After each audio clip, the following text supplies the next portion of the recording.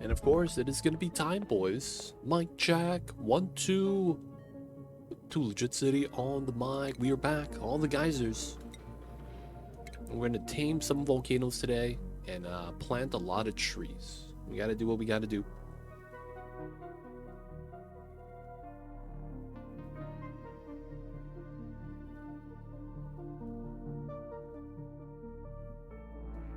Looks like there's some big boss fights in Hollow Knight we got to do, huh? Okay. Well, not big boss fights, just mini boss fights to get dream shards. We'll go do it.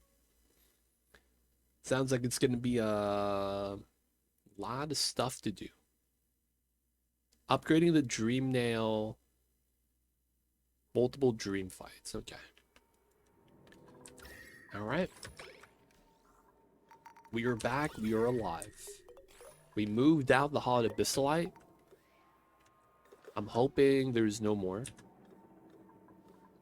Oh, we have some inside. That sucks.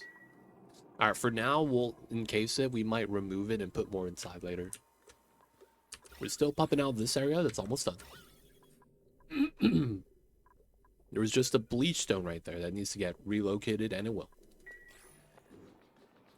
We're going to be sealing this part off so that we could have this as part of the volcano build, and we just dig everything out. So we're going to be trying to tame this. I might want to do a different design just for the fun of it. And we're going to do the fabled bad design.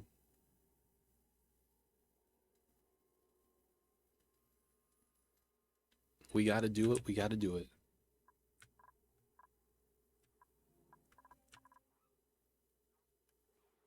I see you guys over there. I'm pretty sure we got to do deep nest, right? But yeah. I'll ask you guys where I need to go. Hopefully. It's only going to be one more stream. And then we get Silk Song. Alright, so the hydrogen's chilling. This should have been insulated. Would have worked better if it was. This is working. Oh, it boiled the second bubble. God damn it, dude. Oh, man. Second bubble. God damn it.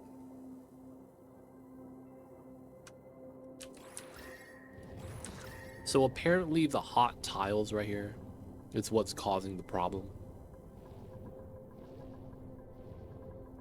They will randomly boil the liquid.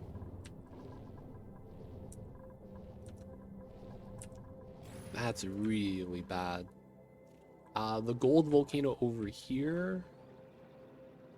Okay, we're getting down to 90 degrees. As we get over, it's going to get hotter, right? So we want to realistically try to cool down the area as best as we can.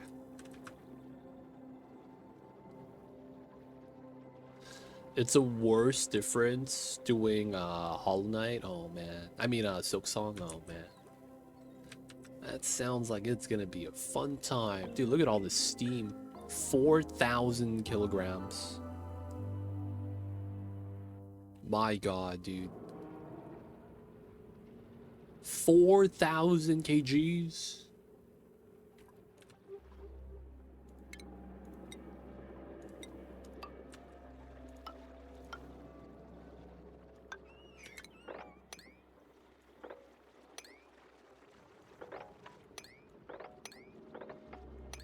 We'll do a little bit of digging. Yeah, man, we're going to add more ice. We will. The brine ice we have is going to be very helpful. YCKSU over there. All right, moved out the bleach stone. Let's go. Just a salt fine, a little bit of salt water.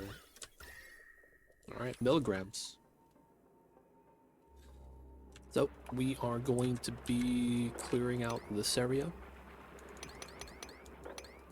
We'll dig as much as we can. And then once we do that, we're going to seal this off, probably right here. And then we're going to get ready to build out the design.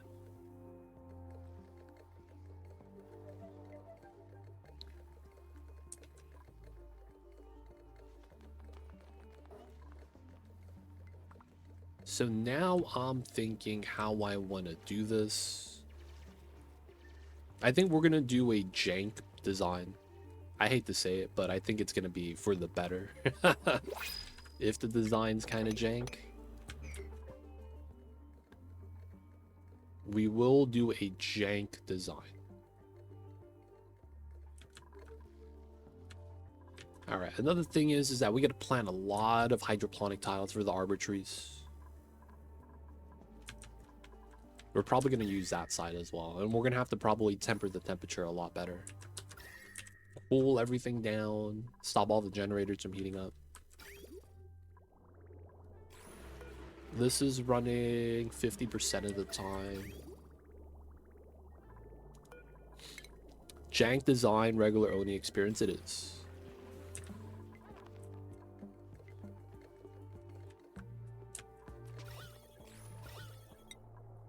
Milligrams, we're digging.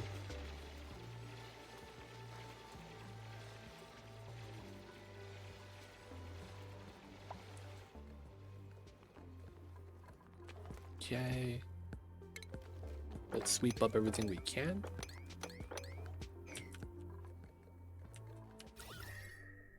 Why do I have ladders here? Oh, I needed to climb up to bop the abyssal light. Hey, Spillboy Hero, I see you over there. Welcome in, man.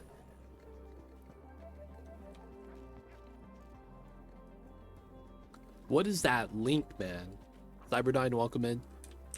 That link you sent me looks suspicious. I've never seen a link like that.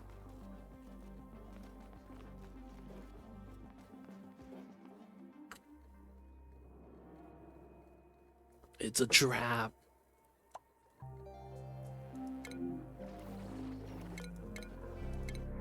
Take the rust.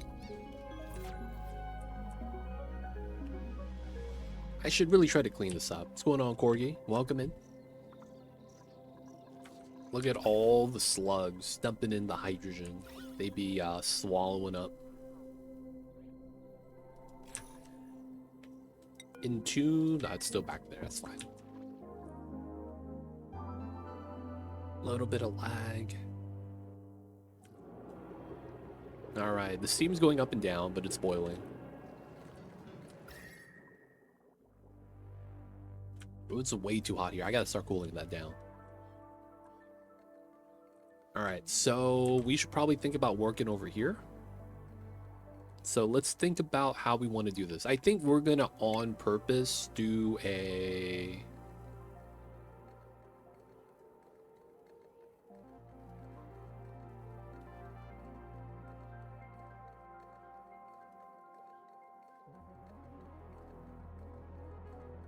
It's a link to the album and a link that my product's done. It links to whatever music platform you use. It's just... It's very suspicious. I'm not saying you would do us up like that, but... It's a very...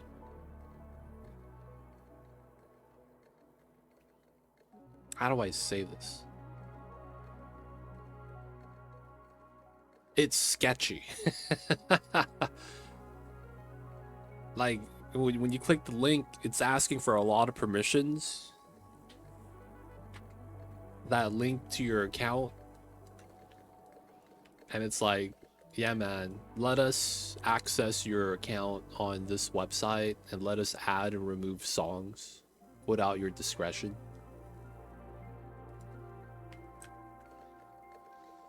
It's just like, it just seems very sketchy.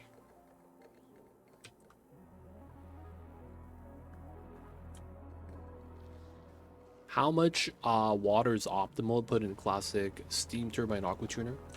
So if you're doing just the box like this, you normally want probably 20 to 40 kilograms per tile of steam. I have about 30. Now, the reality of it is that there's no real upper limit what you're really trying to do is have enough mass so that when the aqua tuner is running, it doesn't spike up the heat high enough so that it starts overheating. So normally that's around 20 kilograms.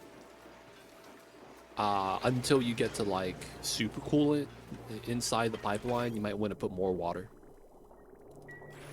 And then at that point, the upper limit doesn't really matter. You just really need to be able to release the water. So this overpressurizes at 1,000, right? So you just can't put more than that.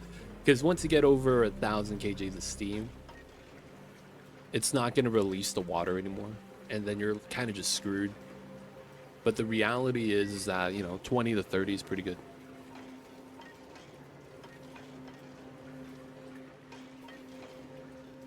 Oh, I see you. Yo, man, if you get it on YouTube, that'd be the best.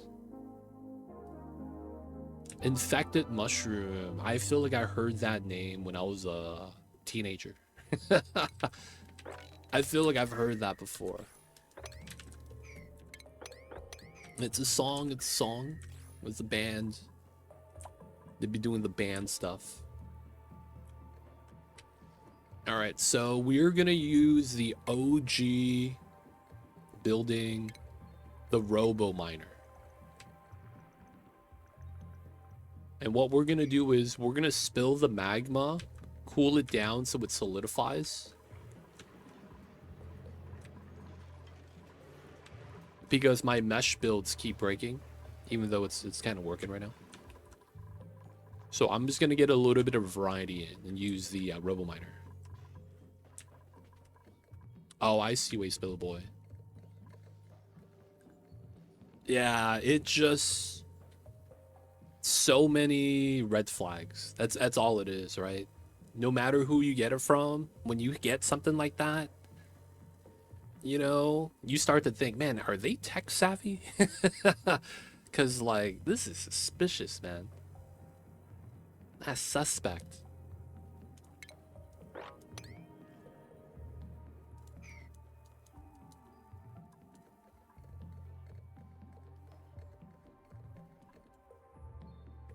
But yeah, yo man, if you get the album on YouTube, I'll check it out.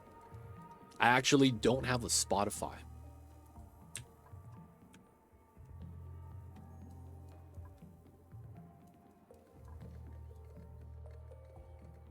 I do the YouTube stuff.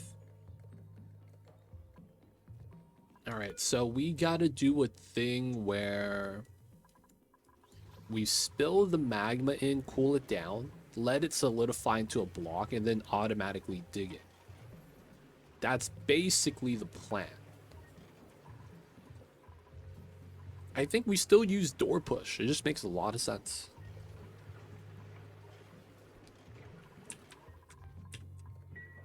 Like, why would we not door push?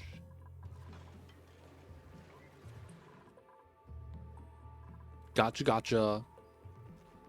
Yo, man, get it to me and I'll check it out. I got you, dude.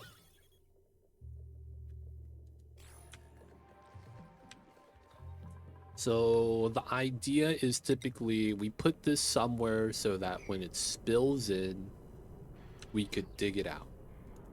A lot of times you want to run the U shape so that you could sweep it out.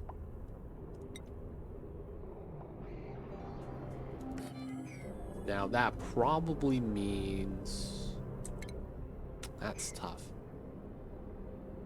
Gotcha, gotcha. No worries, man.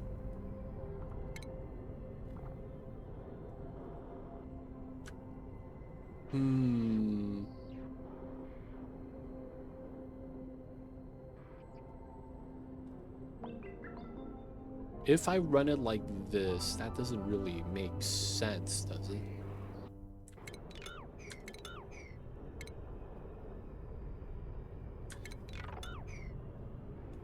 I feel like we have to do a corner sweep, shared wall, insulate tile. And then this doesn't make sense then.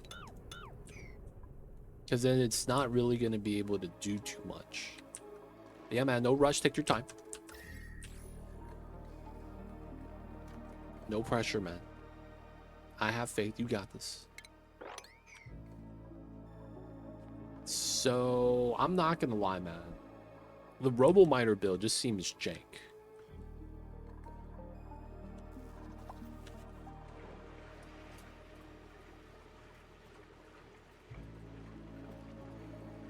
How else could we do it? Because we need to spill the magma in a way so that if it solidifies, we could dig it out. And even if it doesn't solidify into a tile, we don't need to dig it. We have the debris in range where we could sweep it. That's gotta be the big thing, right? We gotta be able to sweep it. Because if we can't sweep it, we can't grab the heat. Because we're not gonna want to have this in like an area with contact.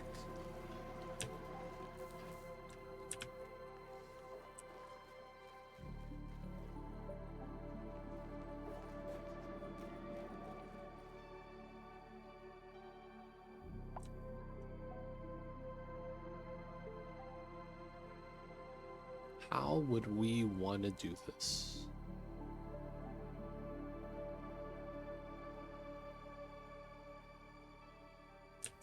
Oh, we got the vacuum? Nice.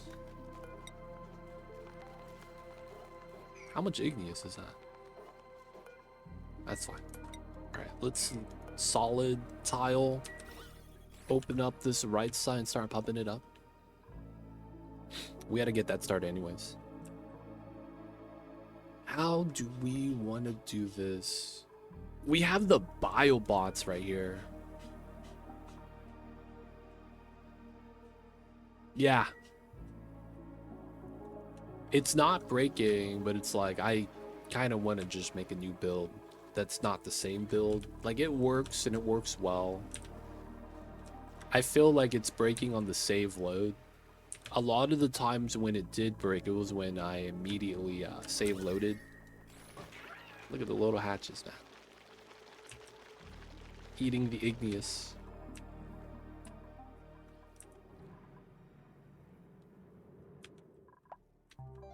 Nice seal. Alright, so we need the dupes to dig it. Snazzy suit, sure.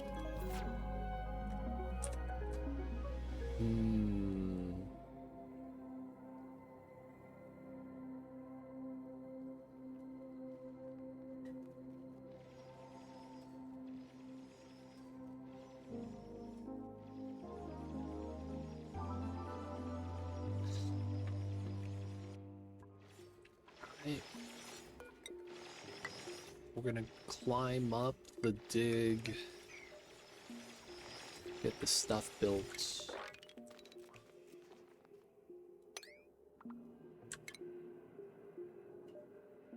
I kind of, I need to get to the plants. Because I want to uproot that. Dude, I was worried about that.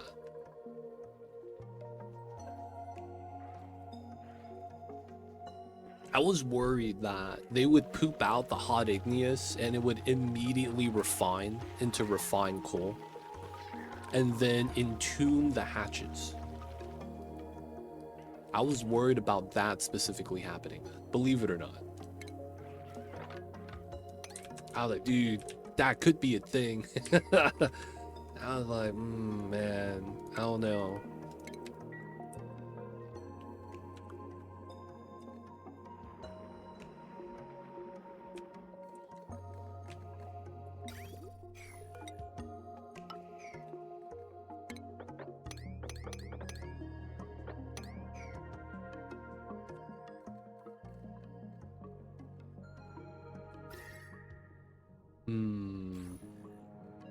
So the volcano needs the magma to be solidified.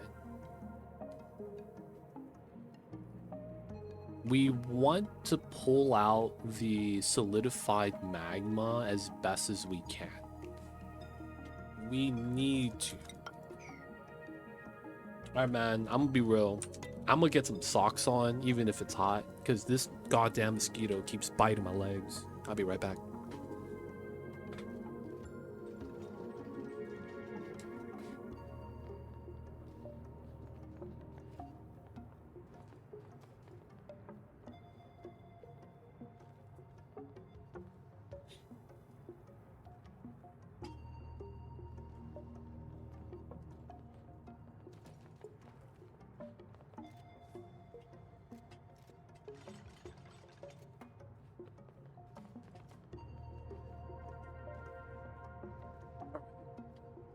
Got some socks on.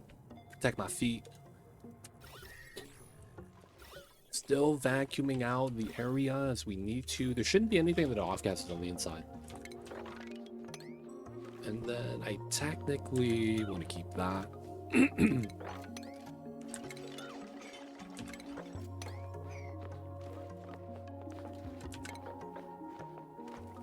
Yeah, we'll just set it up like that for now.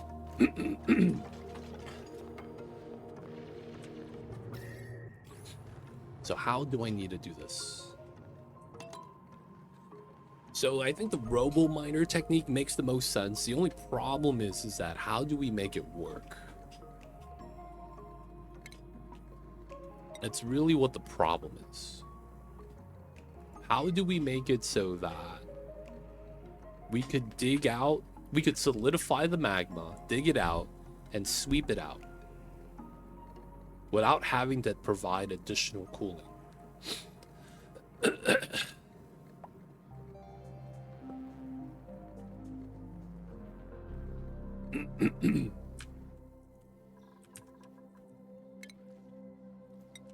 Let me try something. I guess we'll do it here.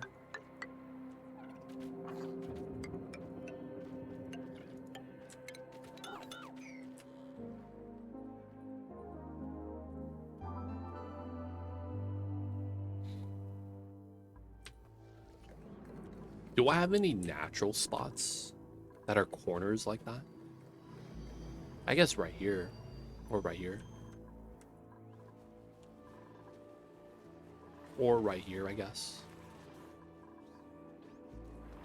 I feel like we need to be able to do the diagonal setup.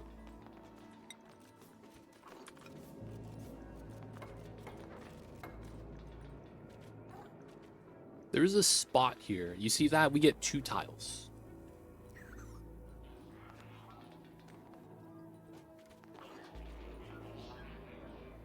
And then the big issue is, even if we have that, so that if it stacks up 2 tiles tall, we'd be fine.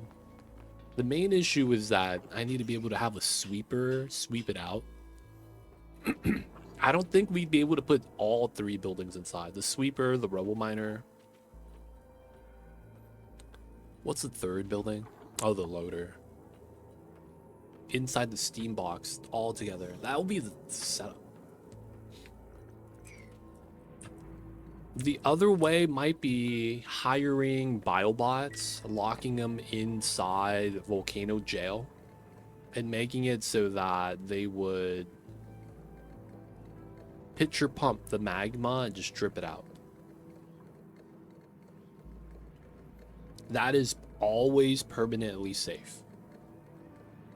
I'm not even kidding you. That is always permanently safe.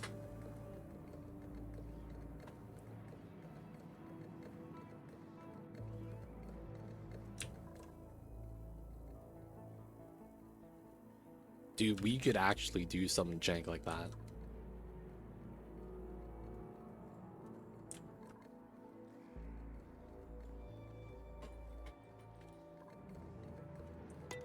I mean, it does work. It just comes down to getting the setup.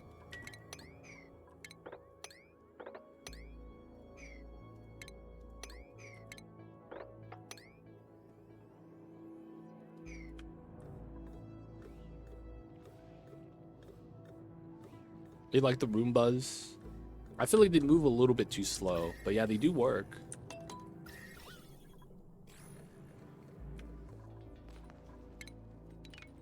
They do work, they do work.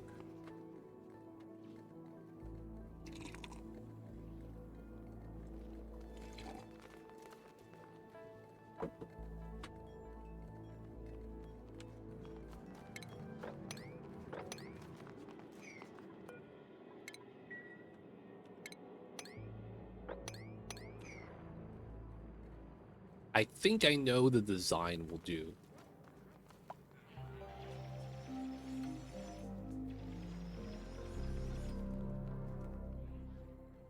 I mean, if you only have 18 dupes, just collecting all that down there helps. It kind of does, yeah. The only problem is that I feel like you would want a thing that helps you, like, elevator lift the sweepy to give it more access. I feel like that would be so much, like, such a great addition.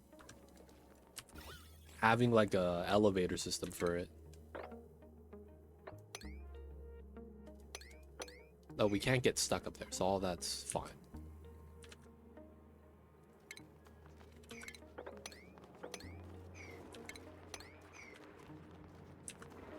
Nothing off gases, should be okay. Now we can't dig this pea dirt, it's gonna off gas bop everything.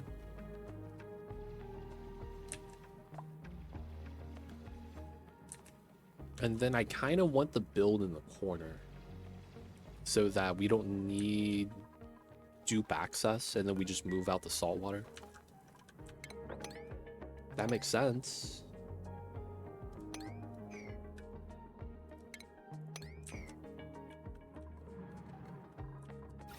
Alright, yeah, so we're gonna have to move out the gas. We'll clean everything up. And then I think we're gonna have to do that weird build.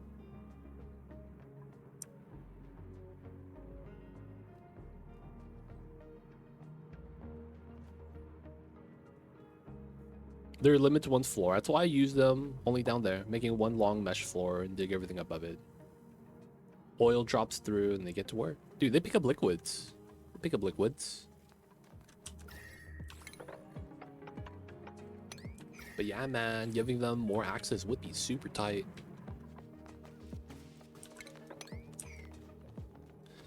Okay, I think I know which design we're gonna go. We're gonna go with the pitcher pump design that requires the biobots. Let's actually get this done then. We're gonna restore the building. We do have a lot of steel, 38 tons, so I'm not really too worried about that. Let's make sure we're making more lime.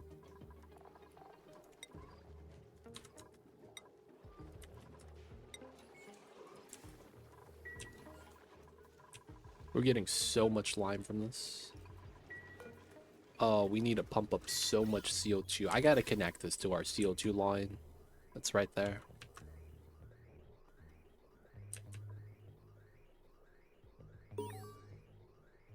All right, biobot builder.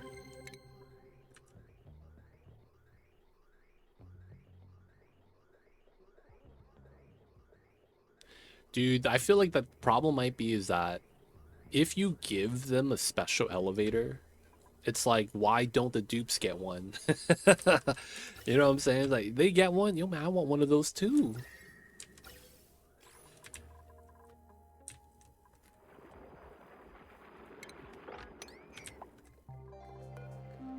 All right, so we need the Sporkid system. We're gonna put that right underneath. I feel like this makes a lot of sense.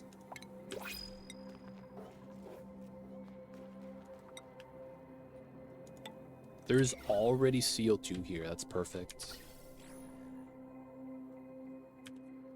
Isn't that this just transit tube system? Yeah, technically, yeah.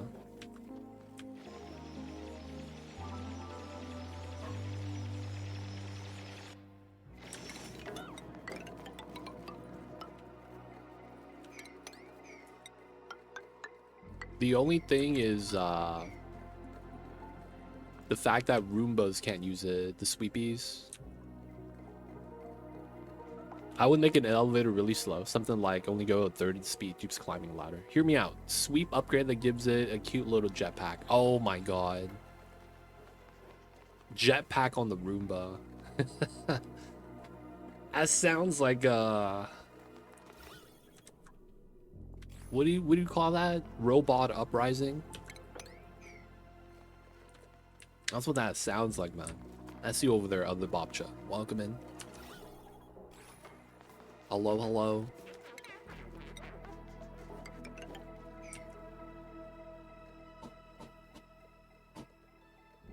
Someone taped the knife. That's the classic right there, man.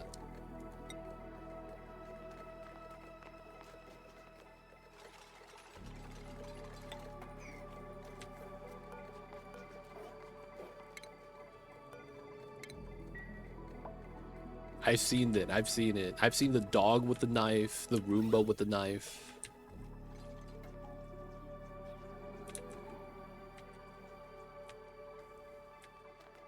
Other Bobcha, the agent of chaos.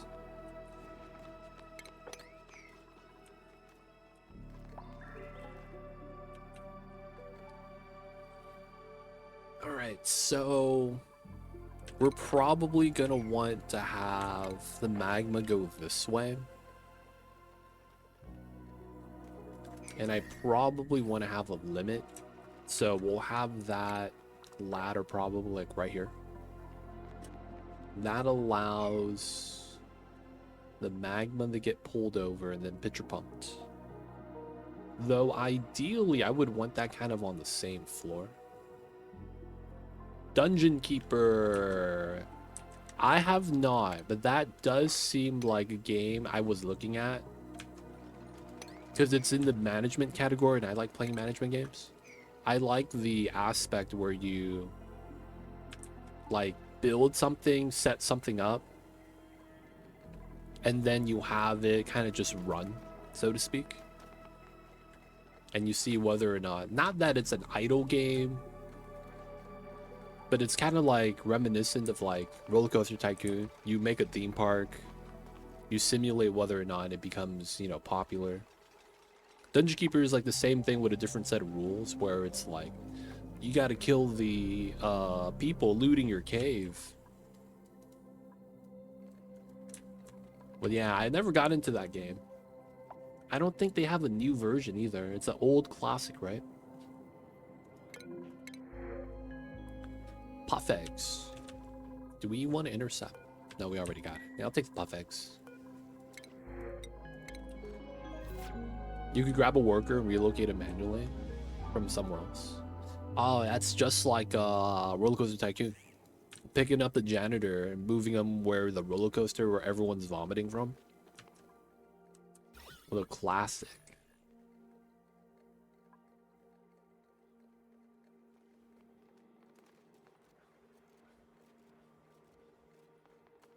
All right, so let's do a preemptive design. We are gonna do the mesh tile design. Why? Because it works. We are gonna do the extended metal plat like that, because technically that is better. And then we probably have that push out this way. Oh, it's coming out? There's a new version similar called Masters of Albion. Huh. Interesting.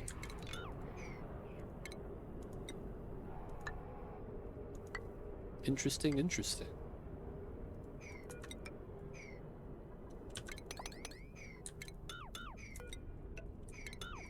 I want to do 3 tall just in case.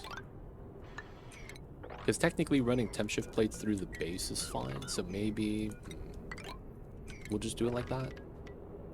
I just don't want there to be an empty tile there. Maybe it doesn't matter. And then we want them to have a bottle emptier right there. We'll just do 1. And then we'll likely want to do a floor setup where we hold the magma right next to it. This pops down, and then we get the vacuum tunnel like we do.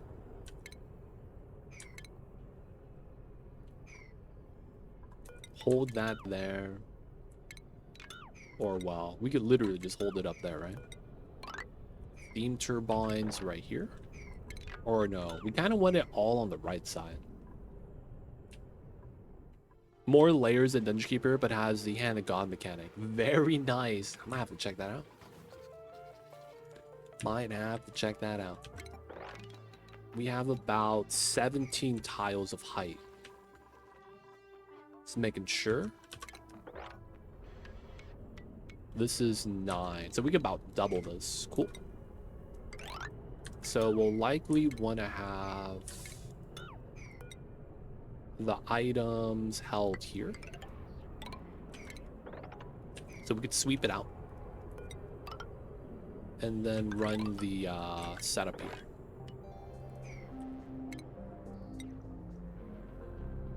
We'll put the sweeper somewhere, pull it out, and then we run the turbines.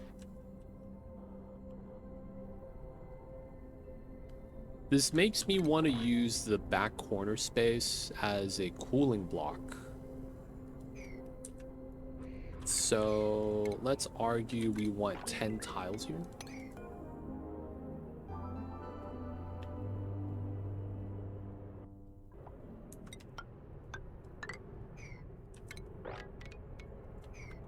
And then this is going to be 15.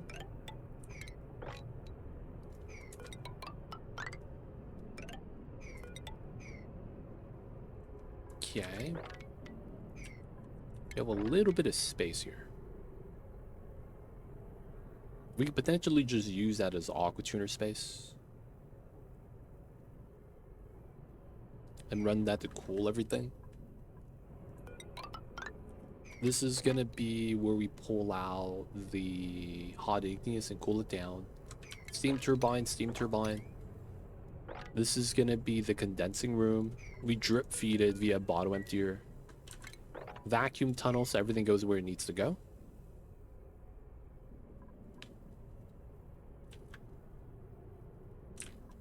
Can we reach this? I hope not. I don't want them building this, man. Okay, so how wide is this? 17.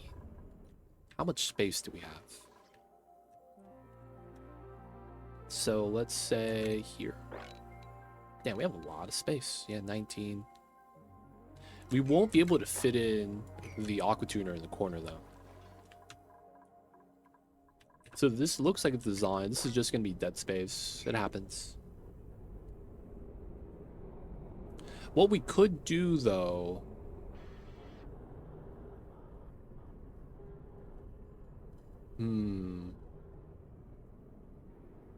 what we could do though, now look at this puff just chilling, is make this room smaller. So single volcano, huh? That's this one. We have magma right now. I'm using a single condenser, but we're taking our time.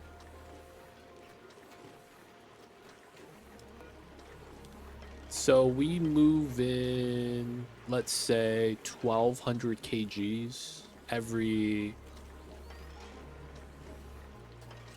So 1200 divided by 460 seconds is about 2 kilograms per second. That's actually the rate of which a pitcher pump should actually be able to handle. Because we're only going to have one bottle drainer. So that might mean that I'd be able to get away with just one here. So we do the 5. Like that. And then this becomes a steam turbine aqua tuner. We can make it wider to support 2.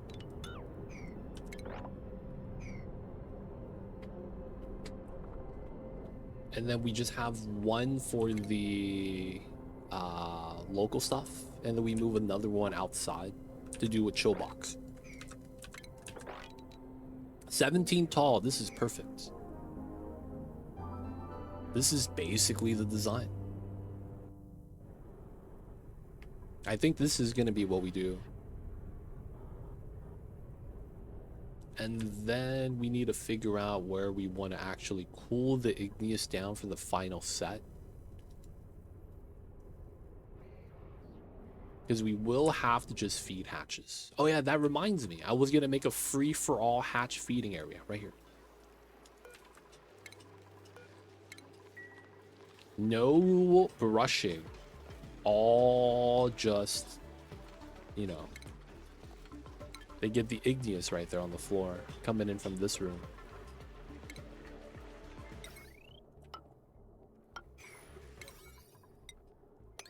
We do want to build that ASAP. This is 72.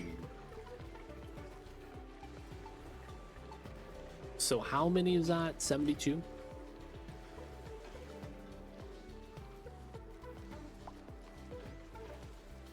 I feel like I am just off a little bit.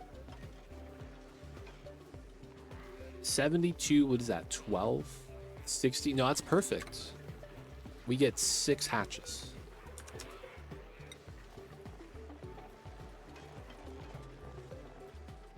We want specifically just the stone babies.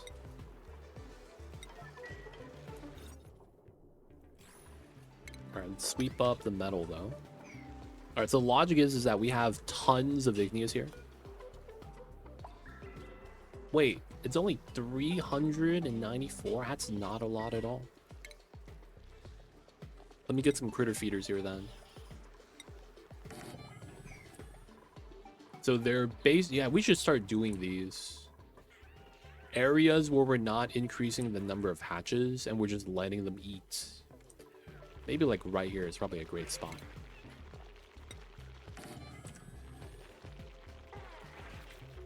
We're just making sure they're eating, boys. You know how it is. Gotta make sure they're getting their foods. So many hatches.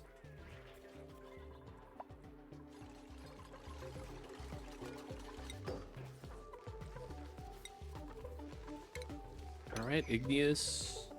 So we are gonna get some from here from time to time. But the big thing is we need to just have them eat it. We need these guys to just continuously eat all the igneous there too.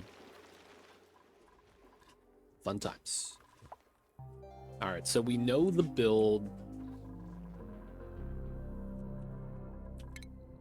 What we basically need to figure out is where the ladder is going to be. And then we do everything relative to that. Okay, so obsidian ladder. We know that we don't want to go down too far, so it's probably going to be right there.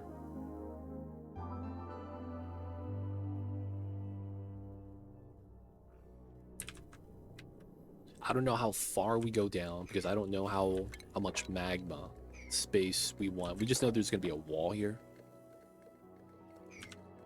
We're going to want to build this wall right there. Spill down the magma.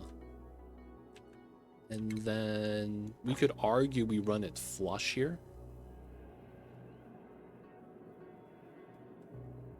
Flush to the abyssalite. Like, we'll put tiles up against the abyssalite. So it's going to be a 3x5, 3x6 separated walls.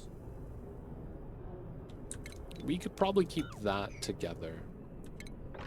So what, 12x3 with a mesh and a bottom emptier? Let's go with obsidian just to use it. Oh, that would be this. So it would be like that. I also wouldn't be mad digging this and then running that on top. Yeah. Yay. And then 3. So 2 space gap here. Is that correct? 2 space gap. Yeah, mesh tile and then bottle drainer.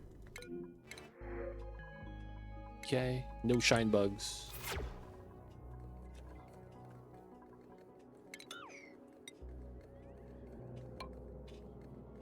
We get the 3. And then we know we're spilling in to condense on this side.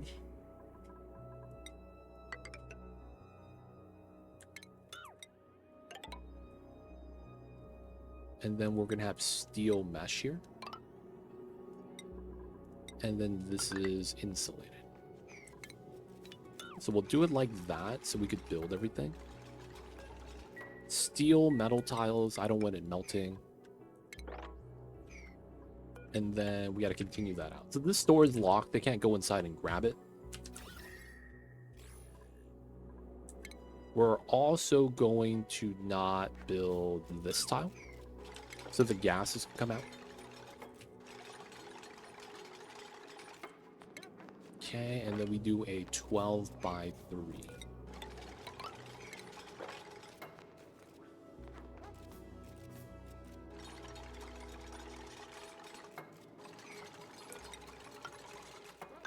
That's kind of where I wanted to go. All that's unreachable, and that's fine. All right, so 5. That's a steam turbine area, and then 6 here.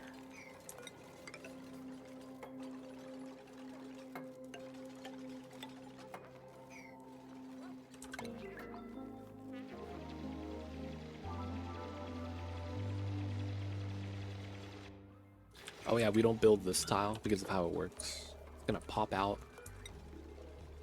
Then we're gonna have this be...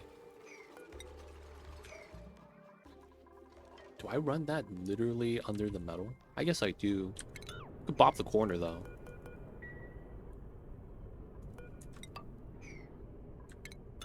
We could.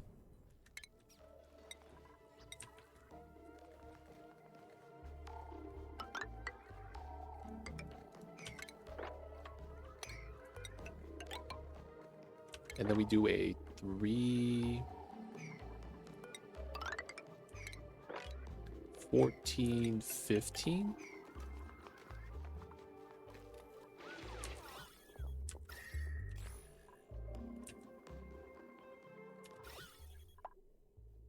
Milligrams, so it's thinning out. It's taking some time though.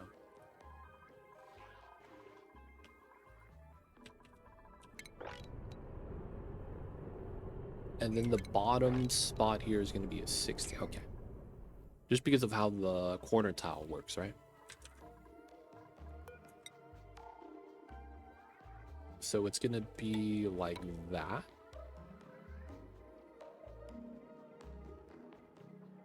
We want to seal that, but I want to be able to pump the gas. And then technically it's here. Wow, we build on top of the regular tile. That's actually pretty good. We'll still have space for the saltwater desalinating. Okay, we have the area down like that. We could go around this way, so it should be fine.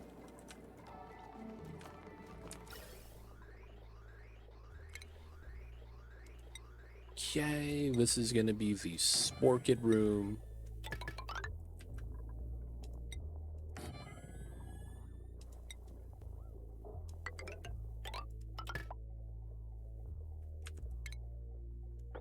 Make sure we cut everything first.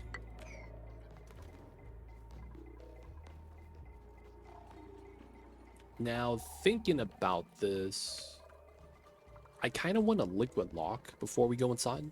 That way we could release the spores and not get wrecked. We could do a temporary setup over here. Temporary TM. Actually, let's keep that locked. We'll decon these once we get everything built. Go around through the bottom. Double ladder. And then we'll want to do a...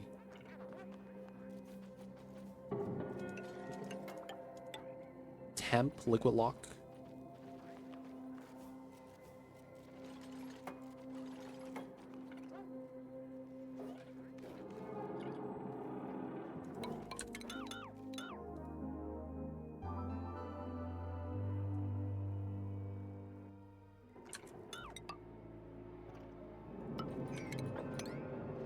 Yeah, temp liquid lock. And then we'll seal everything up, and then we'll get it built. And the big thing is just getting power to that. Wait. Sporkit. Are they 2 tiles tall? Single tile, let's go. I'll use the arrow pots, why not? So we have a lot of Sporkits, right? We have 11 seeds. Okay, we could get as much as we need. Literally fill up all 11 right there.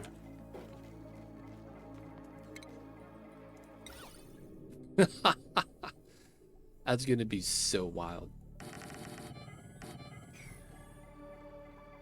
All the aeropods filled with spore kids chilling.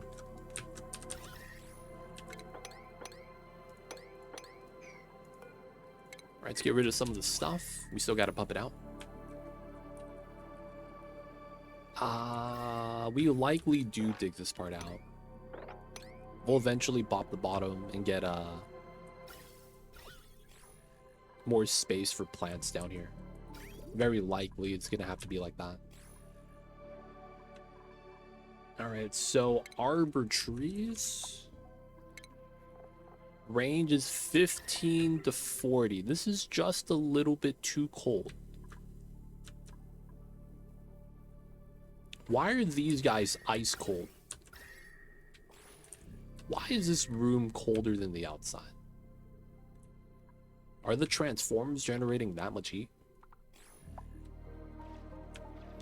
So it looks like I might want to do a cooling setup in this area.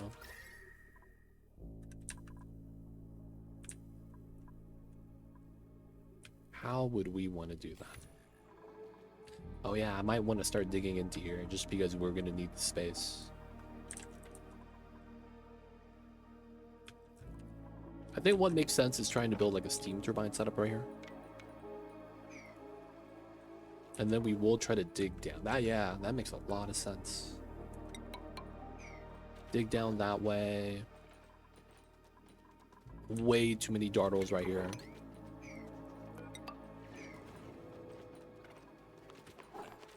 If they can, man, we gotta take them out.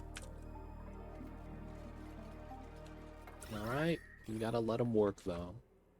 A lot of sweeping. A lot of tiles to be built.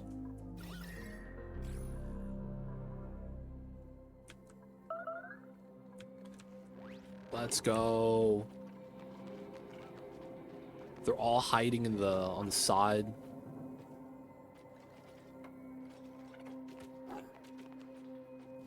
Could I just build a door here diagonally? And then they can't leave, and then we just get free shots?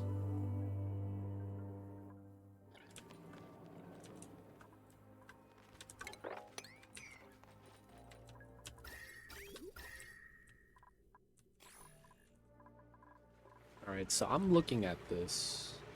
They're both pretty active, so I don't want to use the aqua tuners anymore than they already are being used.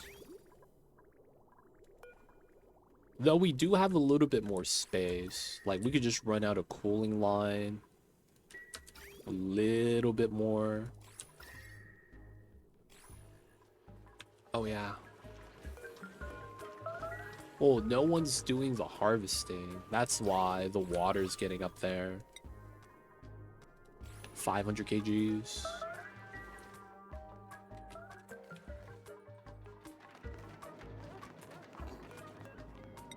They can build this. Okay, cool. All right, so we are going to want to probably... Man, the problem is that I don't want to cool the outside before the inside.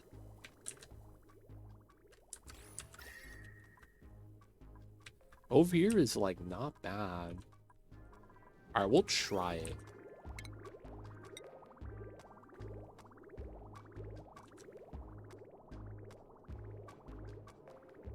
Do the tiles. This area is cool.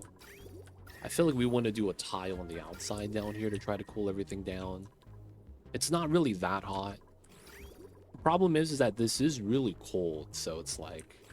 Maybe we want to do 30 degrees instead of like 20, but then I want to use a different one from the outside then. That probably makes the most sense. Sure, take the wood. Looks like this fire pole is going to be gone.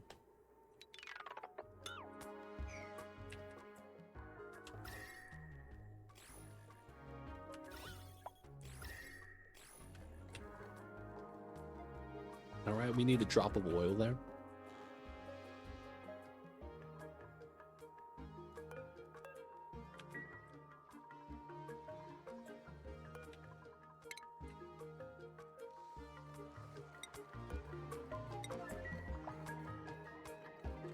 We could get rid of this. We'll go around that way. We will pull up a conductive wire. Not too bad, not too bad.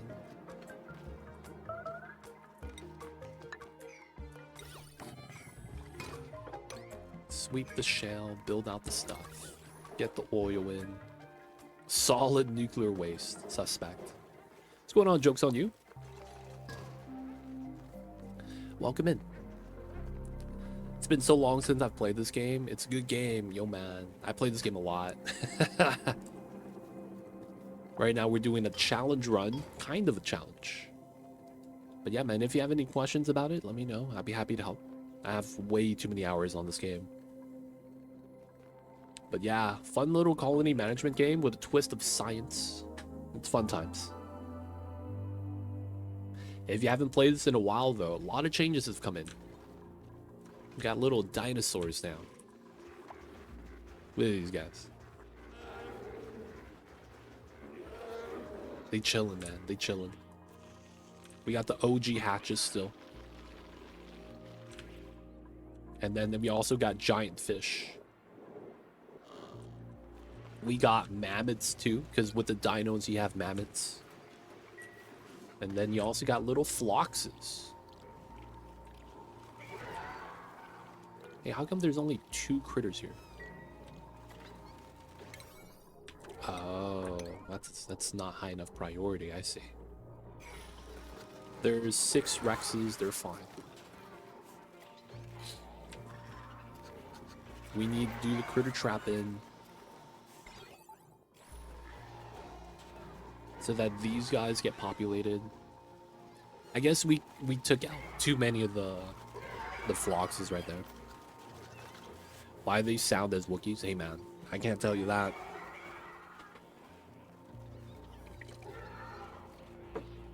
The sound choice is, you know, it's not up to me. These little guys are seals. That horn is not a horn, it's a straw. How they eat food is they stab trees and drink the nectar. I'm not even kidding you. And they inhale through the horn. That's literally their design. But they're little baby seals. They're all adults, huh? We have no true babies.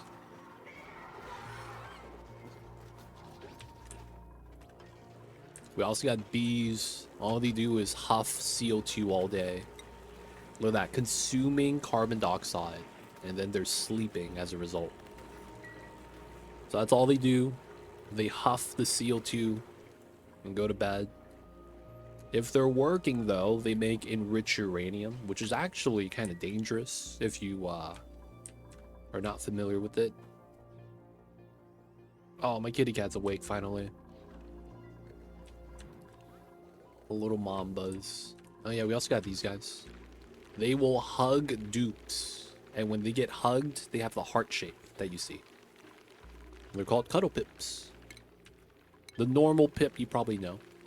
There's a new variant now. Alright, my kitty cat's mad. I gotta give him some head rubs. I'll be right back.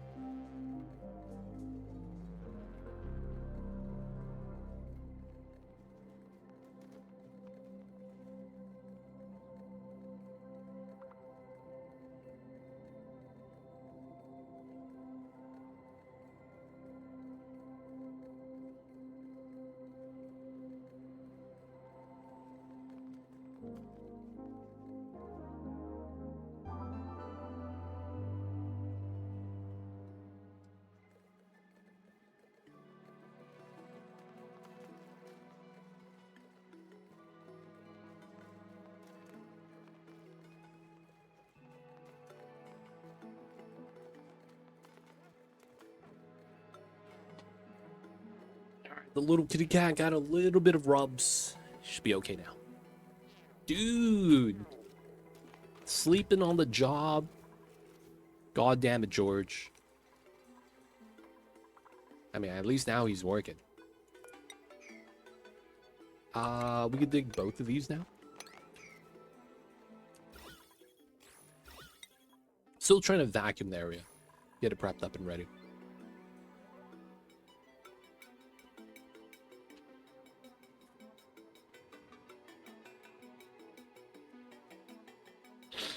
Oh, man.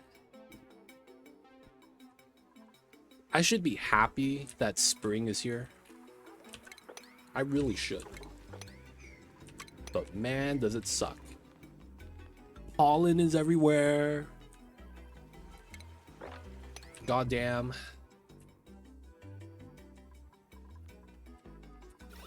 All the bugs are alive. That means all the mosquitoes are biting. Heck, man. It is a struggle. 40 degrees?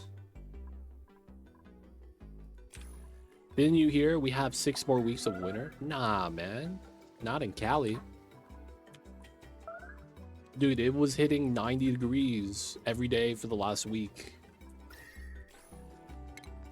Now I'm just kind of like, dude, why is it so hot? What's going on, Cthulhu? I see you over there. Y'all over there getting snow days. We're over here boiling. The groundhog said so.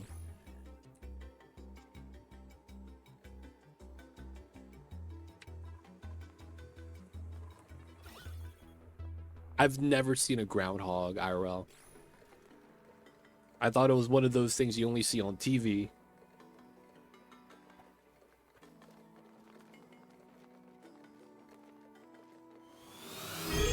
Hey, Cthulhu coming in with the 61 months. Welcome back to the city. Hope you enjoy your stay. Enjoy the emote 20 days after viewing. Don't forget that legit sub badge, but yo, man, appreciate you. Thank you for the support. I see you over there. Unreachable. I can't grab the crude. Mambo's wrong, baby. My kitty cat's mad that I stopped giving him head rubs.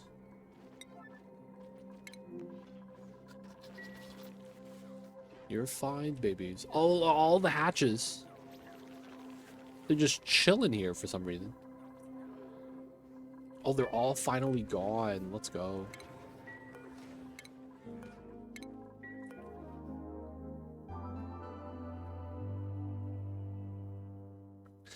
My cat is being a whiny little baby. With Bill Murray. Dude, shout out to Bill Murray.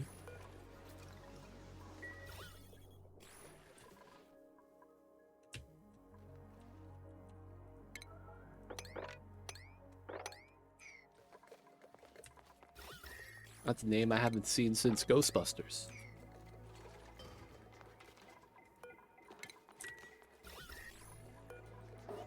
Why does it keep saying unreachable? Cannot pick up.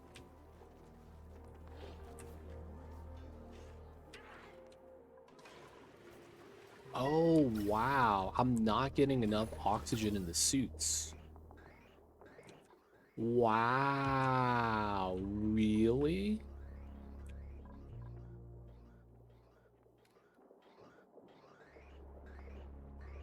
What a travesty. Okay, so it's a suit issue. Everyone that can work is working. He was in Zombieland? Oh yeah, they killed him. You killed Bill Murray? Why did you have zombie makeup on? I thought it was funny. Okay, man. That's fine, I guess. I remember that scene now, dude.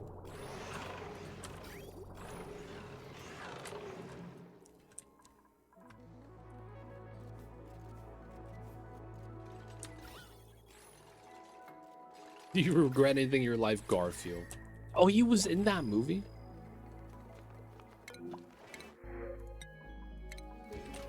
He was in Garfield? What the heck?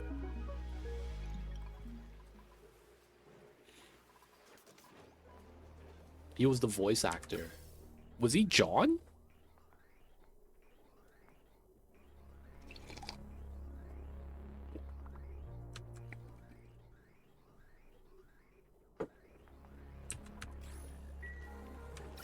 Dude, this is... Man, we are not keeping up. Alright, man. We gotta make a small addition to this.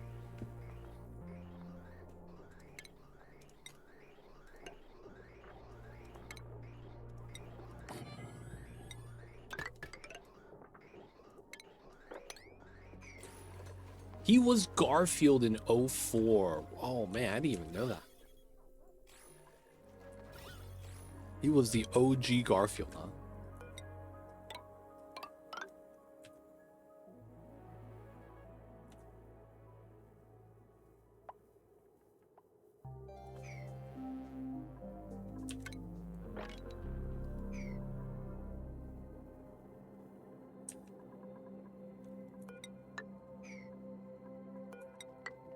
Do want that, and we gotta get this as well. I don't want to duplicate stuck. I'm not gonna lie, as much as I'm a fan of Garfield, I don't know if I would go watch a Garfield movie. I used to watch a lot of it as a kid. But it's like nowadays, man. Nothing wrong with Garfield.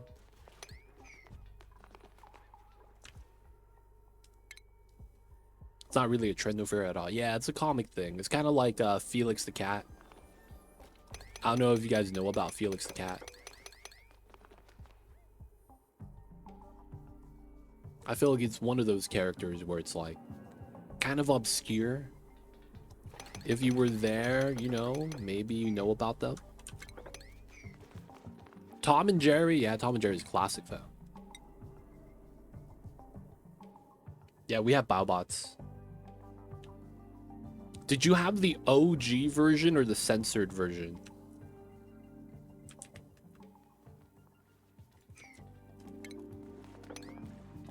Apparently, there's like different versions. You had the OG. Let's go. The OG version was legit. I feel like a lot of the better episodes were the OG version. Alright, I'm probably gonna also want to start pumping up the hydrogen over here, man. That just makes sense.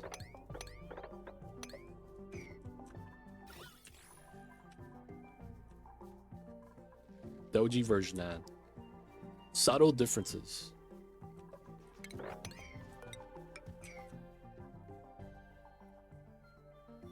I just realized this pocket space will just be a vacuum. That's probably fine. Oh, it's self-powered. Yeah, so there's a little bit of power here. We don't need to run it. Storm it for a while. 43 seconds. Yeah, the battery's gonna run off by then. The thing with Tom and Jerry is that you had like one page of lines throughout the entire running of the show. You almost never had anyone say anything. It wasn't like it was like Looney Tunes where, you know, people were speaking. We had Popeye, Olive Oil.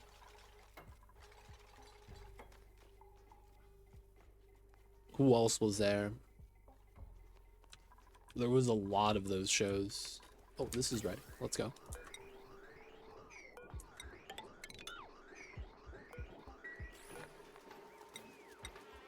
All right, we're gonna dump a second line of oxygen because we have canisters sitting around.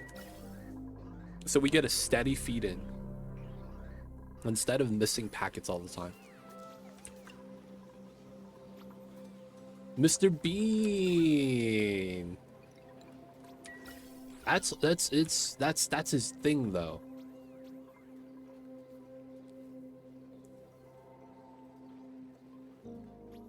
Like that's his expressive humor, how he's able to convey feelings and stuff despite not really doing a lot of speaking in general. That's his style, right? Now, there's nothing wrong with that. It's just how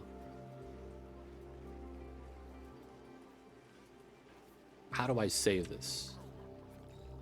it feels like a creative limitation that a lot of people just aren't willing to kind of do. It's kind of like how have you seen, what is it? Is it UK's Got Talent, America's Got Talent? I forget which version of it. Yeah, man, we got all the sponge. Do you see how much hydrogen they're giving us? They pumped up all the H2 from here. And every time they get it, it gets pumped. Look at that. They're sniping the hydrogen. There's a guy's name is what? Tape Face? He puts tape over his lips. And like the entire show is just him doing motions. Is that his name? Tape Face? Y'all know who I'm talking about, man? Yeah, he did a lot of performances. And it was like he was just very expressive, dude. That's him. Yeah. It's like very similar to Mr. Bean, how they're like able to be that expressive and convey messages and emotions despite not speaking.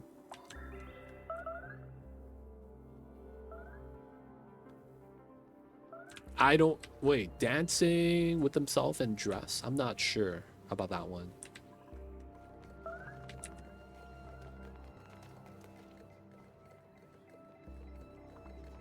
Have you seen the one where it's the... Oh, that was his first performance. Have you seen the... America's Got Talent, UK's Got Talent? There's one where it's a guy dancing with a mannequin.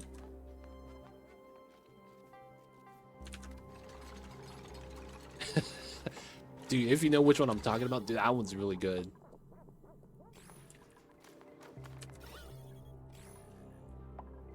I can't really describe it without really like ruining it though. And it's like everyone gets bamboozled until the very end, where he reveals the secret. All right, so we're able to top off the other rooms and have a steady line feed. Let's go.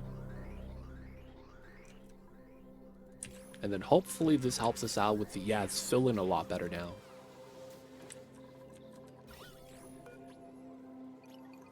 I really need to get a CO2 line, but we don't have enough suits to really leave. Feels bad, man. Alright, since that's the case, we probably should work on something on the left side. Like getting the hatches set up.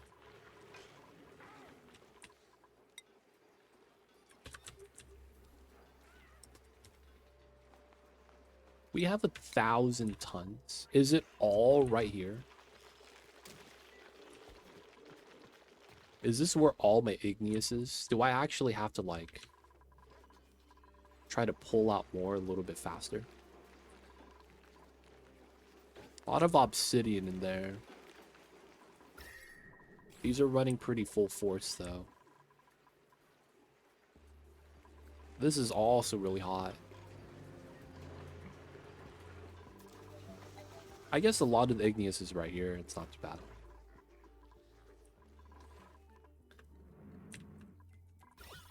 Man, I'm not gonna lie.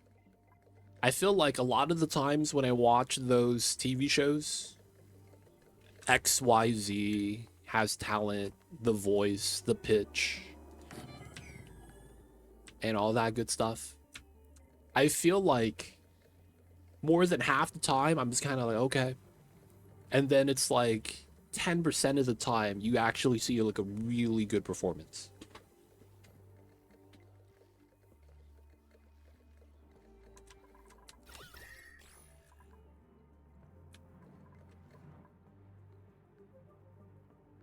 Though I still do enjoy those shows from time to time. I don't like singers and talent shows. Yeah, I feel like the singers should specifically just do the voice.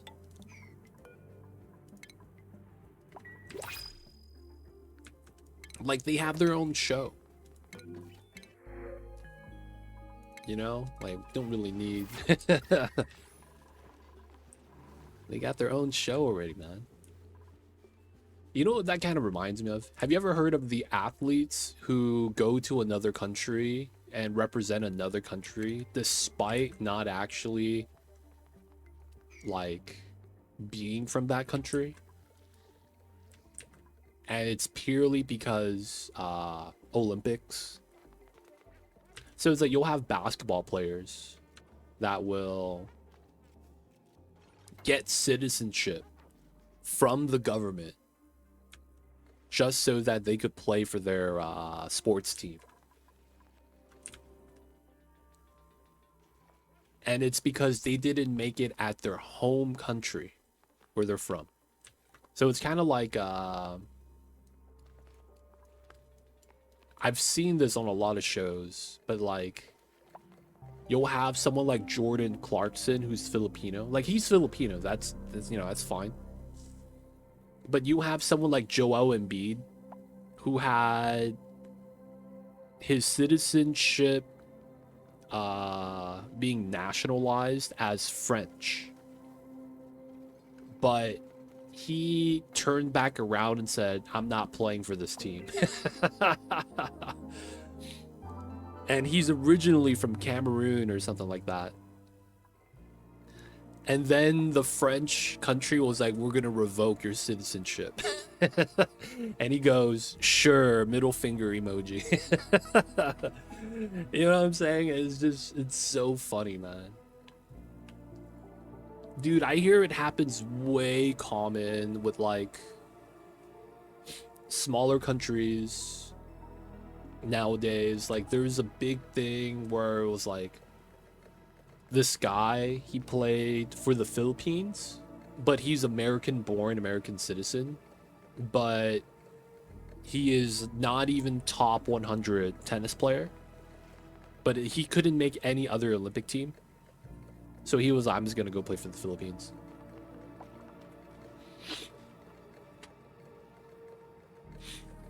And it's like, he's Filipino.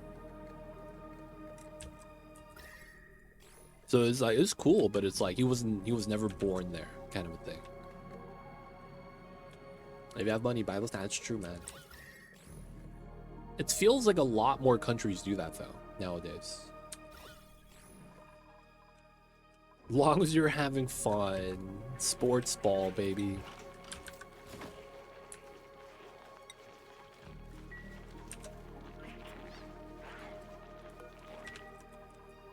Alright, we gotta make more feeding areas for the stone hatches.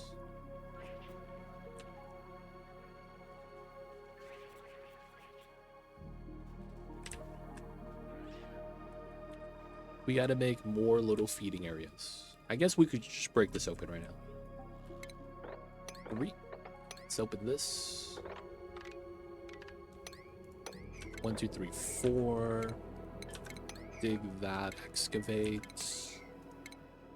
We're gonna want to get a ladder here, here, here. We want to dig up all the cobalt. Go through this area. Excavate. Dig this down. We're gonna make a floor. Effectively, the idea is we're just gonna feed some hatches here. Then we should also start trimming this. Thing is that I feel like we should just dig all of this as well. And just start using all the space right here. Though the water is gonna spill, right? I'm just hoping it's gonna be a clean spill. Gotta hope it's a clean spill. Okay. Spill, spill. Okay, that's not too bad.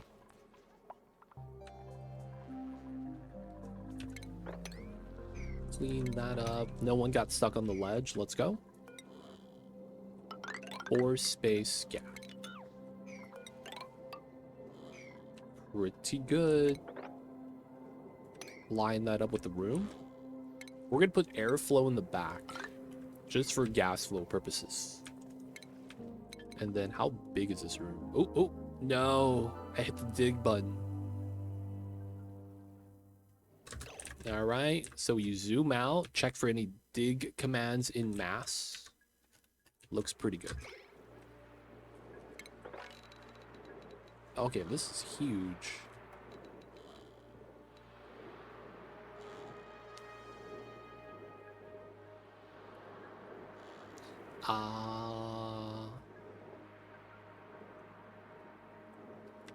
It would be better if we had it up here. So we're gonna do double mesh. Move that here. We know that it's gonna have a max size. We're gonna do 100.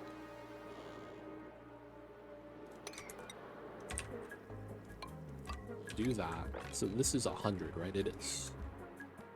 What's going on, Tomba? Wait, this is gonna be no hatch. We'll do it like that. So we're letting this open so the gas flows better on the back. It does. I've had it happen in this playthrough maybe 3 times. I had a, not even during save load, just randomly lag spike. And I had a vertical dig command from the asteroid down to like here. I don't know how it happens. Doing good. How about you? Doing awesome? Awesome. I'm doing all right. My neighbors, I don't know if you guys hear it. They're having a lot of construction outside and it's loud. I'm hoping the mic doesn't pick it up though. Finish Cult of the Lamb, all DLC and achievements. Nice. How many of those achievements were playing that game? Rattlebones? I don't know what's called. Skull and Bones? What's that game called?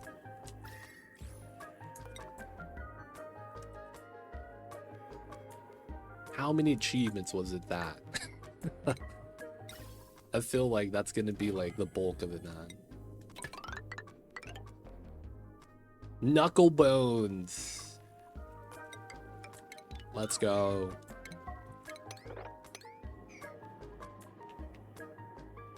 One achievement. Oh, okay. That's not that bad. I would imagine it's kind of like you have a huge plethora of achievos you have to deal with.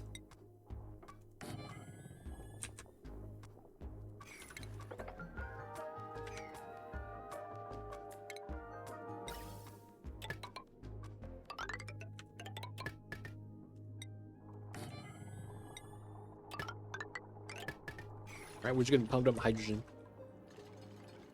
We're gonna put this on a filler just in case we have mixed gases, and we eventually will. Hope you're make a thing where you could view your queued commands. That'd be cool. Though I feel like we're never gonna get that because we don't even have logs. Having logs would be kind of interesting though. DLC has another one of those games, only one. Difficult ones are just the bosses and exploring. Okay. I see you over there, Tombo. I played Cult of the Lamb, I think 1 time exactly. Nothing wrong with the game, it was cool. It's just that it's, how do I even say this?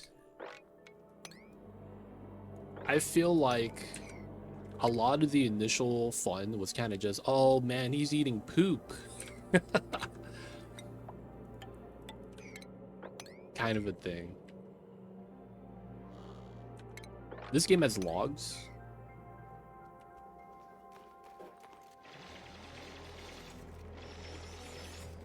Tomba 1, Tomba 2. Dude, we're doing arbitraries.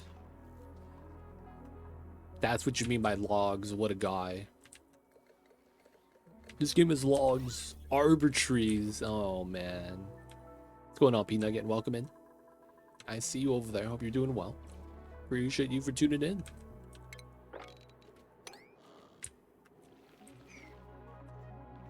Alright. Since we are dumping water, we're going to add some more reservoirs. The steam has expanded.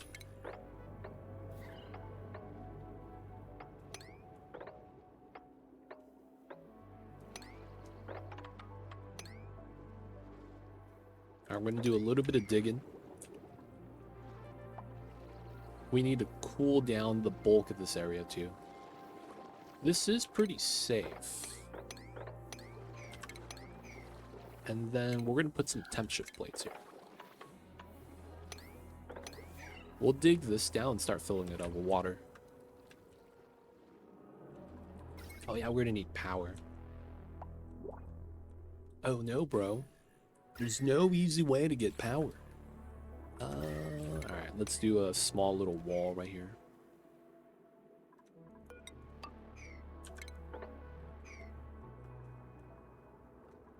Got a pitcher pump for some of the water that's spilling out.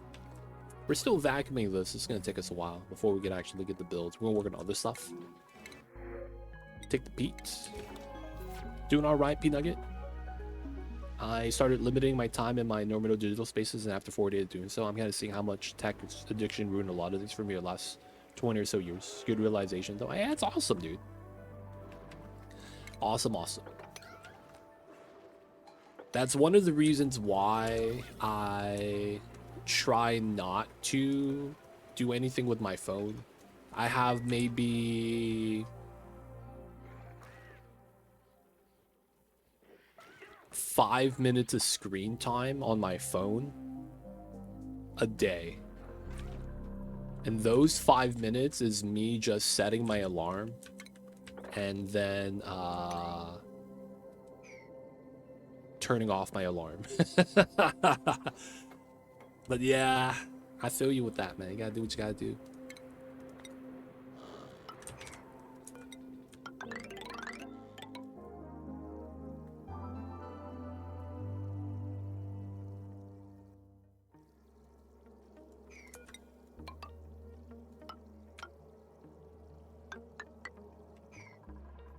It's like the Wall-E moment where the screens go off and you realize there's more to enjoy outside of just that. Yeah, there is a lot to enjoy. I do wish, though, the thing is that I feel like while there is things you could do nowadays, I feel like it's not that the TV screens take away from it. I find that the quality of stuff now is kind of just worse than it was back in the days. Back in my days, you know, man, I sound like an old man saying that. Back in the old days, well, we didn't have the interwebs, nor did we have the, you know what I'm saying? Sound like a boomer saying that. We would go to the bars and hang out with the homies.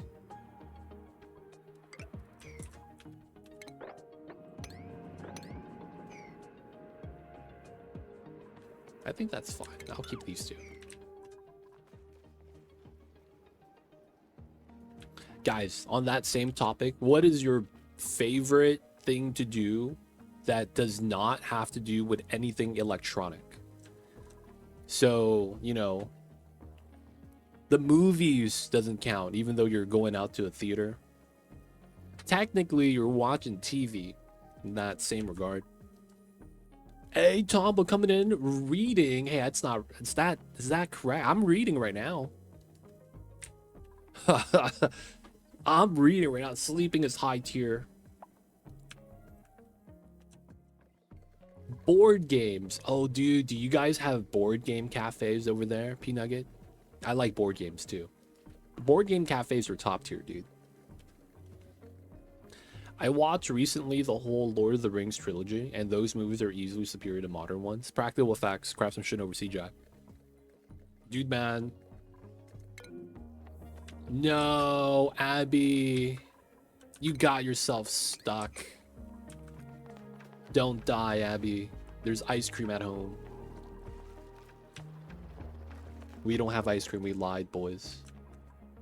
Dude, have you ever seen the thing where it was like technology peaked in the 2000s? And they're basically like, this was from a movie in the 2000s, and this is a movie from 2025. and you see the CGI and it's like it's identical. It doesn't look better, it doesn't look worse, it's the same thing.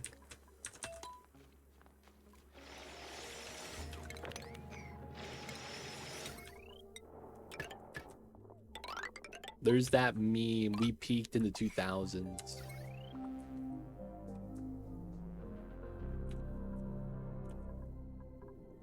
Let's run a separate line here instead of doing that. Just because there's a lot more space on that. But yeah, man, it'd be like that sometimes. Playing football and running, I guess. Oh, this guy's athletic. I do mostly read electronically. Always has been, yep. It's cheaper to build it than to pay 200 programmers to make CGI for it. That looks like ass. That's why, though. It feels like everything has gone to shit. It's basically this. It's the same thing affecting everyone. Every industry, everything in the world is getting bought by the same thing. The fact that there's no passion anywhere anymore and everything is following a formula. The biggest example is probably looking at the video game industry. You don't have as many good titles. You don't have a lot of people innovating anymore. It's just, hey, let's make a clone of Overwatch. Hey, let's make a clone of DayZ. Hey, let's make a clone of Call of Duty. Hey, let's make a clone of Left 4 Dead. Hey, look, it's WoW. We'll make a clone of that, right? And that's all it is nowadays, man. It's just relaunching a classic game or copying a classic game. But like, that's just an example. It happens everywhere. Like, I was reading the documentary, not reading. I was watching a documentary about The Matrix. And they were talking about how they couldn't do a lot of the cinematography, camera angle changes. And they had to literally build their own, like, engine in order to, you know, execute and make it done right. And the crazy thing is, it was crazy expensive to do so. So it's like, if you have that same idea now, no one's gonna be able to execute it because they're gonna be arguing financial loss, financial loss. This is a bad investment. Can you guarantee there's gonna be a return? Like, that's all that conversation is gonna kind of devolve into. And like, no one's gonna be there to take a risk.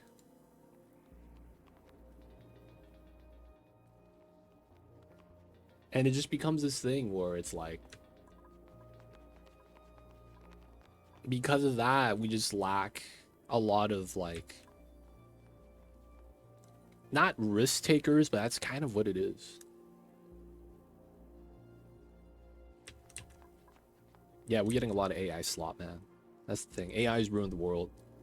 I'd say there's still patch of projects around. However, formulaic, super large global productions get all the press. Yeah. There's, man, everything revolves around money.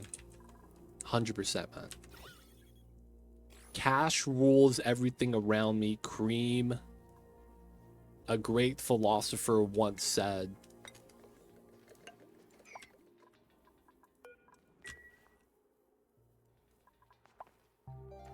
It really do be like that sometimes.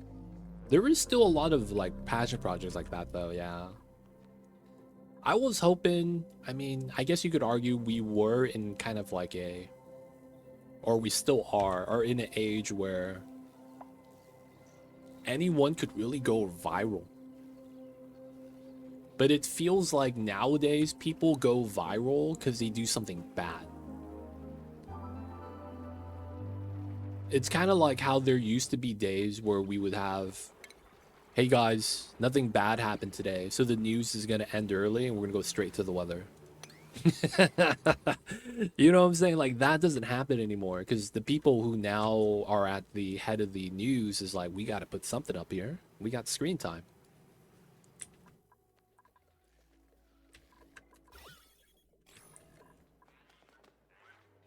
So it's kind of like the same thing. It's like, did anything bad happen? We'll just talk about that.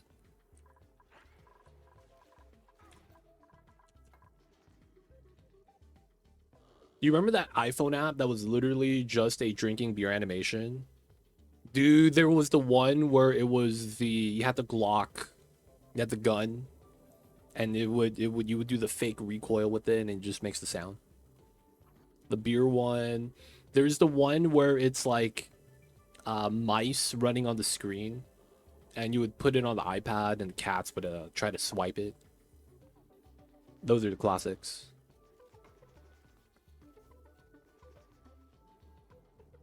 Dude, I would argue it's 1,000 companies of 1 to 10 people.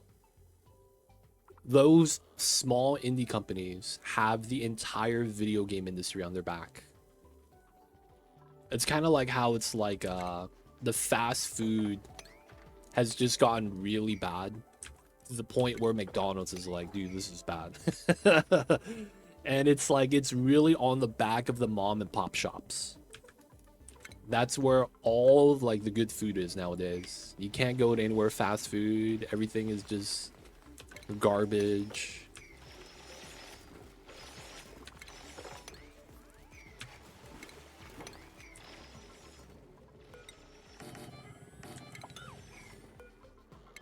They don't think it be like it is, man, but it do. Alright, I hope a dupe doesn't get stuck inside. Nothing bad happened. So here are some short pieces we did about pets. That would be not bad. I just remember there used to be a day that happened. I miss those early game days where the iPad was still trying to be games, not ads. Like Plant vs. Zombies or the airport one. Oh, dude. I remember I used to play a lot of iPhone games. And there was a company that used to make management games. And it's how I really got into management, the genre. You guys ever heard of Kairosoft? They made the OG game dev story that got ripped off and built into Steam called Game Dev Tycoon.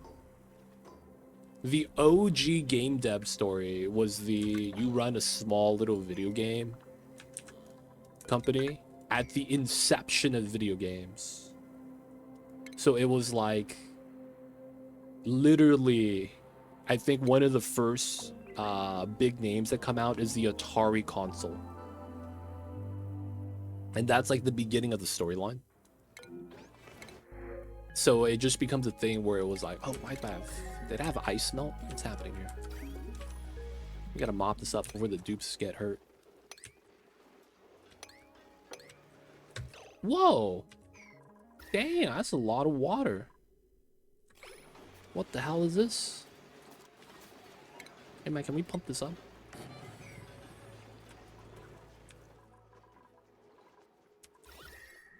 I guess we had ice. Anyways, we gotta clean that up. But yeah, man. I remember playing the Kairosoft games. Those were fun.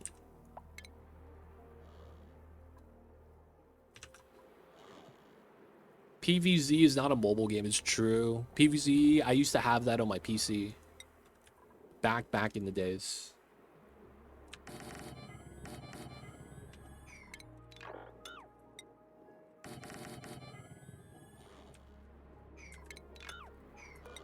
Oh, I lagged.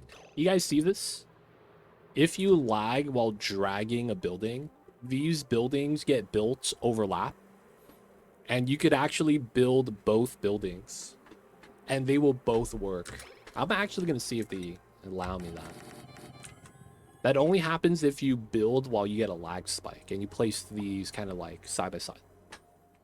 It's a weird thing, but if they do get it to work, you could have both buildings operable. It's really weird. I thought they'd fix that, but it's a lag issue, so maybe not.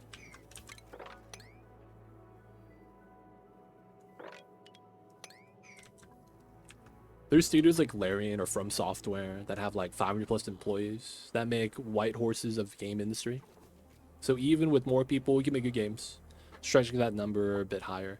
Yeah, you can. It's just that, you know what? The biggest sign would be whether or not they're publicly traded. The moment you're publicly traded, the people who are the shareholders become the boss. That might be the biggest red flag if a studio slash company is publicly traded. Because the investors are just going to whine about ROI, stuff like that.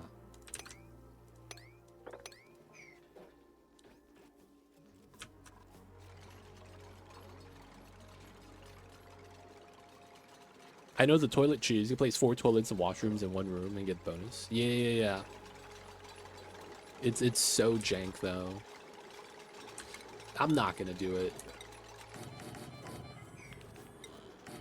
We're gonna do this properly.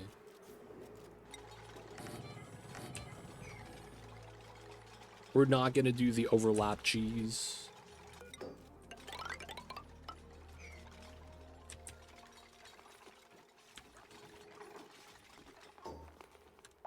Yep, that's why, man. The moment the company's publicly traded, the company's dead. The people who used to make decisions no longer make decisions. And everything is something that you could prove on paper, which means you're following some formula that was developed in the last 20 years.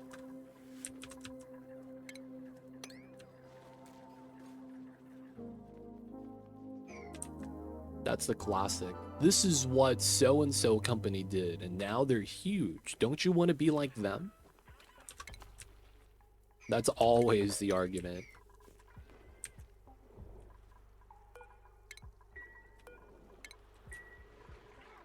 Toilet cheese, that doesn't sound right. Yeah, that's when you have a bad day and you decide to yourself, I'm gonna binge Taco Bell. And then, you know, Taco Bell is not that filling, so you buy a lot. Problem is that they only have 5 ingredients at Taco Bell. They just mix in different sauces and you get, you know, they have beef, cheese, chicken, beans, and then I guess tomatoes.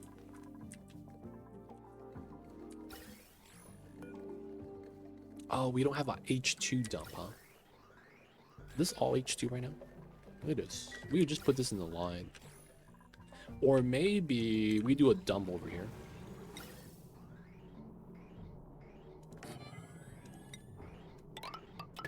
And just drain that out. Have a toggle break in between the breakfast taco and the lunch taco. Dude, you gotta have the snack tacos, dude. You gotta keep that in your pocket. You ever seen that scene from Superbad? Where he's putting tater tots in his pocket. And then he goes, hey, you want some? Yo, man, they don't think it be like it is, but it do. It really do be like that sometimes, man. But it's also about how much you trust your leadership. GGG is owned by Tencent, and they're letting GGG do their stuff from software. No, it's not technically true. The thing with Tencent and what they want is it's a lot of, we don't care what you do in America. We care what you do over here in China. That's literally all of Tencent's like reasoning.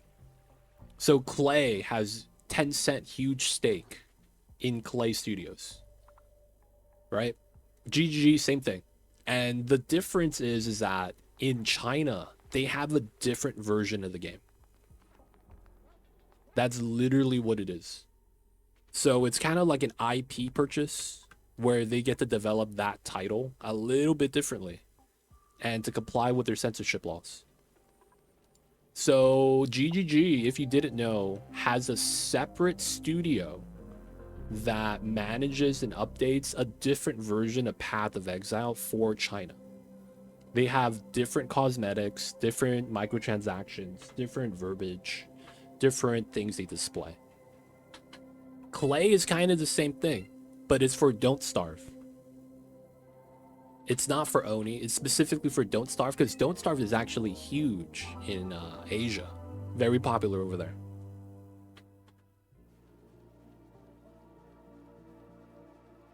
So it's not really, you know, hey, Tencent is the big baddie. They're going to invest and then do this and that, this and that. That's not the case. It's more so that it's like, hey man, you have this game in China, right? We want to change these things. That's a lot of what that is.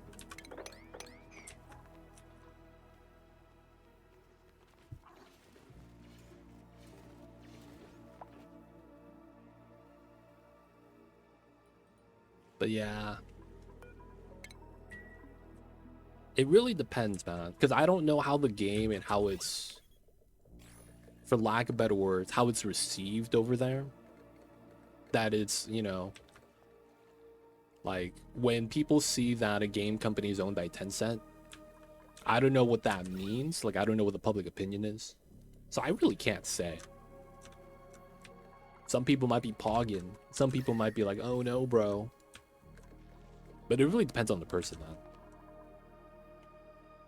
But yeah, that being said, I see the point. Not every big company is necessarily, you know, doing the thing that a lot of big companies do. I get that. It really depends on if they're greedy. And that might be the only way to really describe it. If they're greedy, I can do that.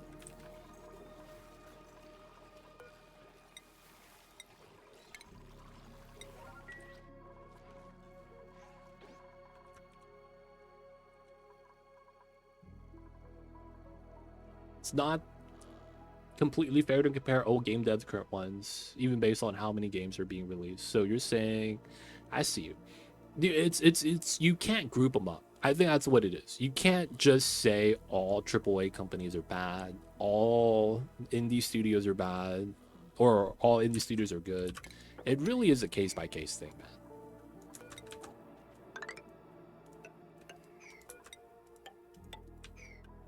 It really is a case by case thing. At least I think it is.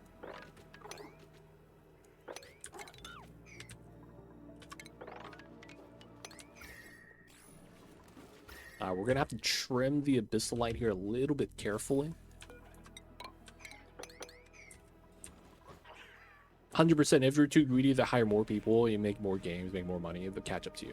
I think another problem is that's probably really prevalent is once you get to a big company size, you have a lot of people who get hired because they're homies. Like who's this? Oh, that's so and so's husband. Oh, that's so and so's wife.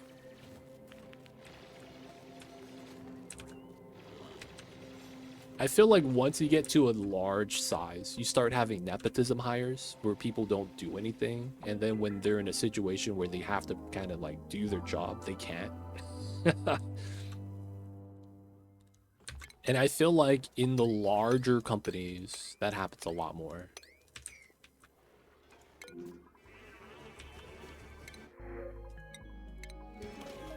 Y'all ever seen that YouTube meme video? It was, I forget the name or who actually made the video. What happens is that it's like, it goes at the beginning, it goes, every studio in existence, right? Black screen, that's just white text. And it goes, man, who's John?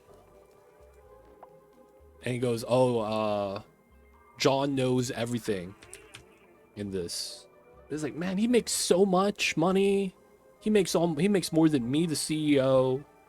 He's never at work. He's always work from home. And the new CEO that they hired are just complaining about this John guy. And then everyone's like, no, man, we need John. And then the CEO goes, you know what, man?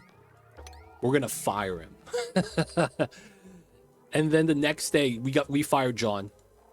You saw that video, right, dude? And John's like, all right, cool. I'm fired. Peace out, guys. I'm gonna go to the beach and drink some pina coladas. And then afterwards, the next couple days later, everything's breaking. Yeah, John is like, do you guys know this? He's like, Yeah. John gave us a handbook, and he says, don't do this. He's like, what are these values? I don't know what they do. He's like, no, don't change it. I'm gonna change it. And then the whole system crashes, and he's like, what language is this? He's like, oh, John built this system from scratch. And then everyone panics. They're like, oh, dude. And then they're like, we gotta bring back John. Dude, man, I'm not even kidding. It feels like that's honestly how it is. Like, I don't actually know. I've never worked in that industry, but dude, I feel like I've seen that so many different places. Not the, John running everything, but like everything is on the back of like an individual person. And they rehire John externally for more money and less work. Yep. And then the first day comes in, the CEO's like, John, dude, we miss you, man. Oh my god. That was super funny, man. I remember when I watched that for the first time, I was like, dude, this is great. He comes back, he has the Hawaiian shirt on, he has sunglasses, he's chilling.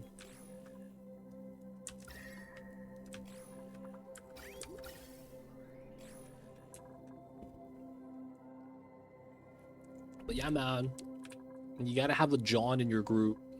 They be carrying the entire company. We still have a lot of hydrogen here, which kind of sucks.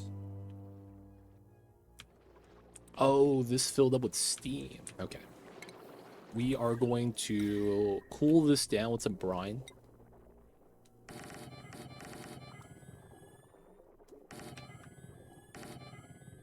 We're just going to put brine temp shift plates in every one of these pockets.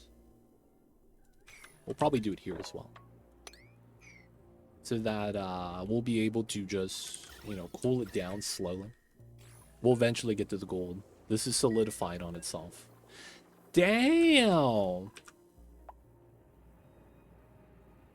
Y'all see this? 176,712.5 kilograms.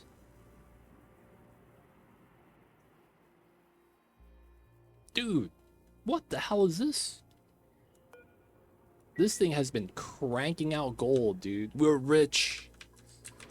Oh, dude, did it break? Don't you put that evil on me, Ricky Bobby.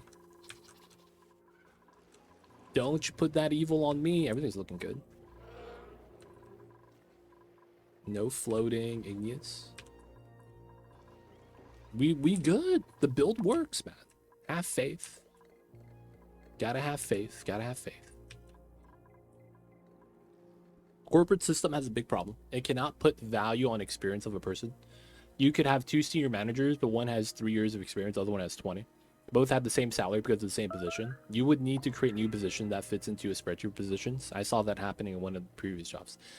Yeah, it's one of those things. It feels corporate is a thing that's like, I hate corporate.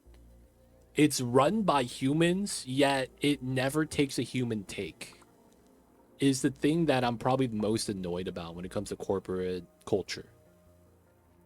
It's humans. Everyone understands what the problem is, yet in the corporate jargon, it's always glossed over and kind of ignored, where it's kind of like, nah, not real, man.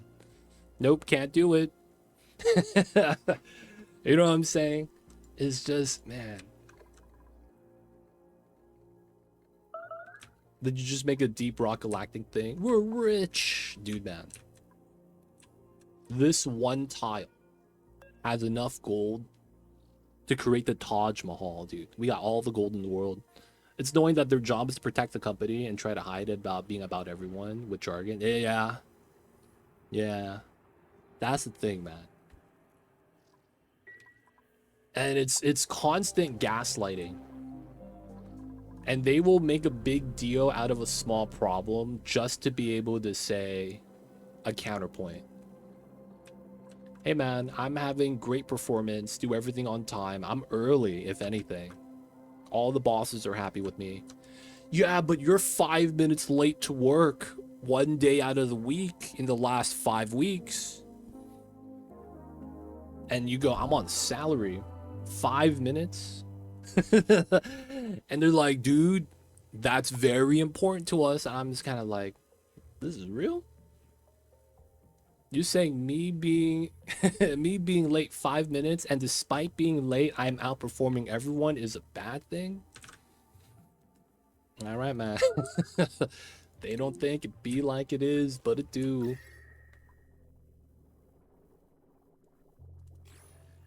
Like, they will make a big deal out of anything small, man.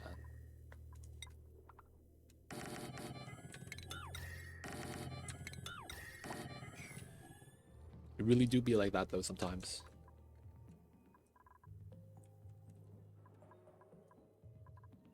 Now, the funny thing is that that same conversation happens if you're not on salary, and the argument is, you're making me work a lot harder having to deal with that extra 5 minutes. And it's like, you gotta hit okay, I guess.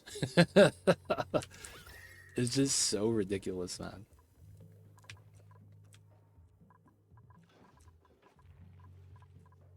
Oh, this guy's free. We gotta take him out. All right, dig this down. We can dig out all of that. This is built. Please don't get stuck.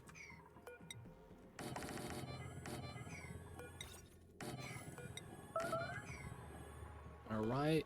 Dude, this guy's sticking his face into the glass. Let's make this priority 7. Copy, paste. We'll take this as well. Copy, paste. We're going to move this to 8. All right. Eventually, we'll be able to eat all the 1,516 igneous that we have. That will be one of our goals.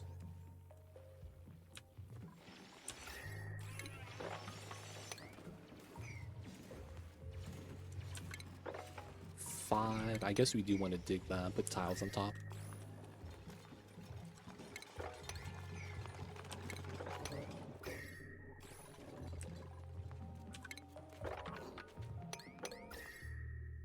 Okay, clear out some more of the rust area. This area is kind of clean. We'll eventually clear that out.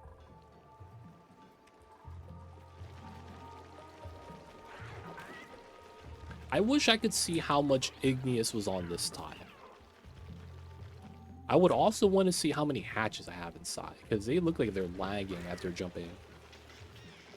I don't know if they're lagging because their entity is high, or we just have so many hatches jumping at the same time. We have that weird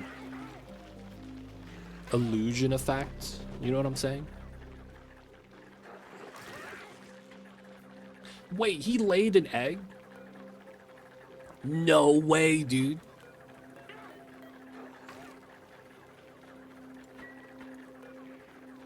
I guess they're living long enough that the hatch is inside, despite not being happy.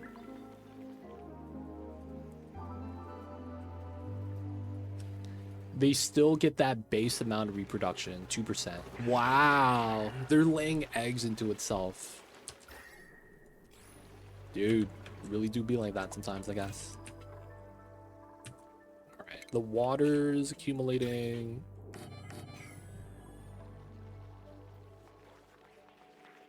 I don't know, my 500 stone hatches ate about 4,000 tons of igneous rock in a blink of an eye. I don't believe that.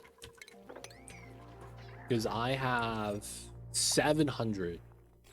And we struggling to go through the 15. I guess we get the brisket.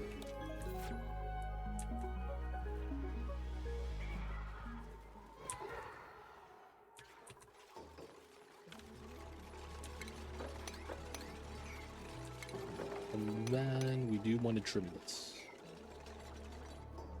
I might be blinking slowly, though. This guy, man. With the slow blink, like he's trying to do Morse code.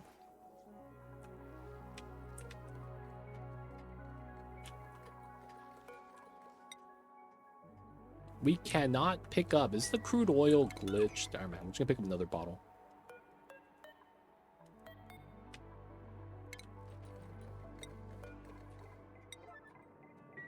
We could just climb down, jump, jump, jump, go in. We could go through this way, man. What's going on, Kill Bill? Welcome in. Hope you're having a good one. Appreciate you for tuning in. What's good, dude? How you doing, Kill Bill? If you guys don't know Kill Bill was the stunt double for Uma Thurman when they were doing Kill Bill.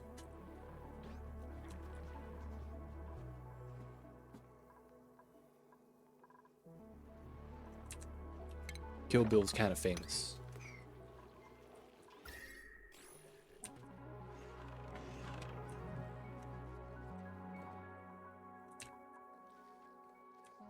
I wish. Have you got, what's that movie?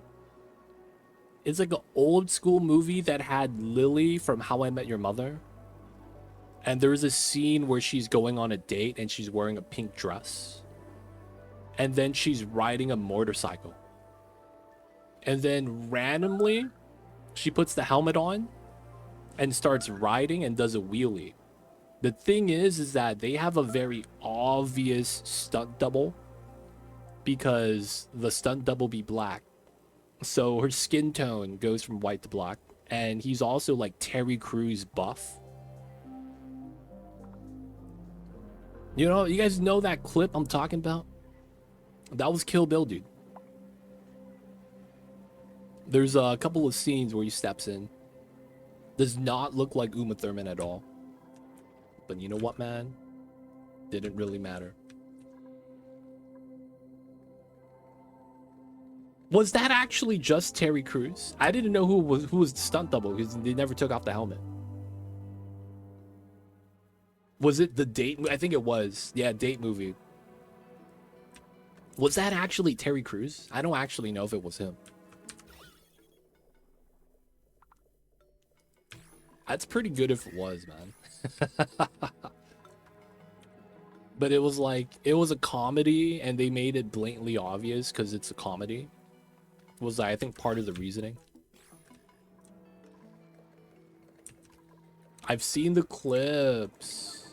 Nothing else, though. He knows what I'm talking about, man. That's all that matters.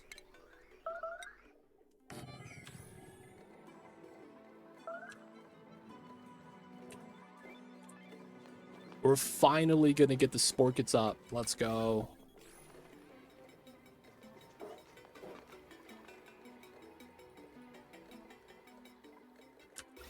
We are gonna have CO2 inside. No power on the pump. So this is 11 sporket seeds. I have exactly 11, and I don't have to open up the wall storage.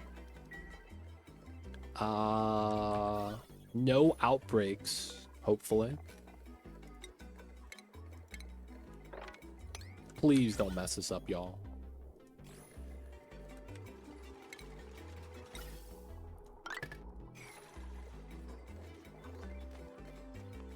So we're going to put the sporkets in their natural CO2 habitat.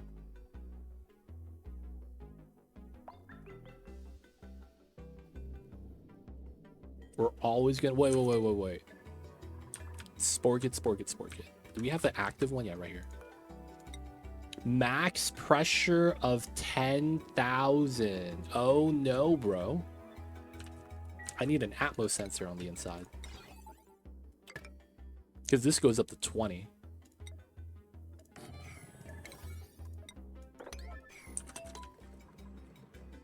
Alright, that's cool. Alright, these are getting done. Copy, paste. Copy, paste. So we just need more hatches to be wrangled. Let's bump these up to a 7. Because they're just not getting armed. The floxes are good now, right? Yeah, they are. Oh, it's like that Jordan ad where his mom teaches him how to dunk. Oh, yeah, that one was great, dude. That one was great. Because she looks so smug too, like she actually dunked.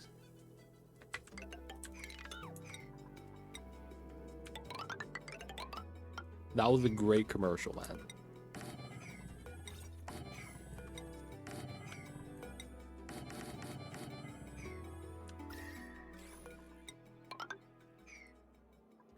And then, yeah, we will not have airflow here. Just because it's on top of a cold abyssal line. Should be fine. We will have this weird airflow wall, though, still.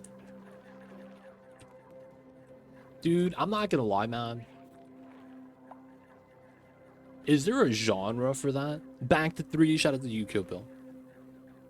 Like the old school, obvious humor, but it's slapstick.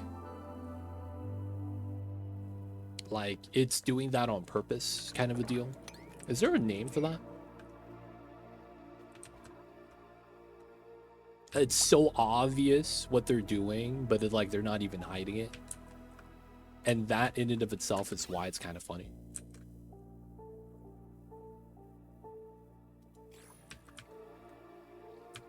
Ooh, we're cooling down. Let's go. There used to be steam here. This is boiling though, man. That's hot. It's hard to compete with the 176 tons.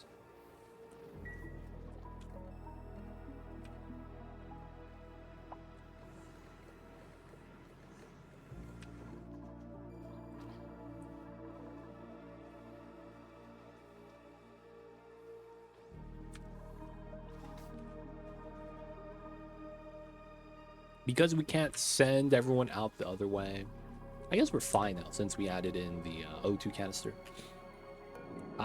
Green signal if it's below 5,000. We'll go with 69. All right. Bad news is that we added spore kits everywhere here. Kind of sucks. And I kind of want to do this now. We'll priority 9 this.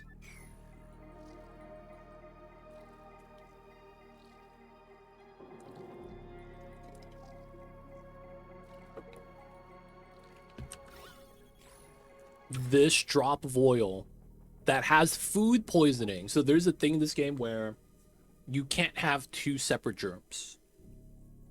So this should prevent it from getting infected, right? I'm not actually sure about that.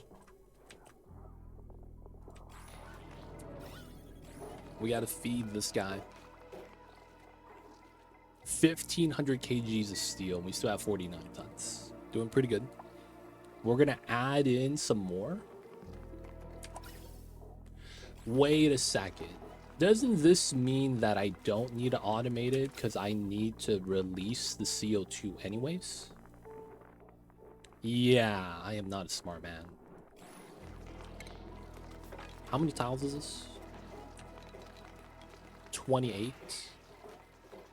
We're already at about 1,200. Alright, we'll just have to watch how much we add in. One more seed, boys. Just one more.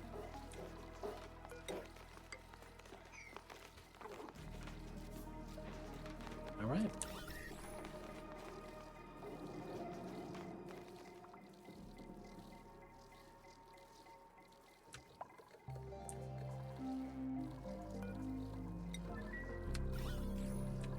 This is totally okay that we have a lot of zombie spores everywhere. Hey, Kill Bill coming in with 23 months. Thanks so much for the 23 months support. Welcome back to the city. Hope you enjoyed your stay. Enjoy the emote 20 days after viewing. Don't forget that legit sub badge, but yo, man, appreciate you. Thank you for the support. I see you over there. Thank you, Kill Bill.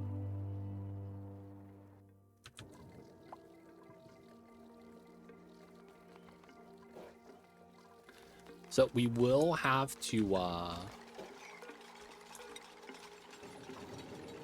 can't I not build that?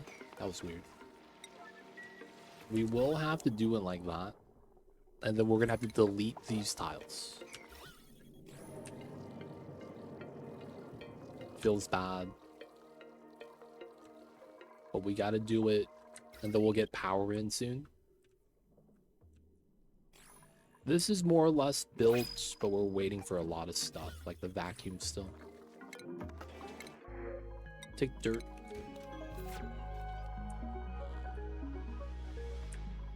Oh no, bro. We're gonna have to sweep this area. This dartle has gotta go. Should we keep some dartles alive? I feel like we kind of just take them out, right? Feels bad. The great dartle extermination.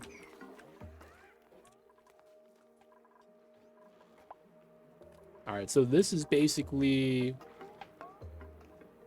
they're able to just eat and be happy.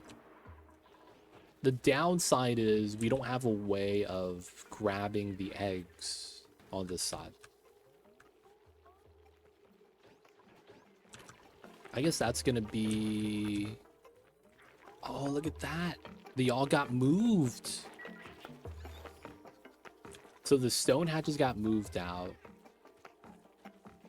Okay, so it's probably here then.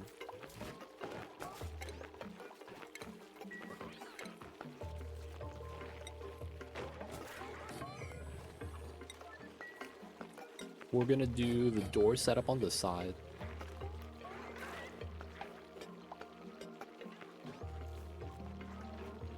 And then door setup on this side. And then it's tile, tile.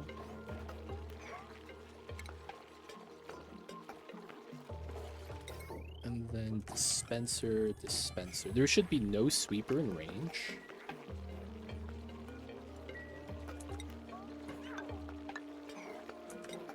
And then we run the... does this actually work? This might not. I might need to do like this. How did I set it up? It is a 2-door setup. So this should be fine.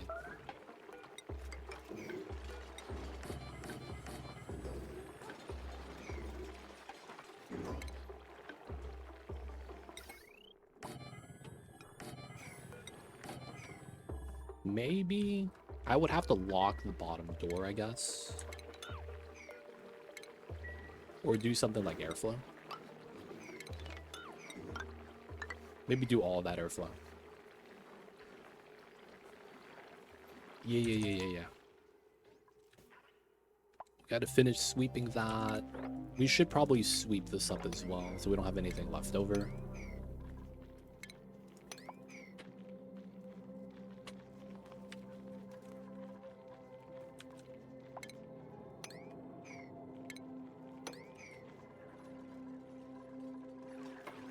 Oh, Timo, don't get wrecked. Oh, he climbed out in time. Let's go.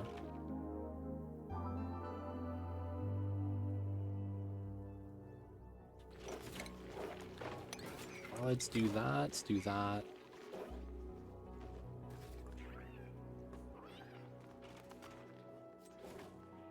So we have to make sure that only ranchers go inside. That should be not too bad, though.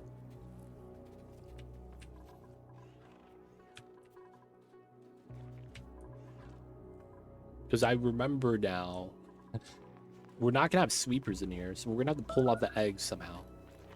So they could hang out, eat the food, and be happy. So they eat more food.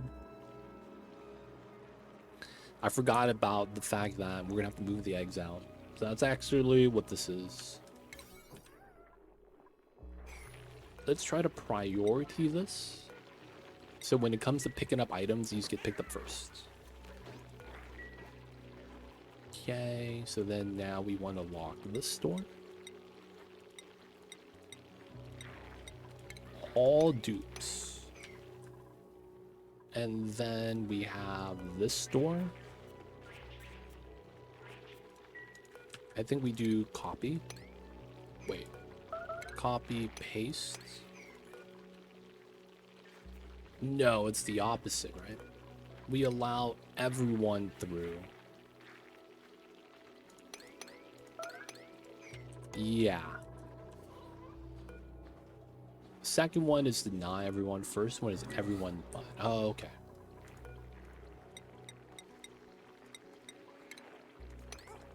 do these two, and then my ranchers.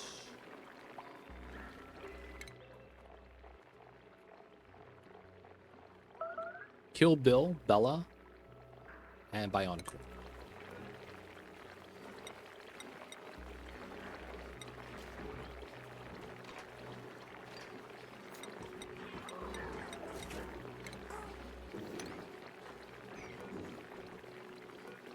Nice. Okay. This one is everyone is banned. Except Bionicle, Kill Bill, and Bella. Okay. And then everyone else has access. Yep. Okay. So now this is going to be hatch eggs.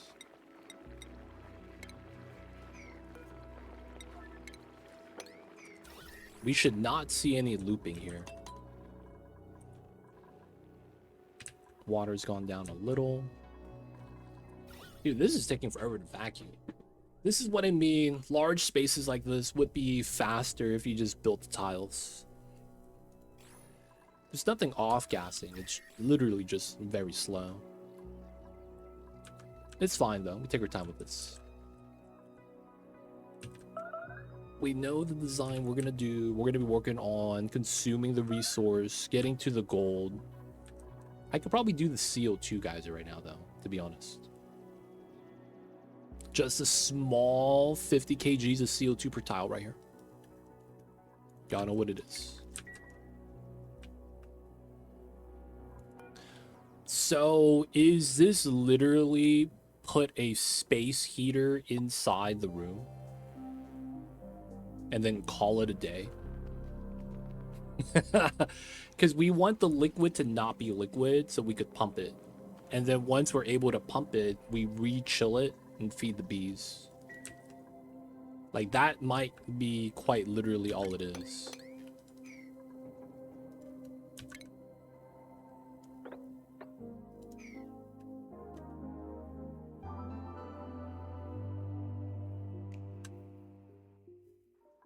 Yeah, alright, so let's go this one. Jump, jump. And then it's here, here, here. Here. We'll go down. Do a small liquid lock right here. CO2 getting inside, it's not going to matter. It's CO2 inside anyways. And then I think that's literally all we're going to need to do.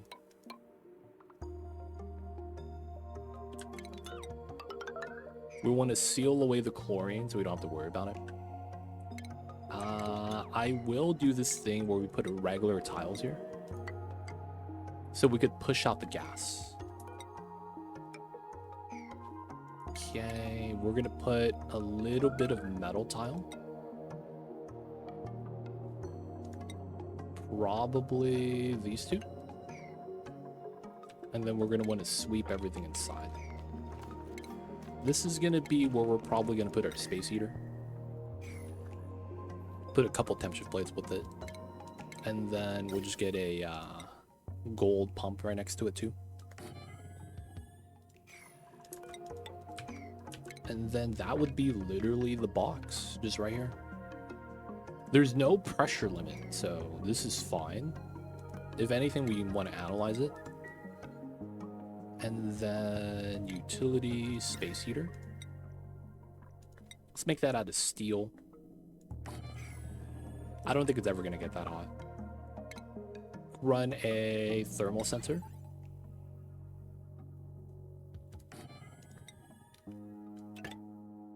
And then we'll run an atmo sensor. Then all we need is a gas line and a power line. Cool. This is built. We will use brine here. Alright, that's going to be easy tame. So we'll get that one done right now.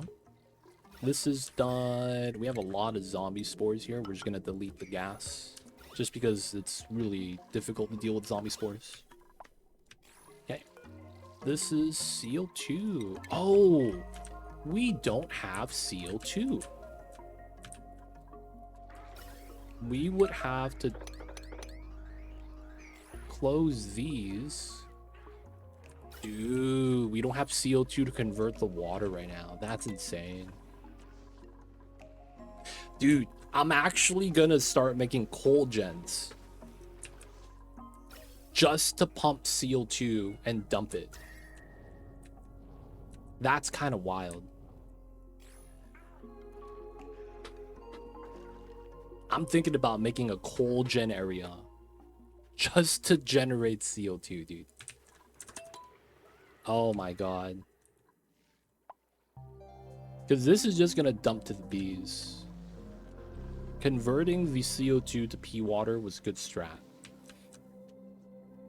I guess we can do that. We could also do wood burner.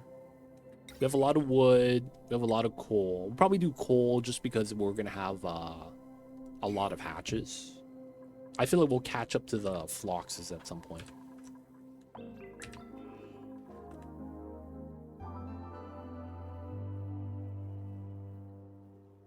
That is going to be kind of funny. All right, that gives this a little bit more reason to do the thing that we wanted to have. Hey, boosted, coming in with Prime. Thanks so much for the Prime, using it on me. Enjoy the email doing this ad reviewing. Don't forget that legit sub badge. But yo, man, appreciate you. Thank you for the support. I see you over there. Thank you, boosted. Wow, with the wall hacks. All right, we're gonna start digging through this area so we can make our build. And of course, if you guys are watching and you have any questions, feel free to ask. I'd be happy to help. Let me know if you guys have anything that you guys are curious about that we're going through. I got you guys. Take the hatch eggs? No, we don't need that. Okay, so there's a lot of liquids here. We're just gonna move it out. We should be able to pick up items still, so that should be fine. They do. The thing is that I don't want to produce anything outside of CO2. And I have a lot of coal. We have almost 1,000 tons. We got the ton squared. So I'm just thinking to myself, that's probably going to be the most resource removing setup we could do. Where we don't add to the resource count, we remove from it. Which means less entities, right? Which is always good. Wait, liquid? Where's this? Oh no, bro. Oh no, bro. We need to start pitcher pumping. I see you those, Eric. They do make a lot of CO2. You are correct. It's just that I would rather go a different route just to make it so that we don't have to produce pea water, deal with the ethanol, pea dirt, and all that bad stuff. I mean, I guess you wouldn't call it bad stuff.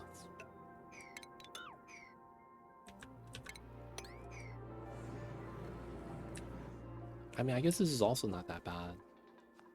We have suits. We have suits. This area, yeah, we gotta break into that one day. We gotta get all the ice in the world.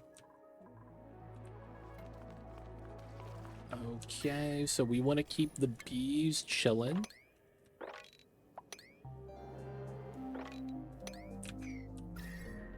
Probably give them all that space. We're going to continue laddering down here because eventually we're going to need to get into the inside and we'll trim everything out. Probably should mop up those ledges and build a tile here to push the stuff out. I'm probably going to went with the coal gens right here just because I want to do a aqua tuner setup so we could temper the temperature for the trees that are going to be in the area. And the generators, not generators, the transformers here, even though we do have a small cooling line, feels like we're just It's staying a little bit too warm for the trees to really grow. We want to be around like 30, because the trees are what, 15 to 40? And we're above 40. Little bit worried about that. Liquid shenanigans, though.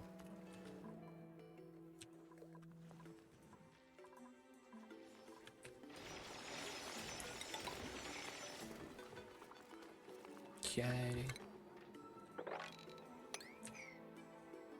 We want to mine through. We're probably going to go straight down from here and start curling back in. Want to have a kind of a natural shape for the abyssalite. We'll also got to keep digging. Okay, this is done. Nice. Let's move everything out to here, just to clean it up a little bit. That hot rock we're just going to keep there. Get that, and then we'll build the critter condos, and then we'll let the hatches in. Dude. No one's going through this side, because it's waiting to be armed. We might need another rancher.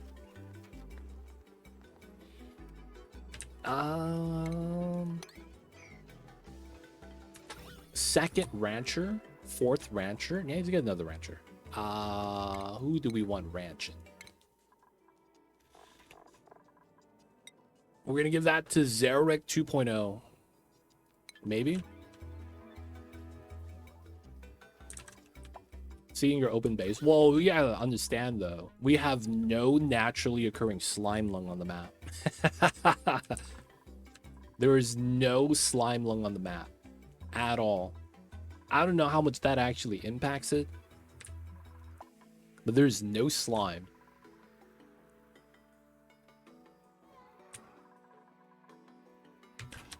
Oh, dude, we got the vac.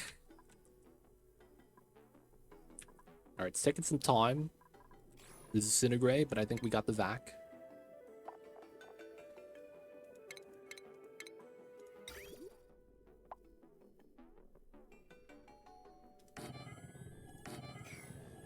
All right, we are going to do the setup.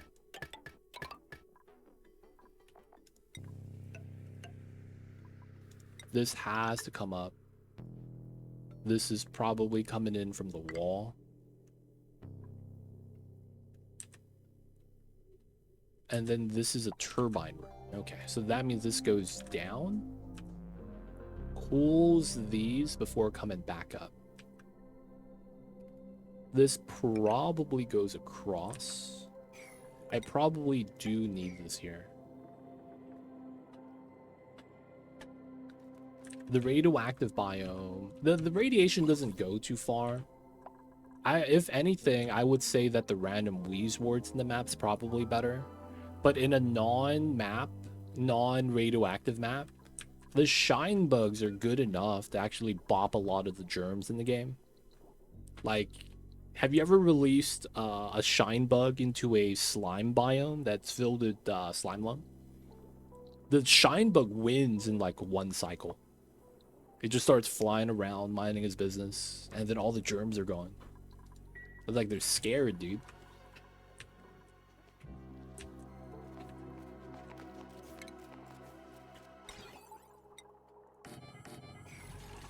Let's get the set stuff in.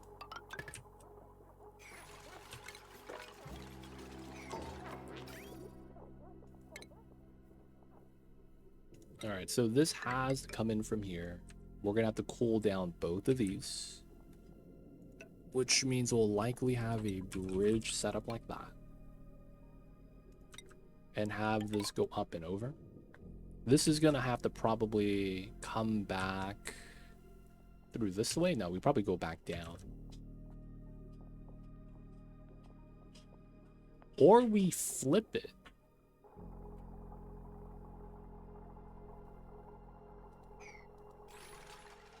That's true. I can't be letting the spore get nearby this.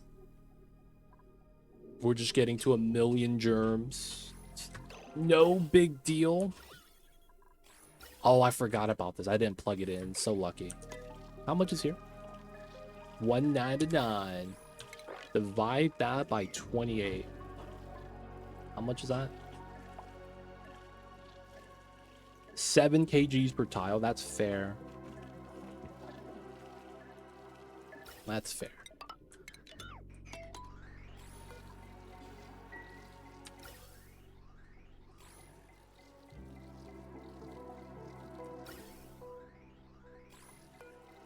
Because if that overfilled, the pressure would have stopped the spore kids from doing anything. Alright, it's getting hot. I gotta take off my sweater, guys. Give me 1 second.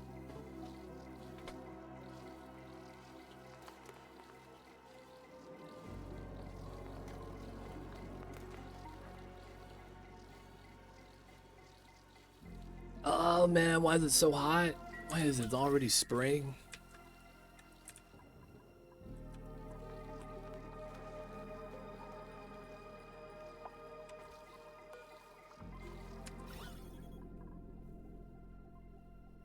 $6.9. Alright, we're good.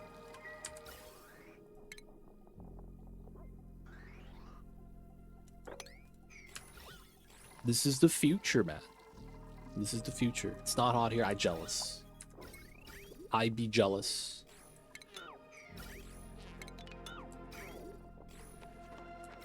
Oh yeah, we're gonna need power here.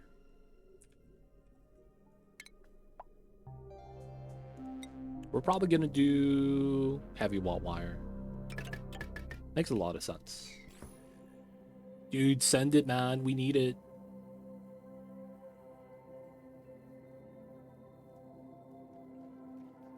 Tulsi crying about hotness while Abductor is freezing. Dude, just true, man. Dude, like, it was January when the first day of the heat wave was here. Why is it 90 Fahrenheit? Like, why do I want to turn on my AC? I feel like I shouldn't need to. Like, it's January, dude. What the heck?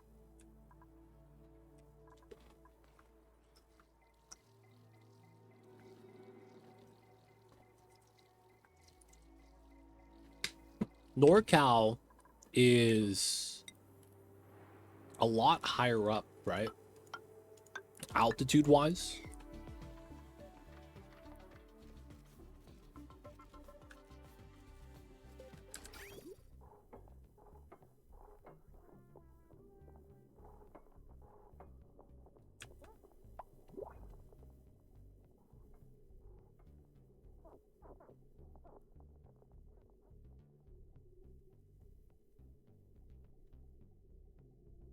I'm thinking I might be able to do something weird here.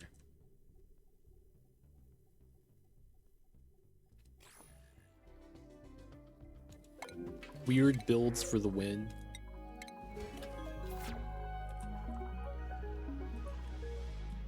Like, we don't even get ice. Like, you guys get snow up there, don't you guys? We don't get close to that. Heat wave here too, 19 Fahrenheit. Jesus, we're at 90. We got the 5x multiplier.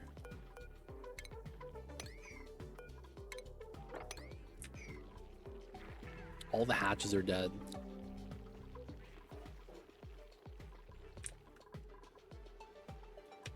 Okay, so that means we wrangling these guys. I guess this guy needs to get wrangled.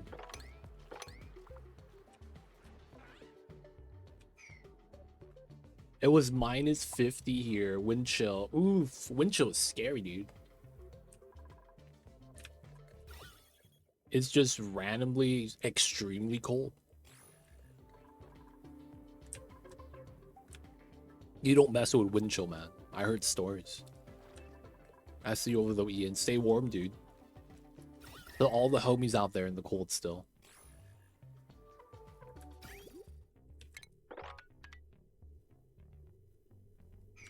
Dude, I'm thinking I might be able to run the pipelines here.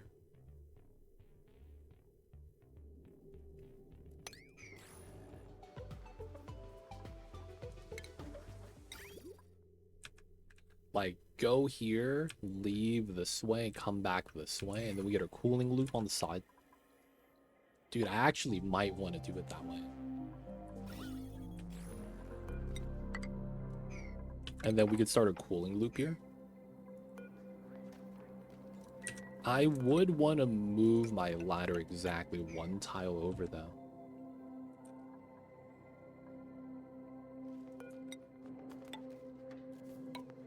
Double wall this.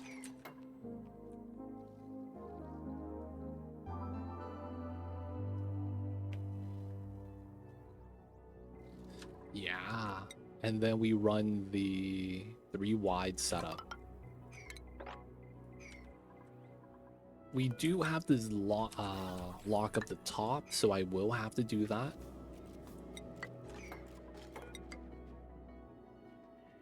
I should be able to reach that, so it should be fine.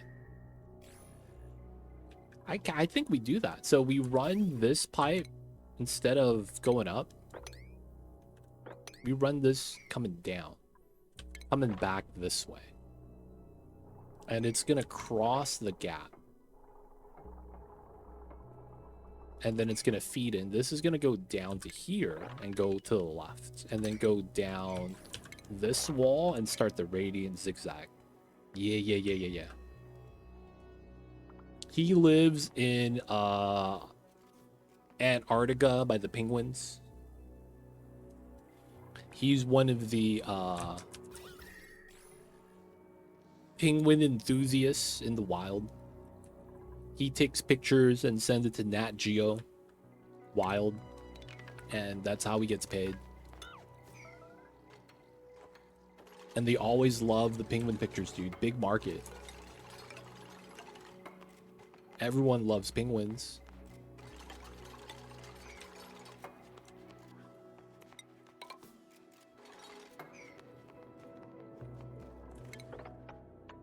Northern Minnesota. Is that Minnesota or is that Maine? I don't know what MN stands for. Is that Maine? Minnesota. Maine is technically colder than everywhere else in the world in America. Well, I read that in the United States, Maine is the coldest part. Oh, it is Minnesota. Okay. ME is Maine. Oh, U is Maine, not side chick. I see you, geek. I see you over there. I barely know acronyms for my own country. Dude, I was told, I didn't even know this. Maine is the most northern state we have in the United States. And Maine is like right here. Canada starts down here. Right? A little bit lower, but then it's like part of the Northeast goes up a little bit, and Maine's right there. Maine is on the same latitude as Norway. If you go to Europe, like it's literally the same latitude, or is that longitude? I never know the difference. I didn't know that, dude. I was like, oh, that's cold, fam. I didn't think it was like that. That's very impressive.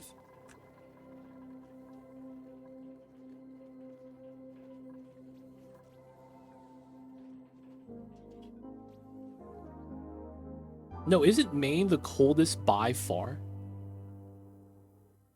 Am I crazy? MD's Maryland, Florida. LA is Cali? Nah, man. LA stands for Louisiana. The only reason why I know this is because one day I was looking at the news and it was like flash storm warning, watch out. I was like, oh shit, we got a storm coming? So I was getting scared. I was like wondering what we got to do. And then there was, you know, the news, right? And then I was looking at the map. I was like, wait, this is not a city. This is not a city. This is not a city. And then I was like, hold up. Oh, Alaska. That's true. I forgot about Alaska. And then LA was for Louisiana. And I was like, oh my god. Baited. I thought they were talking about LA. Los Angeles. I got baited so bad. Suki, welcome in. I see you over there. Hope you're having a good one. Appreciate you for tuning in. Hello, hello.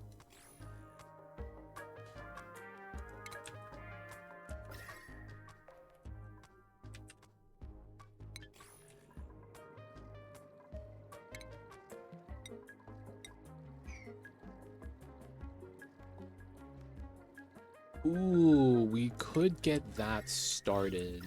I guess we could do 1, 2, these two.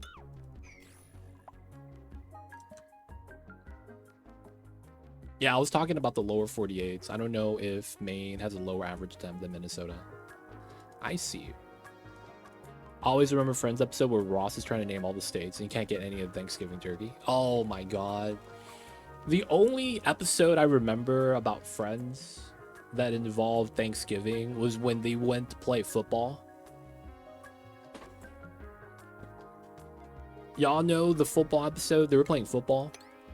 And all the dudes were trying to impress this one random chick.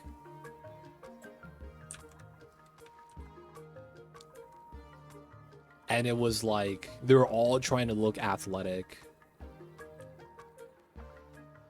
And then at the end of the day, every one of them failed. That's all I remember from that episode, man.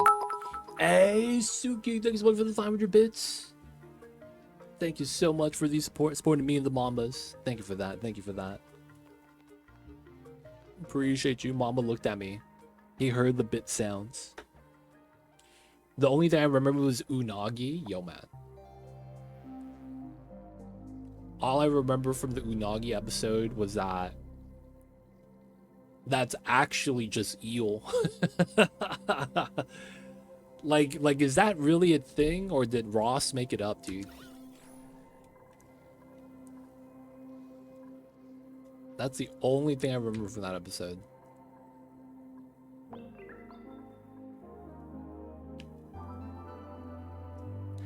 Dude, is there a name for that? Ross was trying to get busy. No, dude, he was trying to flex his karate stuff, right?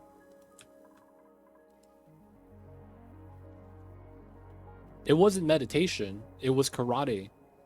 And he was like, my sensei told me that you have to always be ready. And then he points a finger at his temple and goes, Unagi.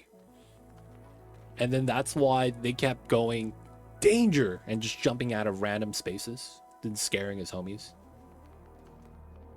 And it wasn't because he was trying to get laid or anything. He was trying to flex that he was a karate expert and that he was ready to fight. And at the end of the episode, I remember this vividly. They jumped out of the hallway apartment and he started screaming like a little girl. Dude, that was the end of the episode. And that's when he realized that he did not have the Unagi, dude. He didn't have it, man. They don't think it be like it is, but it do. Yeah, it's Unagi with the U. Rachel and Phoebe went for self-defense classes, and Ross is telling them they can't self-defense themselves without the mindset. Oh, that's what it is. There we go. Red Wreath with the breakdown. Let's go. I just remember them just jumping out. Danger, danger. It's like, who says that, man? Just jump out of nowhere and start yelling that. Pivot. Pivot. Dude, apparently that was Ross's, like, they had an interview about that scene and they said that that was the hardest scene for them to do because they didn't expect how serious Ross was sounding. And they couldn't help but just crack up, man. Apparently everyone just kept breaking character. It took so many shots.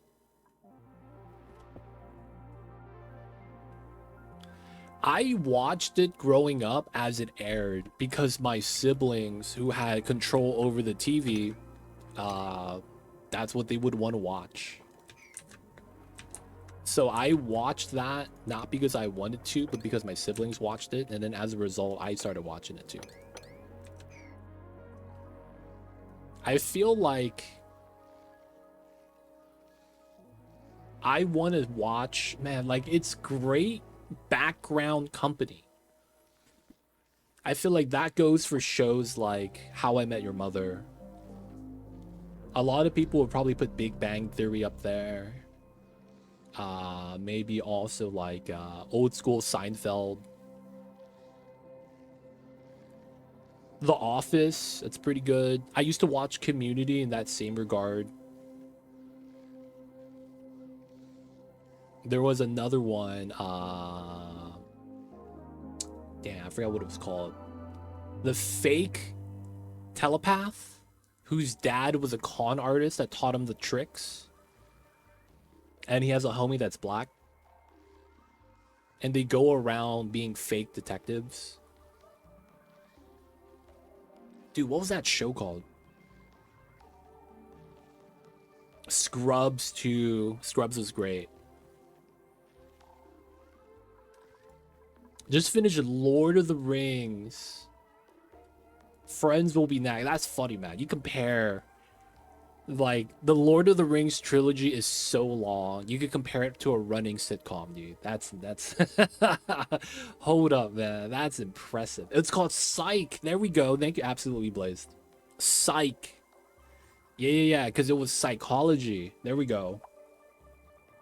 Dude, those shows are great, man. They might not be like hot when it gets released, but they're great just TV shows, man. Rings of Power. I haven't seen that. I have not seen the Rings of Power. Or how Joey dislocated his shoulder in Rio while shooting that scene where they were fighting with Chandler over the chair. So the next episode was about Joey and I didn't know about that. Oh, I need to look at the download with that episode. I don't remember that one or how that one played out.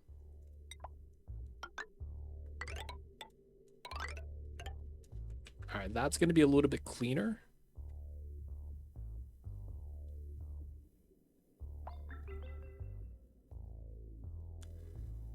That means I don't need this line.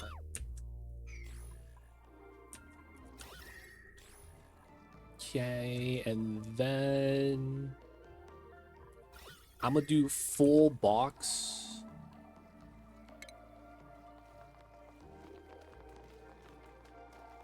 I'll wait, actually. I like those shows, though, where it's kind of like just episodes where the story isn't too longly drawn out. So it's like every episode could be watched individually and you don't have to like catch up.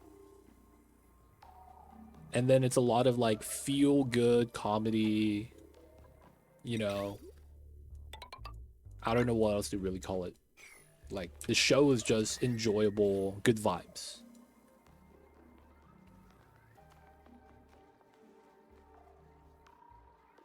Did not hear a single good thing about it. That's about the Mandalorian, right? The Rings of Power. That's about the Mandalorian.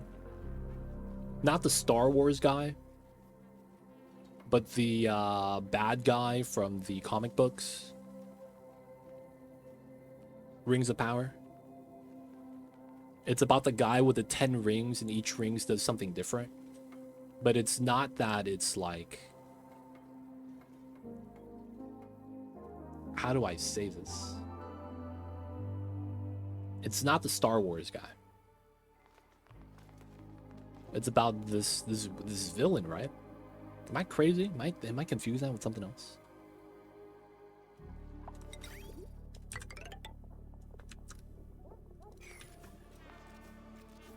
The Mandalorian is an awesome show. There's actually, dude, what am I thinking of? I think the guy I'm thinking of is like a Daredevil bad guy. Rings of Power is Lord of the Rings. Oh, it is. Oh, shit. I'm confusing that with something completely different. What is some of your favorite series? I really enjoyed Breaking Bad. The first 3 seasons of Dexter was pretty good in terms of like serious shows. Casual pickup shows, How I Met Your Mother, Office, those are classics.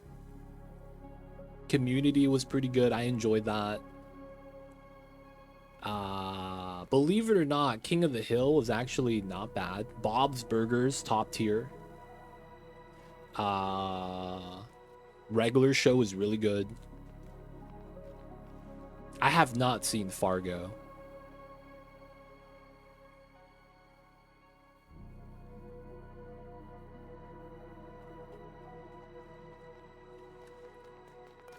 Alright, we're gonna have to bop this ladder. Isn't Fargo the movie about a pianist? Am I mixing that up with something else?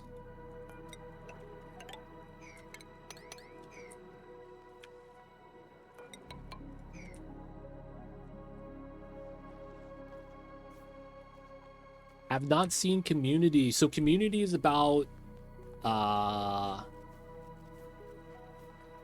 group of people that go to community college. Everyone has their own life outside of college, but they come together to kind of become a study group for the class. You have a couple of kids that are just out of high school, right? And they just go straight to community college. You have some people that are older and they just skipped college when they were young and now they're going back. And then you have some people that are just there because they're passing by. Man, there's a lot of things that I take from that show, dude. Pop, dude. And there was so many great scenes. There's episode where they go to a convention, like an anime convention, but it's a sci-fi convention. And one of the main characters in the main group looks exactly like the main villain. They actually just use him as a picture, but they just argue, oh, that's not him. He doesn't work the shop. He just looks like him. And there's a scene where he shows up at the convention and everyone just look at him and he says the famous line that he says in the movie and everyone bows down. Oh man, I was like, yeah, that probably happens, man.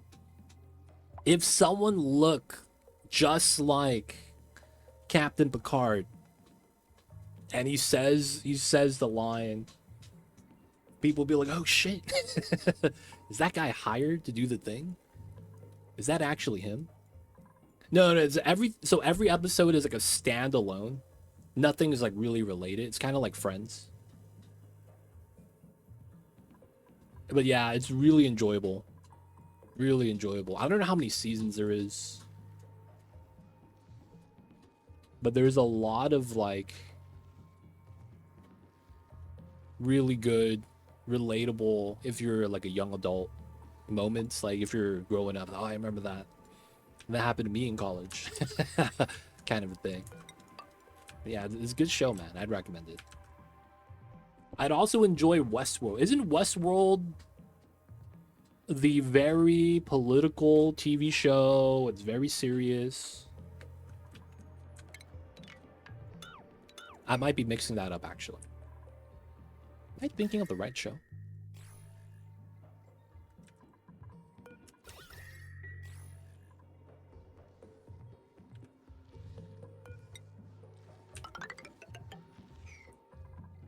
I actually don't know what Westworld's about, now that I think about it.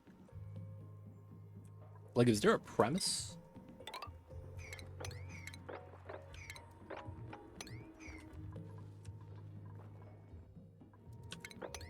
Oh yeah, Westworld's also on the list. You're right. I haven't seen it. What's Westworld? Politics, drama. Ah, yeah. Very drama. You know what I also enjoyed for a long time? And you have like every iteration of the book. Law and Order or CSI. It's like the modern whodunit. It's a detective show. Some episodes are kind of just meh, but some episodes, you know, they're going through some stuff. And it becomes this thing where it's like very entertaining.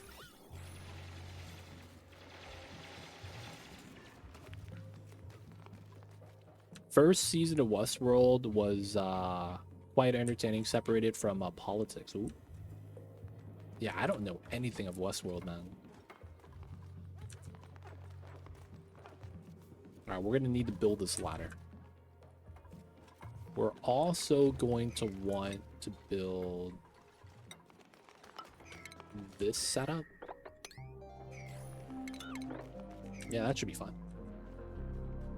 And could recommend it, I see you. But yeah, man. What else was there that was pretty good? Psych, Scrubs, Community. Those are all very enjoyable. Dude, there's like 6 seasons, man. There's a lot.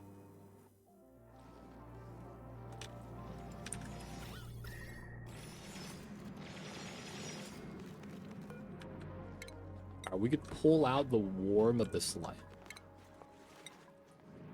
But we're gonna move in all of the hot obsidian inside. Okay, and then we're gonna want to dig this tile so we can't cross through the top. We're gonna make them go down below so you don't drop anything that falls inside and melts. That's kind of the bad thing, right? And then I need to add the ceiling here.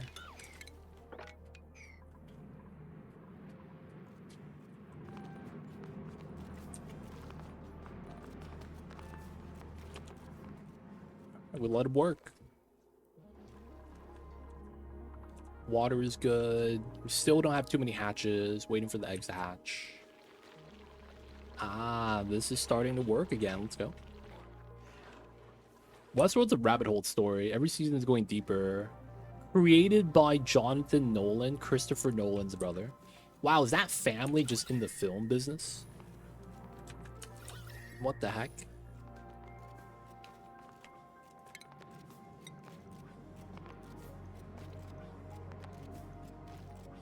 That family is just chilling in the film business, huh? Pretty much impressive, man. It's kind of like when you have a family, like one guy. It's like, you know how you have Steph Curry? Very good NBA player, three-point shooter. People know who he is. His brother's in the league. Not his brother, his cousin. Seth Curry. I think that's his cousin, not his brother. And then his dad used to play basketball as well. And then you have people like Steve Adams, who's a basketball player as well. Everyone in his family is 6 foot or taller. He has 12 siblings, and every one of them is an Olympic athlete. Very impressive stuff, man. Not gonna lie. When you hear stories like that, you're like, man, really do run in the family, man.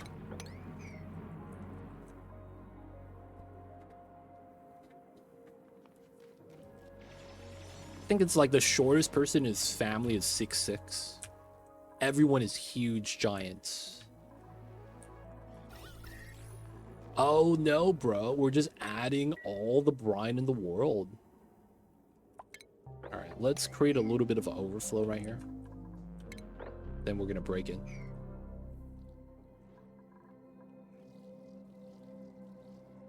When I learned about it after the first season, it made so much sense why it was good. Ah, damn, is it that good? I'm gonna have to watch it. Wait for the autosave.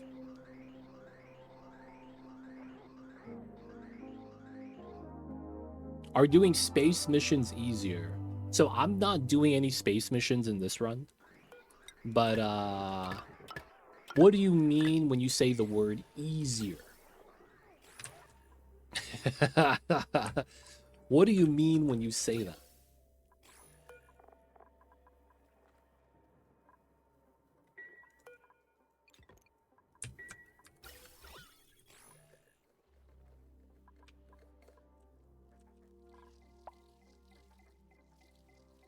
Oh, I see what you're saying. Never made it to space. Yeah, define easier. Easy is a relative word, man. To me, this game is easy. Maybe not for everyone, though. That might not be the case for everybody.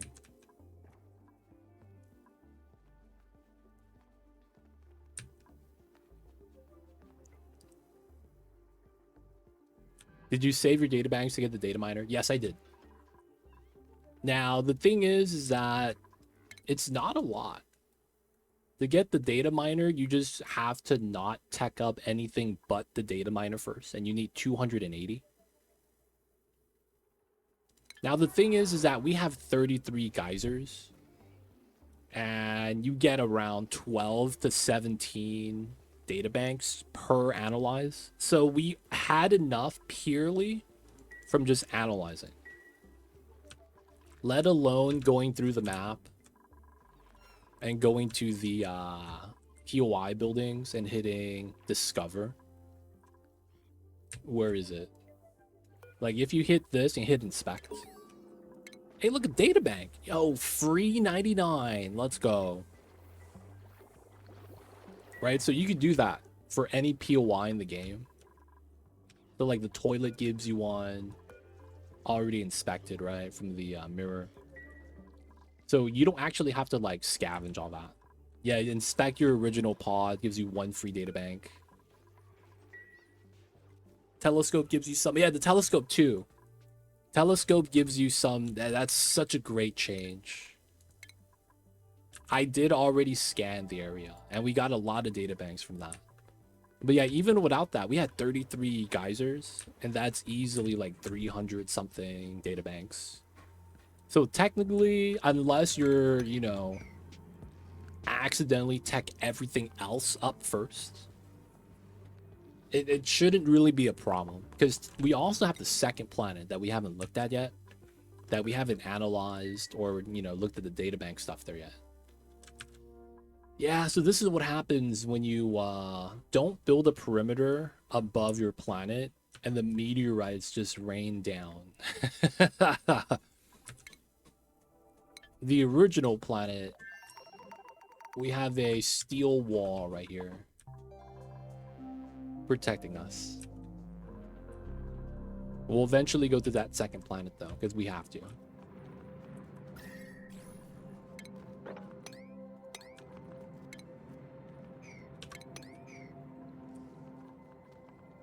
I forgot about the telescope change. I'm gonna be real, man.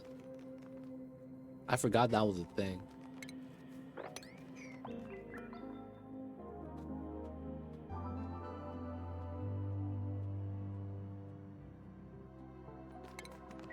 Right, we're gonna do that. We know that we're gonna have a wall there eventually. I guess we can go through here, just use the ladder. And then we're gonna line that up because we should have that. 12.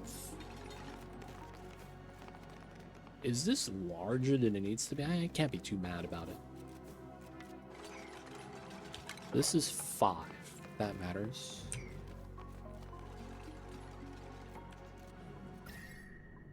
Oh, we have hot abyssalite here. Let's move that inside. Yeah, all the hot abyssalites could go in here because we're not going to be able to use it for anything. Okay. We're going to dig this because we're going to have to put ladders here. Maybe up to there. Because we're going to have the pitcher pump, the bottle drainer right here. Most likely. So we're going to build some ladders. Okay. We're moving all the hot obsidian here. We're going to do that now before we forget later. And then we have the second set to do. Then we got to build a box for this to spill the magma in and then be able to pull it up and have a pitcher pump. I need to find out where my pitcher pump wants to be at.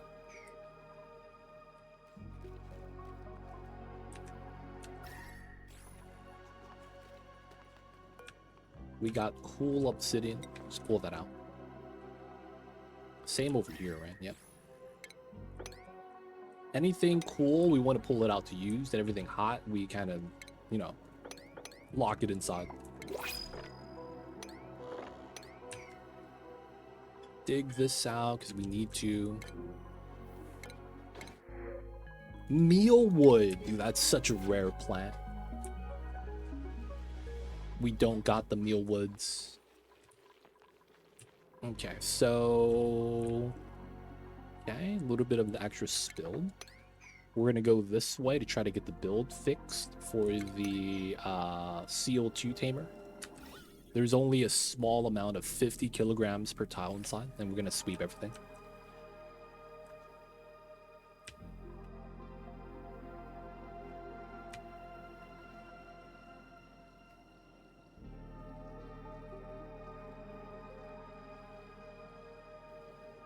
Okay, so far so good.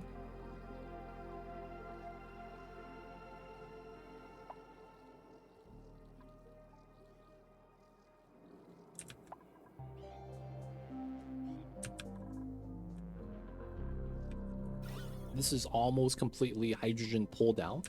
Can't be mad. Do we have pea water off-gassing? We don't. So we eventually will vacuum this, huh? That's not too bad. We gotta pump this out later. We could probably cancel these. 65. It's gonna warm up. It's gonna take some time.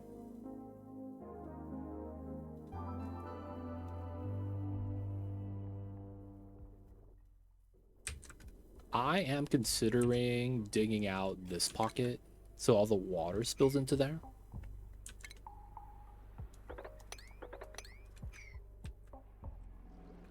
Wait, no, that's bad.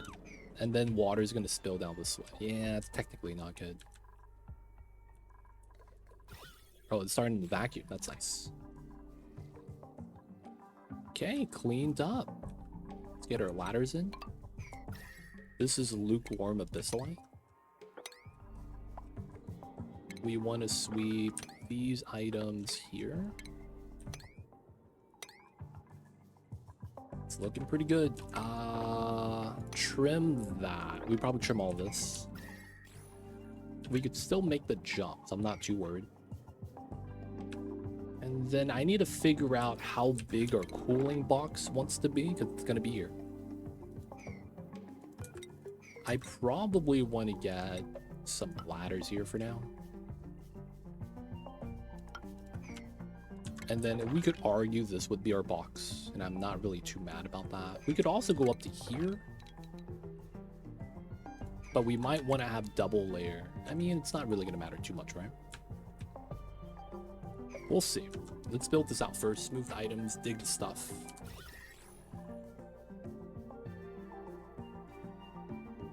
So turbine, steam rooms. We could build out the steel there. I guess this was fine. Jump here to here to here. We will dig this out. We can climb up. Go through this way to go down so we can remove these ladders.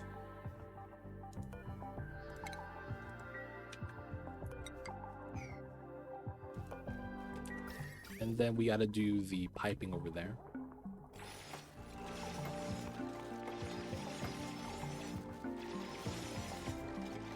Nice. Taking the hot obsidian to build ladders is not bad.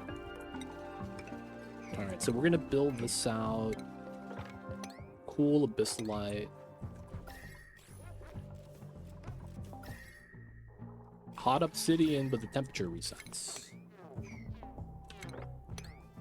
That's all safe. Oh, George, falling asleep in the volcano room. Totally safe. OSHA approved, baby. You know what it is. Okay. How are we over here? Okay, they're working on it. Let's go. Getting the analyze.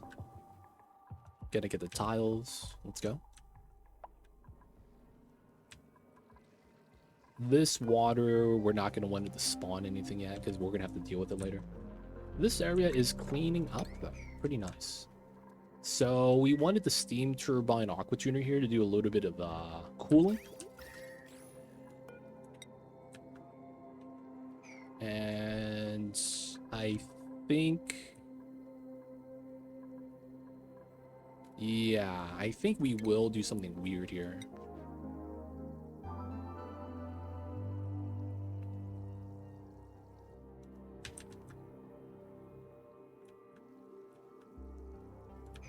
This is tough. Let's bop this. I want to get a lip tile here. Have that be the entrance. While we are going down, I want to build the steam turbine aqua tuner and then the coal gens across from it. We're going to start burning off the coal, and then the logic's going to be simple. We're going to pump up the CO2. Dump it into the converter to get pea water. And then the carbon skimmer is going to be able to convert the water into pea water and be able to just keep the plants running. This is dormant for 46 cycles. We have some water to go through. We just got to get CO2 to convert it. Okay, I'm thinking this is going to be a plastic ladder. And then we get to remove the normal one. I'm thinking this is going to end up being arbor trees, but we might have to do something where we put airflow tiles here, have this go here, and then go back.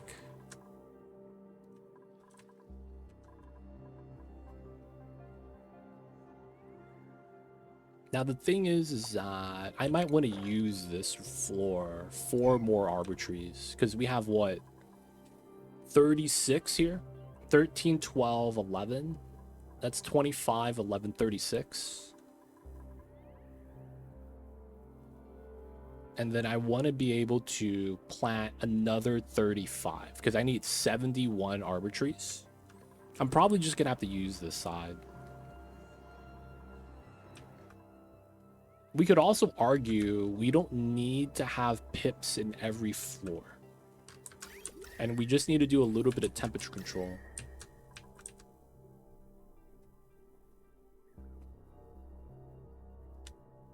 This is also really cold. Cold enough that my arbor trees wouldn't grow. So I'm a little worried about that. Alright, all that abyssalites. Cool. Let's get the steel. There we go around. Should be able to reach most of the things. We still need to be able to walk inside this way, though. I guess we could put in the steam turbine right now.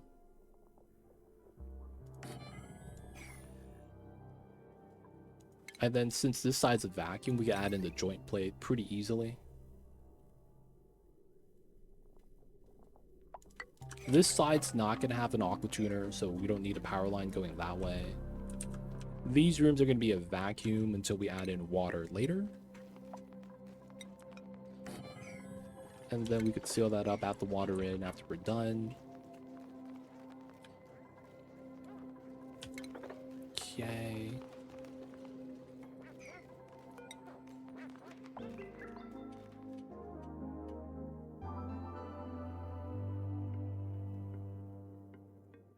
That lag. Okay, so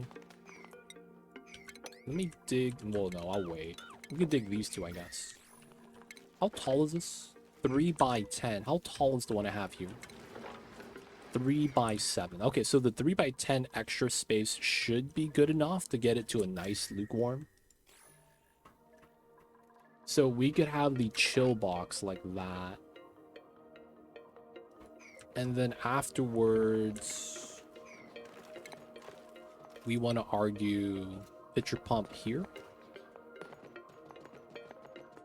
No, it might be higher. It's so that the volcano, I mean, we should always, I shouldn't have to worry about having too much magma, right?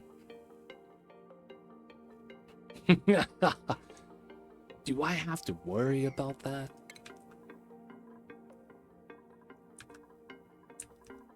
Basically, we could make the cooling box a little bit larger.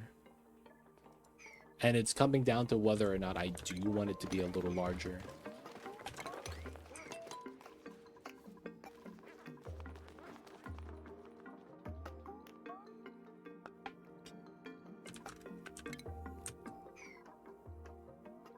Because if I put the bottle drainer here, bottle emptier, we could pitcher pump the magma, spill it in, and then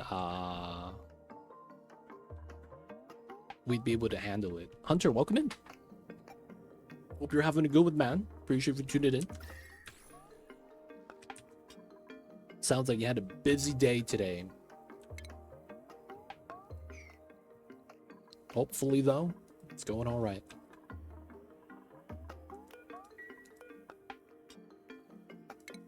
Should be able to get rid of that. Joint plates in.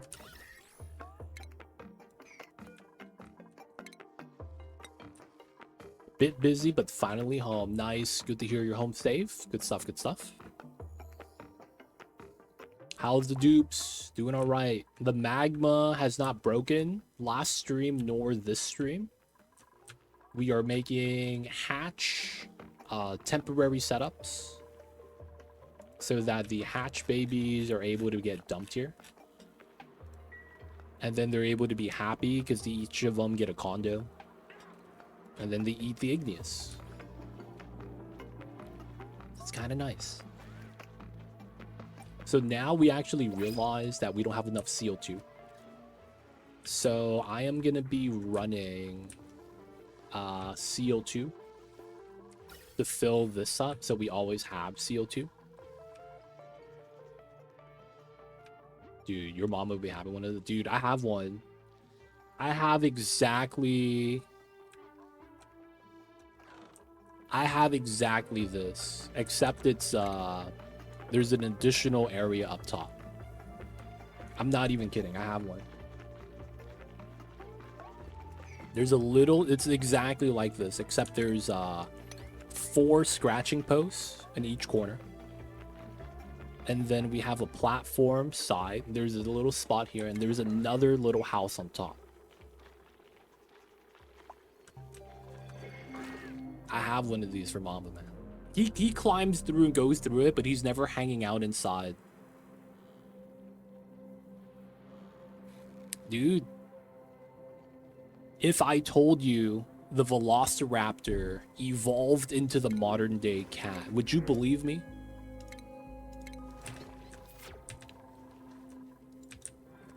Not the T-Rex, those became chickens.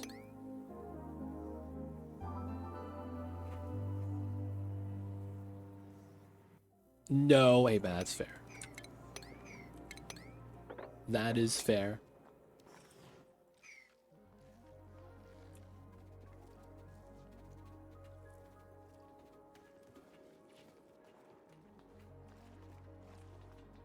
I'd be surprised. Man, I feel like the modern... Man, not modern. I feel like, how do I even say this? I read this thing that said that a lot of Jurassic Park has kind of ruined the the idea of dinosaurs. And what I mean when I say that is that they made up a lot of stuff just for the sake of the movie. Yet people reference it as if it's real. Like it's canonically accurate to real life. It has nothing to do with Jurassic Park. I was like, no, I've seen Jurassic Park, dude. Dinosaurs make a loud noise like that. Like, there's no way to actually know. And then there's another argument. We don't know what color dinosaurs are. We don't know if there was anything on their skin. No, that's the thing though. It's like, even though that's the case, it's like a lot of people would still believe, like, if you told them Jurassic Park was based off of like archaeology facts or whatever. Like, even without saying that, a lot of people actually just believe that, man. It's crazy.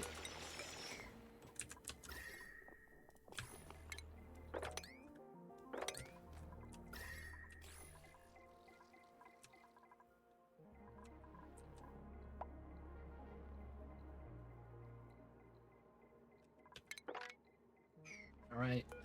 We are going to use this as the build. Yeah, we don't know what color they are. The sounds they made were improvised. I think the biggest scam in America is the bald ego. They never actually used the real cry for a bald ego in any of the shows or movies. They actually pick out the cry of like a hawk. Hey man, I can't say eagle. I say ego. The bald ego is when you talk about hair loss in front of a bald man and they get all mad about it.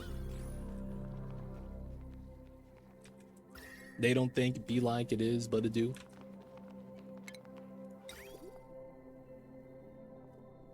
Whoa, wait.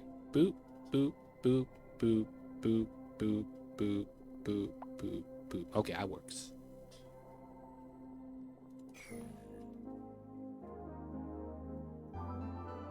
Vegeta.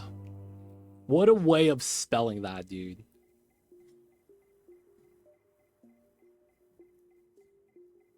Dude, I remember one time I was watching Hell's Kitchen.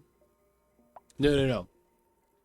I remember one time my roommate was watching Hell's Kitchen when I was in college. And Gordon Ramsay doesn't call it veggies or vegetables. He goes veg. But he has that British accent. So my roommate was watching that on his laptop. And I was like in the living room. I was like, what the fuck are you watching? Where's the veg? Where's the veg? I heard vag.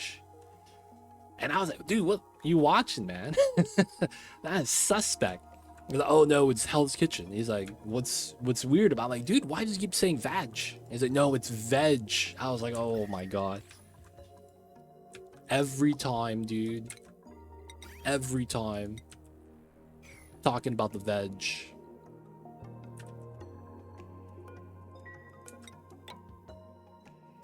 They don't think it be like it is, man, but it do.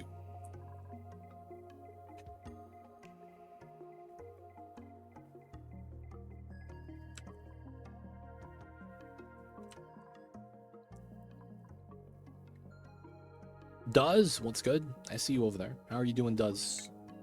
Hello. We're gonna go with airflow tiles here. And then once this gets built, I think these are gonna have to be airflow tiles. Yeah. What's going on, Does? How are you? I see you over there. So we're gonna hold the magma here. I guess I will have it up to there and get the tiles built in. Because I need to be able to have it kind of like max out if something happens. What's the current project? We're doing a biobot army to have them all pitcher pump magma and drip it off into the mesh. That's the current build, or at least the idea. So we got in the sport kits we need to provide for the army. We have about 40 tons of steel, so, you know, it's not a big sacrifice. And then we're getting the steam turbine set up right now. Or at least trying to. Oh, that reminds me. I gotta get a vent line here.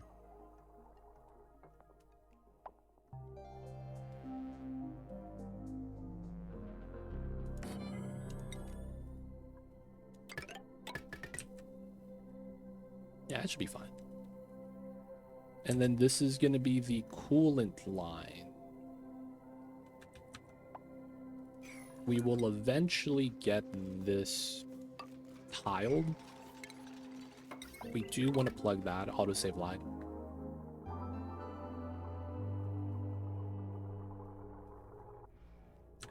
It's probably going to be like this. And then we're going to have a joint plate there. This is going to go down. And I'm probably going to do another joint plate here to go to the turbines at the bottom. And then this is going to be turbines as well.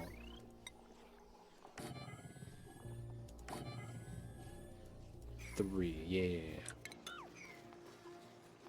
So that means we draw the power like this. Do it like that. And then we could seal this up and maintain the vacuum. I might have to pull this out this way. That's gonna be so weird. Because I'm thinking to myself, how are we gonna pull the wire out? If this is gonna be, I mean, I guess we could pull it out this way, but then the big problem ends up being is that this is gonna be a coolant box. So we're not gonna be able to run a heavy watt wire through. And then this is gonna be a steam room. We could technically do a joint plate layer. I guess we could try to get ready for that. Start vacuuming this little pocket and run a joint plate through into the steam room from the outside. And then have that come out. But then we run a vacuum layer here so that it's not a real issue. Yeah, we might have to do something like that.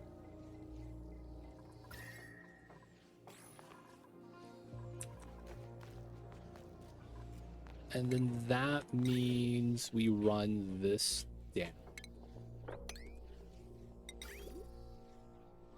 And this has to go in like that. So we want to build that. This goes down this way. We're going to run cobalt this way.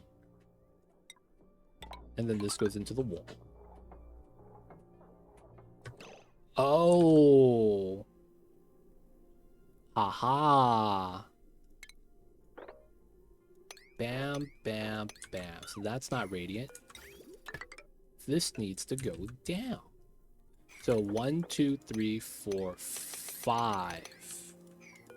So this goes like this because of how the joint plate is. 1, 2, 3, 4, 5. Oh no, that's wrong. It's here. So we have to do this setup. Cut, cancel. That's likely how that's gonna have to work.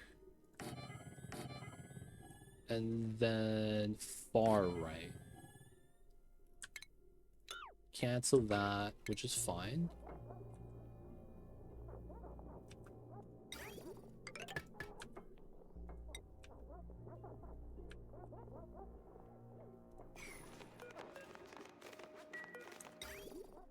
We do that. Bridge, bridge. Bridge, bridge, bridge. Goes up. We have to bridge this.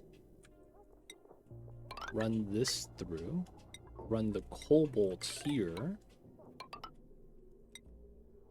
Run that, run that. Bridge, bridge. That's going to be the aqua tuner coolant line to cool everything down.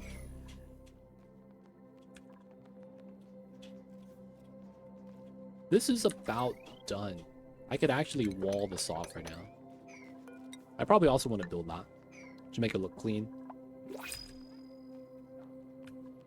Okay, since this is built to, I'm probably ready for the metal tiles here that we need for conduction.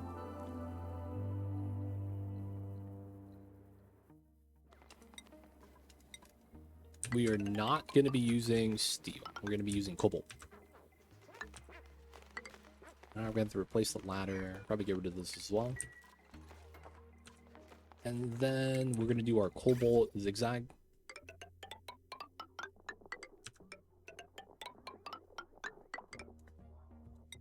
Okay, that goes in. Oh, I can't do the tiles yet. We'll do it like that. Priority 9 the insulated tile, so we don't have to get stuck. We're gonna sweep out the items, they're gonna drip it in. And then we just need a temperature check. We know that we want to run the rail this way. That just makes sense. So that is a shut-off setup.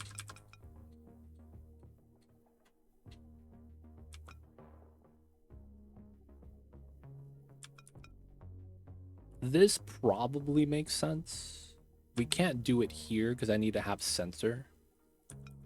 So probably like this. Make that out of steel before I mess up. And then we run a element sensor. No, thermal sensor. This does not melt. We'll just use iron. We have a lot of iron right now.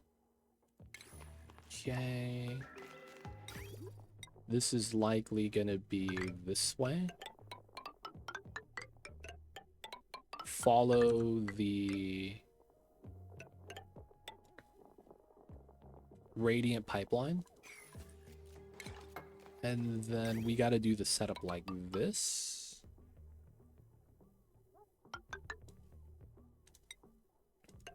There we go. That looks mad jank, but that's to maximize a lot of the space that we have. This is technically also a safer design.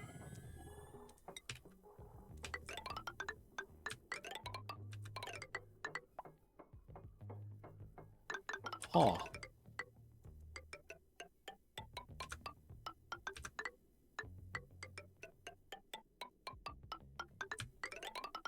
There we go. That works.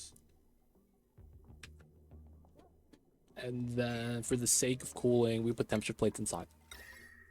We will not use diamonds. We'll probably be okay with just cobalt.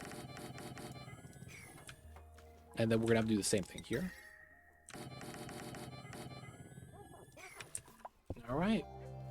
Not bad. While they're doing that, let's check out everything else. Spawn is looking healthy. The numbers just keep stacking. Cool slush we're pumping out in time. Natty gas is getting pumped out. Storage is still open. This is running now as well.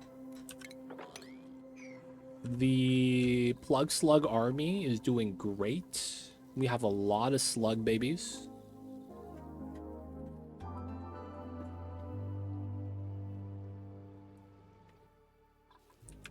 Oh, we're running out of hydrogen. No way, dude. Really?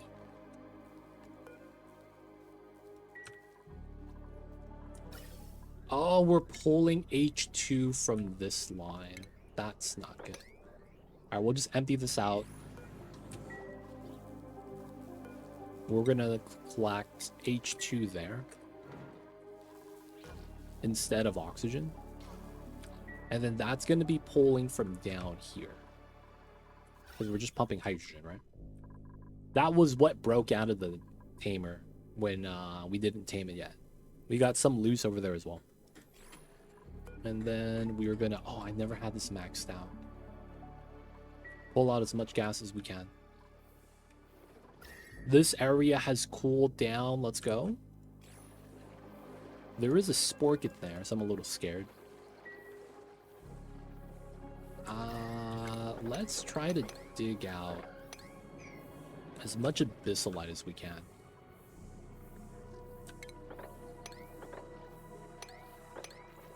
They might get stuck with the sand. We don't want to release the sporket though. But yeah, we got to get to this. This is... Ooh, this is almost done. Alright, we're going to build out the tiles.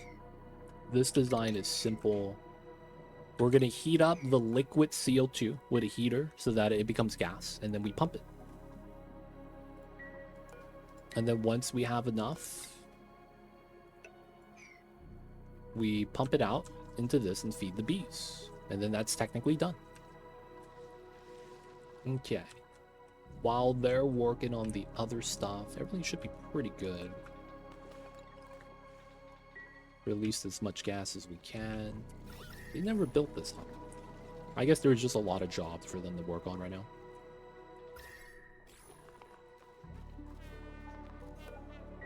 We also want airflow on this side so that the magma spill is a little cleaner.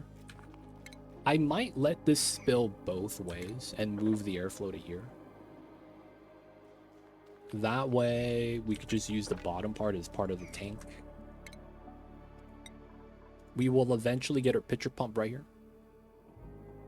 Oh, I have to put it this low. That's kind of scary. I did not consider that.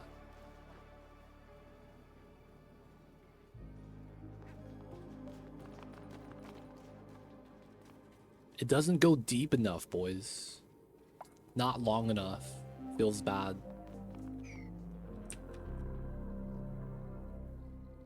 We gotta let him work, though. On this side, we gotta keep trimming.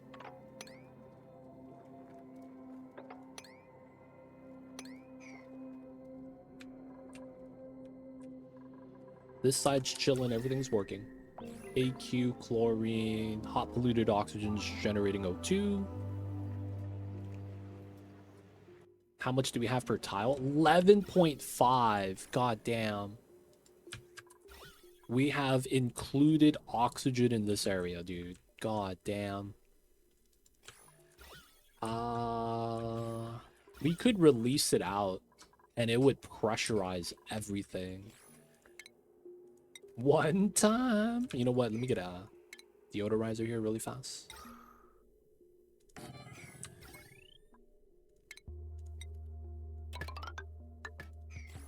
We could make the jump. And then we're going to put an airflow right here. And this polluted oxygen that comes up, we'll be okay with it. We got to clean up this area too. We'll eventually break into this. Yep, the sand did that. I expected that. Alright, so it should be a little bit easier to go into here. And then we'll get some more brine temperature plates.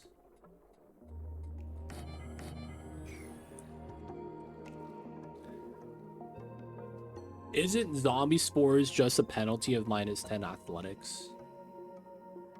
I believe it is more than athletics. I think research goes down, ranching goes down, athletics goes down.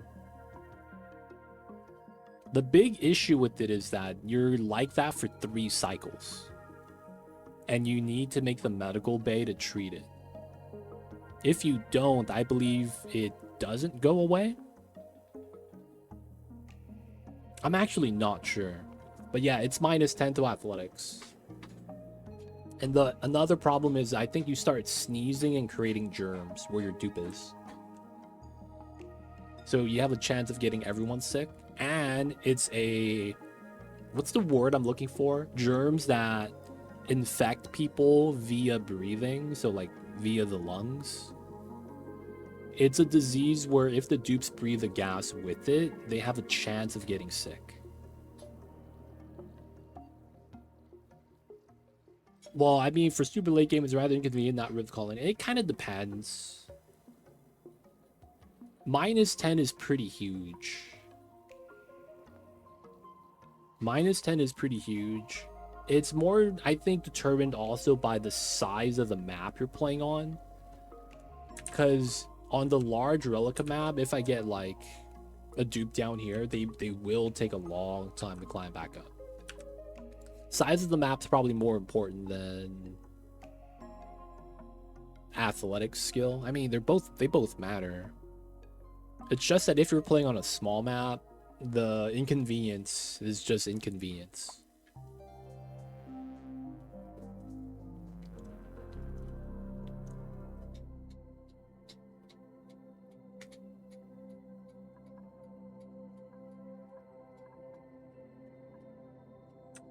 Alright guys, I gotta use the restroom really quick. I'll be right back.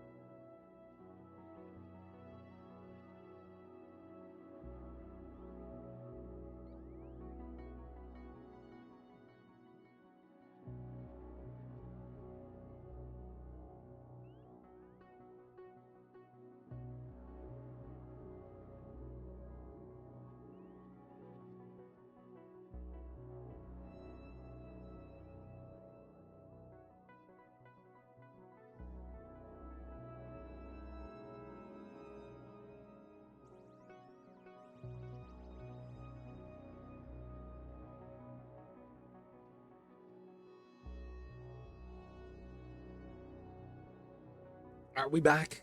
We in there.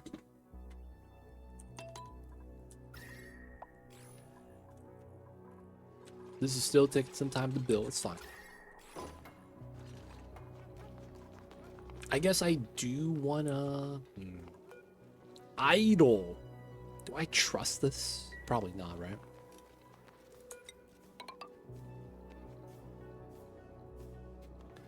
We know we're gonna set that up. And then it's probably gonna look like that because we're gonna want this airflow.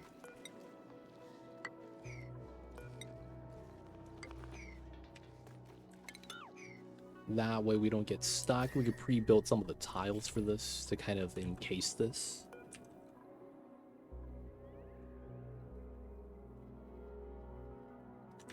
Oh, we're gonna need power here. Oh, we're gonna run the watt cable through this, right? Oh, yeah. We could have that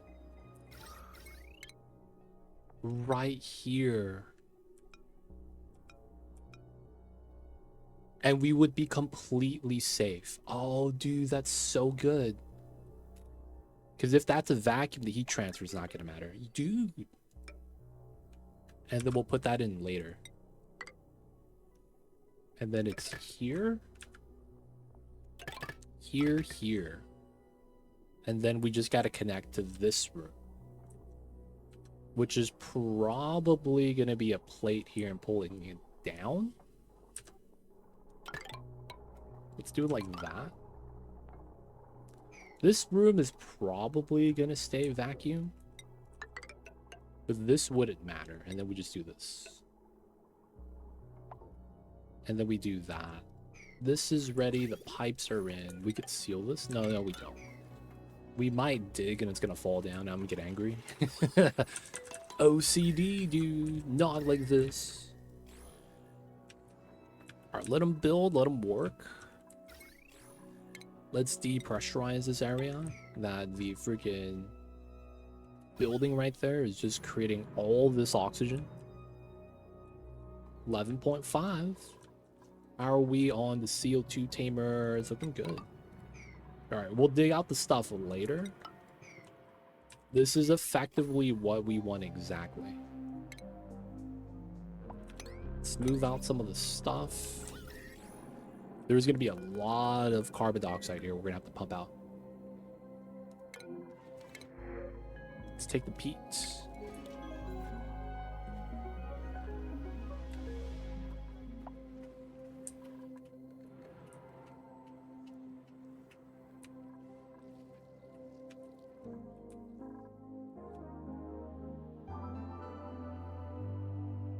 Autosave lag.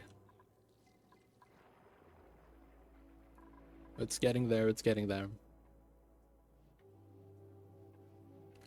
I guess we will eventually want to decon these tiles. And then sealing this up so we could fill it up with water.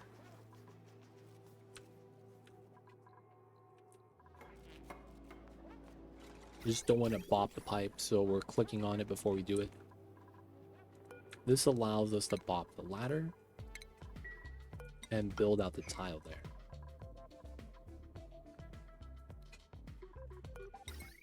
We technically get that here as well. And then we do want the power line pulled out. So 1, 2, 3, 4. And then I believe we want the vent line here.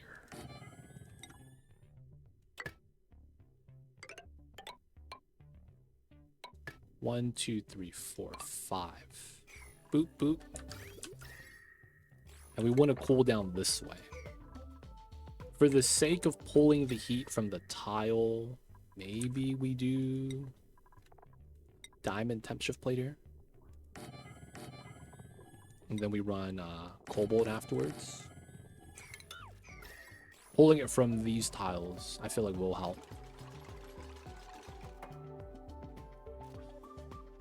Hopefully this doesn't cause any damage on the pipeline right there.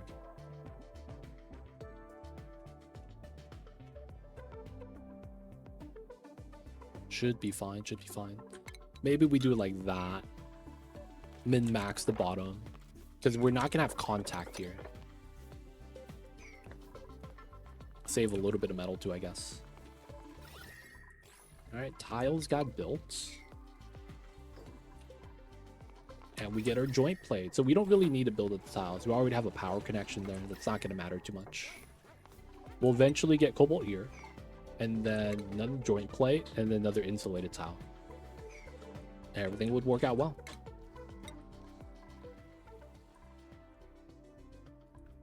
It's not bad. Alright, so the pressure... Oh, did a bunch of polluted oxygen just sneak out?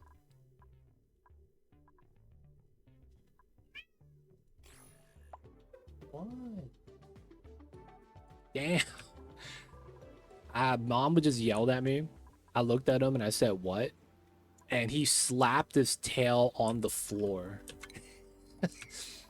Mom would be angry, dude. What the heck? He did the tail smack of authority.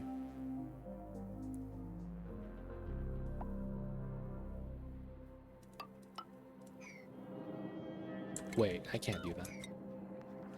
I guess that is this tile.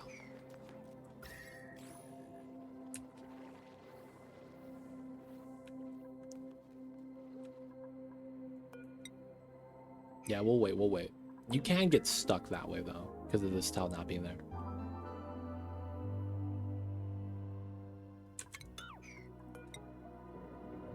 Alright, so we'll just do these two, dig that out later. And then once we can, we'll put a tile here, set this up. We just gotta build in the inside.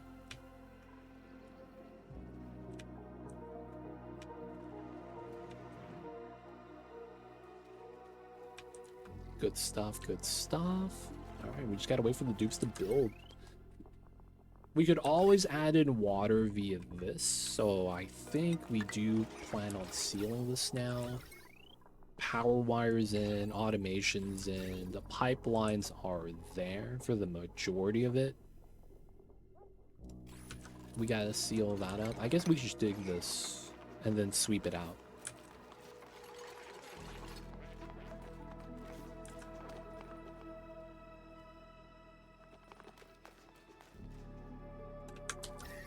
This is not hot obsidian, that's fine. 18 tons. It's doing good, it's doing good. Dumping hydrogen in to burn, get free power. This is starting to become a lot of pea water though. Still sweeping out. Igneous went down to 11 tons. It used to be at 15 earlier.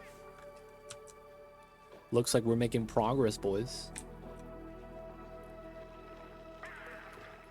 Sage hatch. Oh, I wanted to make another dupe do ranching. Unless he's gonna do it. Oh, he's just picking up meat.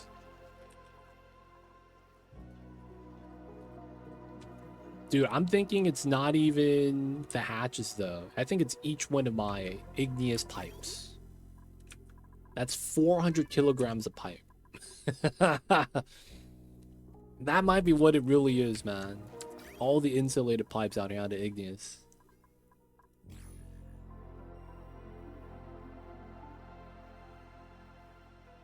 Alright, Mamba's mad. Give me one sec. I gotta say hello to Mamba. One sec, y'all.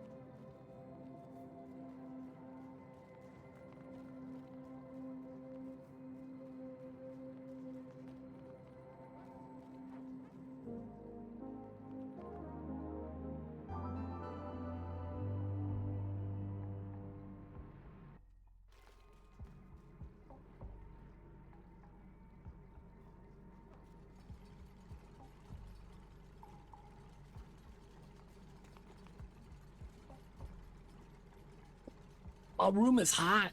Mama wouldn't go outside. That's fair. That's fair, that's fair. Oh, they used the igneous. Nice. No way. We're out of copper. No way, bro. We actually used up all the copper. Let's go. All the copper is done.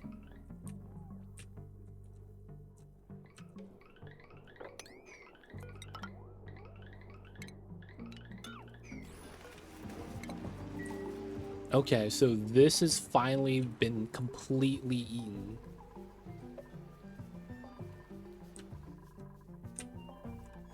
Next is probably gonna be gold. 62 tons of gold. Dude, we're making a dent, boys, into the metals. These hungry, hungry slugs have been eating well.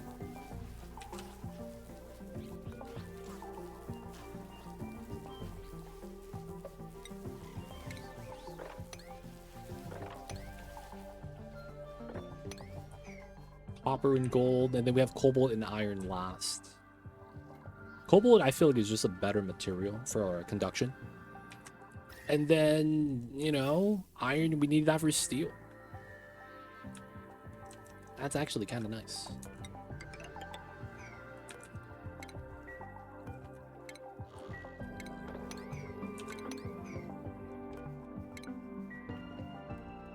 Okay.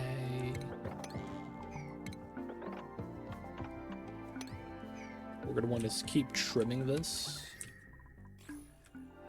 10 kgs pushing out slowly. This is at 3,000. I mean, at least it's flowing out. And then that should push down all these bad gases. Let's try to get that built. I don't know why that's not getting built. They could hop down, hop up. 54 kgs dormant. Databanks got moved out.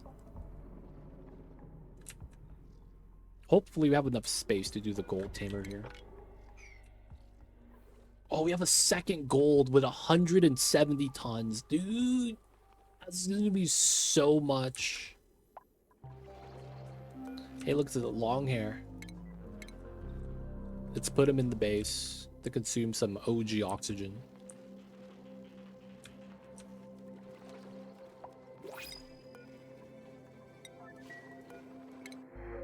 Oh, mango fraud. Let's take that.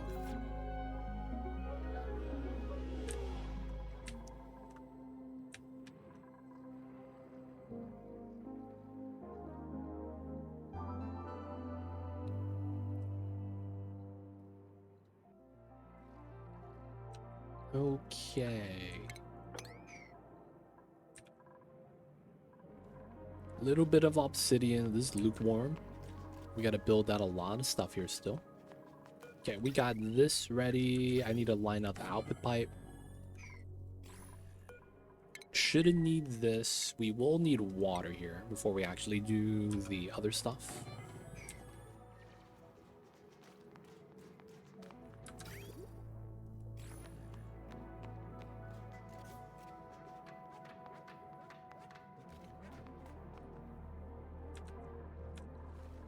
This is built just to get ready.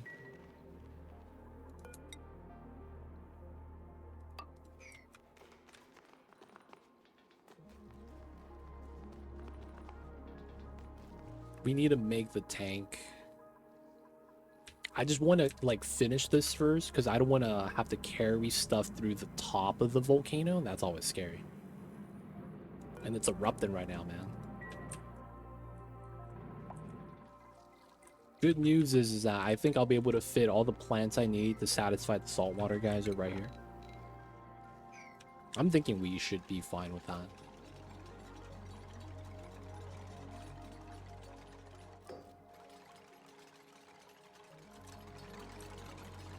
So we don't go down here anymore. What is this obsidian for then? This is ready then, right? Am I crazy?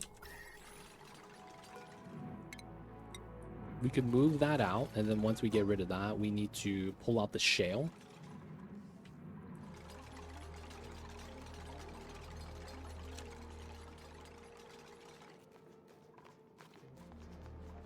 And then we could seal it up.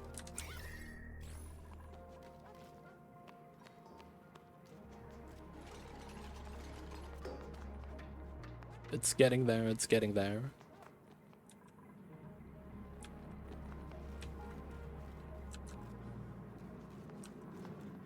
Okay.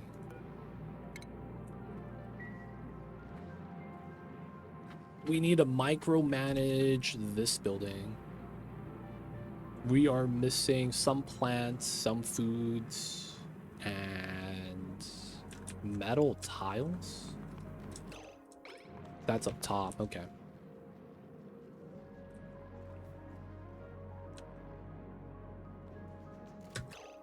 Okay, so let's lock the door. There we go. Shale, pick it up.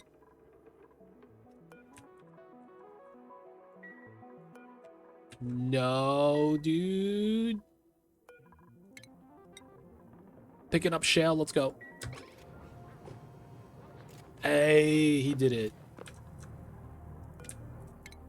All right, good stuff. How we can seal this up? All right, Mama, let's back in.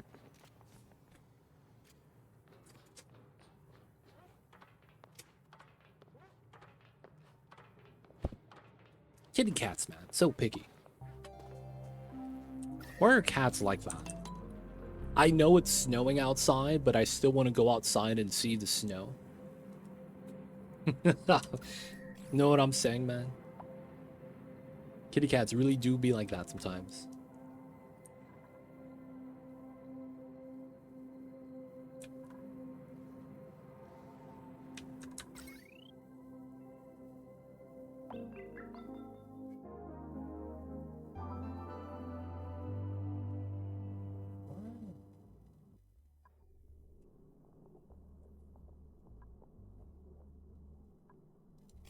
I wish Mamba was able to talk. I don't know actually if I want that.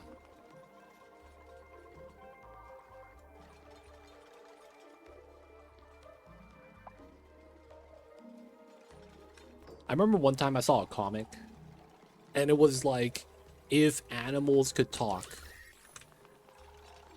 And it was like this person that could understand animals, and everyone else couldn't. And there was like a scene where it was like, look at these birds, they're singing a song. And then the person that understands goes, oh man, dude, they're saying such obscene things because it's mating season. And they're advertising themselves and such and such and such. I was like, yo, that really do be a thing sometimes.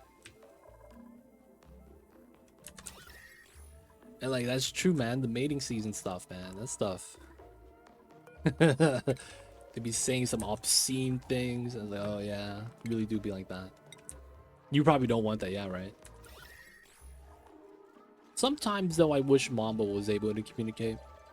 But it's only like sometimes. Sometime. Not every time.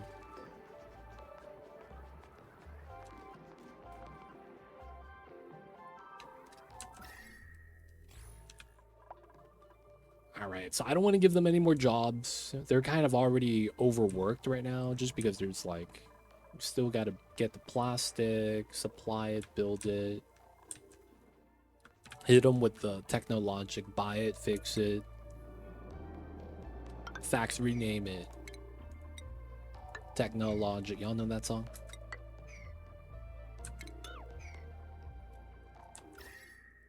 Alright, we're gonna be ready for this soon. We are also, this is all CO2 and it's also a lot. We are gonna pump out said gas.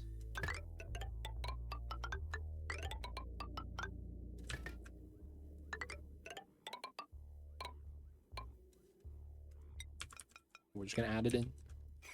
Just get some power here. 1200 line. Nice. We'll be able to just use that here. Run it through. And then we'll run it down. Oops. Run it down. And then for now, we'll run it this way. We'll eventually run this straight down into this. Alright, we gotta feed the bees.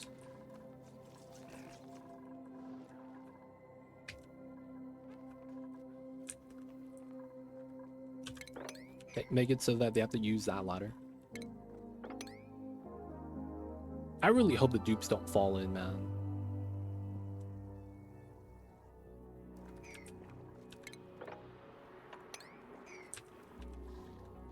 Fun fact, in Return of the King, when they were in front of the Black Gate, Aragon's horse was going apeshit during the shooting. After a while, they learned that one of the mares in the group was in mating season, and that horse was trying to get her almost over dead bodies. Goal was clear.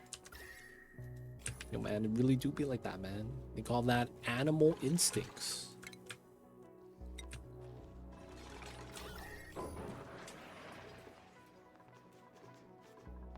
They hit him with the animal instincts, man.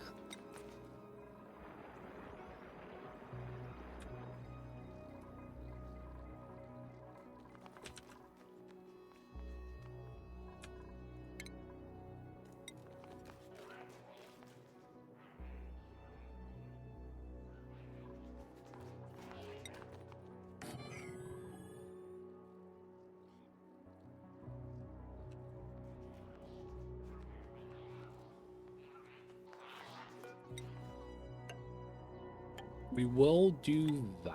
I feel like that's all going to be fair. We're going to need that to connect. It's getting there. It's getting there. I'm scared to add water, but we probably should just do it. Gotta go. See you tomorrow for Hollow Knight. Have a good one, Red Wreath. Wrestle Red ZZ. Take care of business. And of course, yeah, man, we'll see you tomorrow, dude. Be good, stay safe out there, man.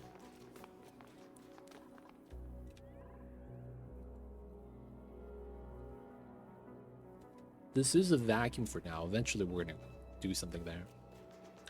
I guess once we build this, we could mine the igneous. And I don't think we could have... I mean, I don't want to say nothing could go wrong. Famous last words. We're gonna add water. Just a little bit. Totally nothing's gonna break, right? God damn it.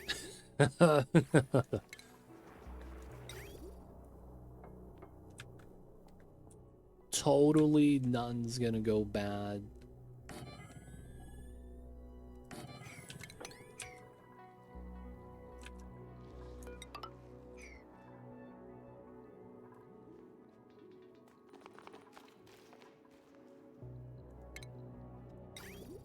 That's gonna be a temporary pullout for now.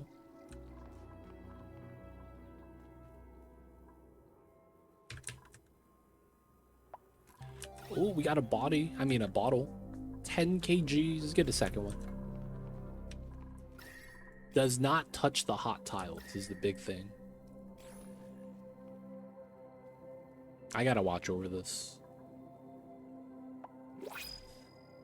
Printables are available. Take the sands. Oh, yeah, we gotta empty this. Oh, all the water's gone. Let's go.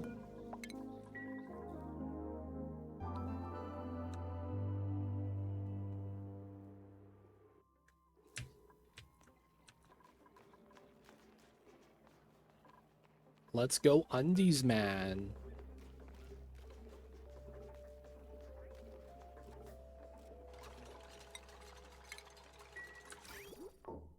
All right, for later, we're gonna set bridges.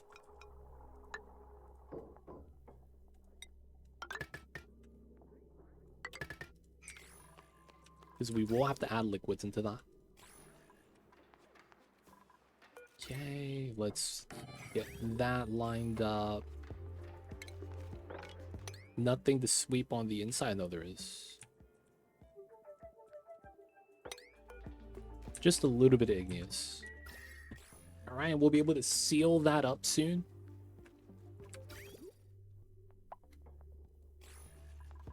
We will likely want to get that tile in. Soon we will remove the ladders from here and then sweep everything out.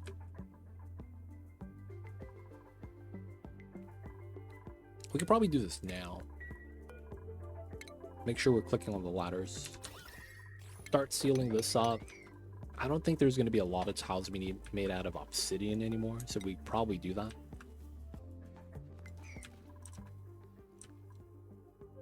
Dude, the gold's going down. Went from 60 to 53. Let's go.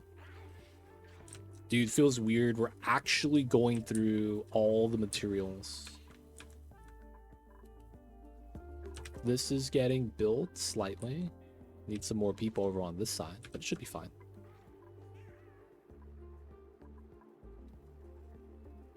Oh, they're cramped. No way. I have so many eggs out in the open that with 10,718 tiles, I'm cramped. No way, dude. No way. They're cramped in 10,000 tiles. That's impressive, dude. I need to probably do a culling. I hate to do it, but we might have to.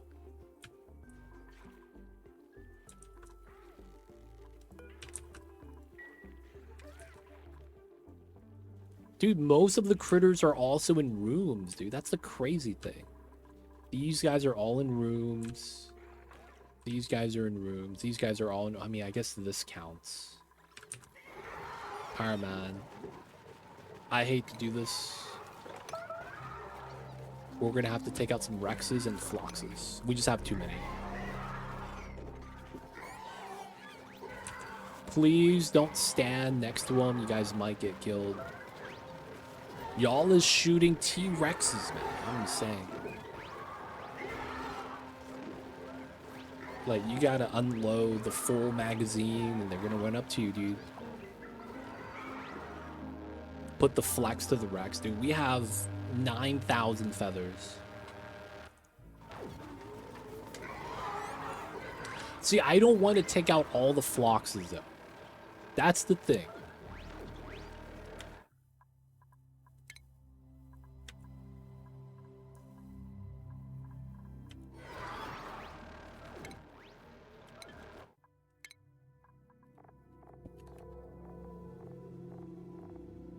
Domesticated critters. Just shut up, dude. God damn. How? Dude, to the moon? To the moon?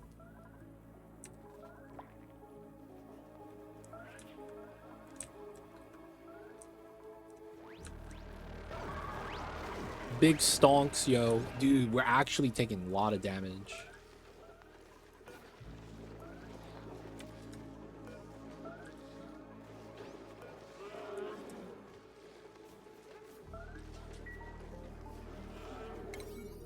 Dude, we gotta start calling, dude. It's time.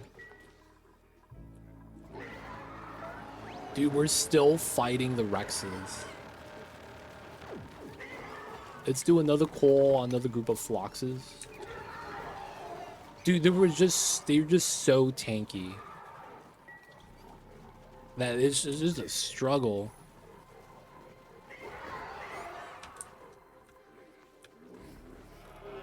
We probably have to do some lums too. Feels bad, man. Dude, man, we gotta do it, man. I've bobbed 3 species, not on purpose. Dude. Sometimes you get unlucky, man.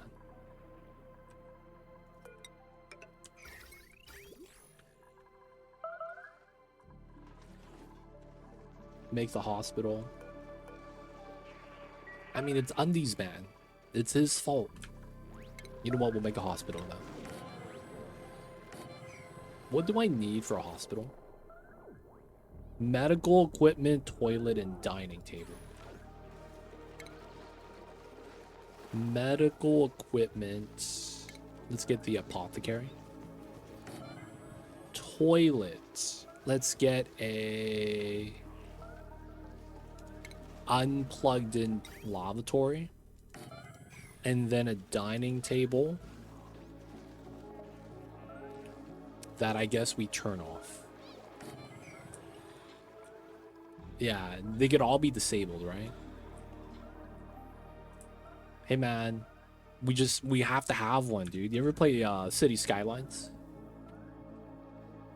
Even if the citizens don't go to the hospital, they just have the peace of mind that there's already one built. You know what I'm saying, man? They don't think it be like it is, but it do. It really do be like that, though, sometimes.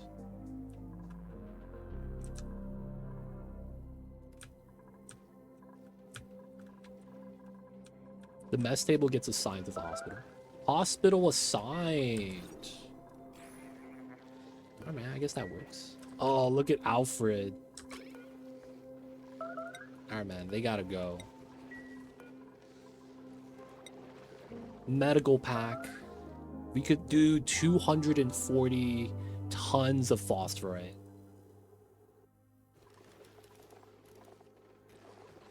Basic rad pills. Dude. We should make medicine just to use up resources. Because they will eat the medicine every day if I have it there.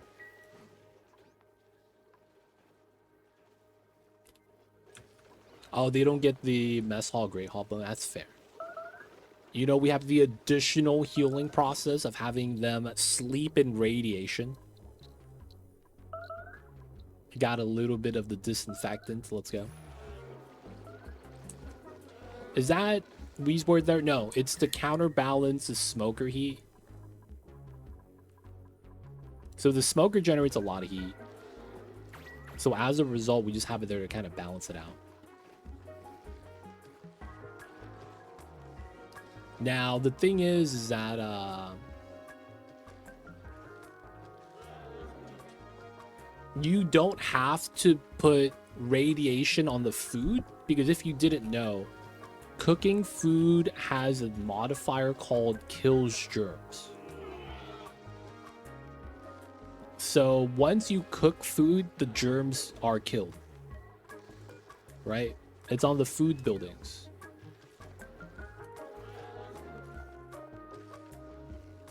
Is it not on this one? So yeah, this building, the musher, does not kill germs, but the electric grill and gas range do, right? Yeah, I guess the smoker doesn't. That sucks. So a lot of times, if you're using a sweeper, you don't have to worry about that. Unless the dupes don't wash their hands. When they grab the food, they put the germs on the food themselves, and then they eat it. So that's the reason why you got to make sure they wash their hands. Because otherwise, they just get themselves sick, because, you know, that really do be like that sometimes. I see a new mod every day. Dude, that mod's been there. It's been there. It's been there.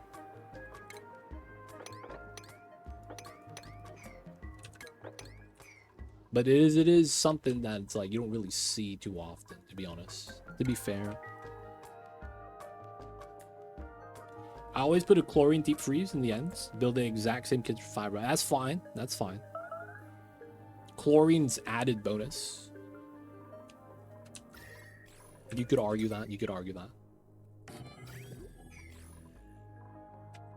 Just in case, you know. Just in case.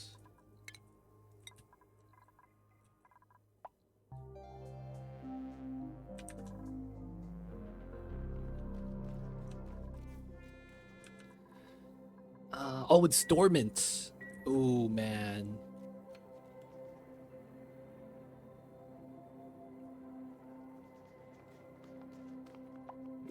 I guess we will do the drop down this way.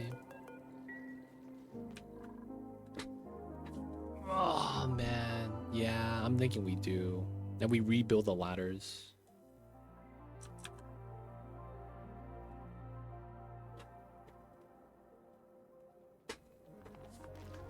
Another thing we will want to is this ladder.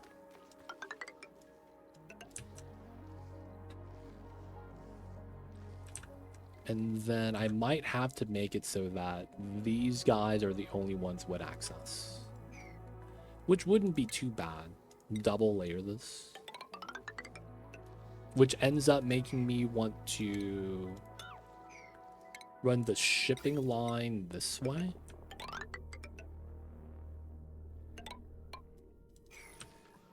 And then we end up having this here. Yeah. I see you over there, Vlog. Let me know if you have questions. My colony always lives with 40,000 germs per tile. Hey, man. That's the way of living, dude. If it works, it works. Gotta grab the curative tablets, though. Using polluted water with 40 million germs per tile for my electrolyzer. The conversion process is roasting most of them. Yep. Two things. Germs normally die on oxygen. Even slime lung. So if you're taking the pea water that has germs on it, food poisoning doesn't hurt. But once it gets put in oxygen, it's killed by gas. It's literally just starts getting bopped. So in most cases, electrolyzing any type of germy liquid is pretty safe, unless it's zombie spores. Zombie spores, bad time. You know, it really do be like that sometimes.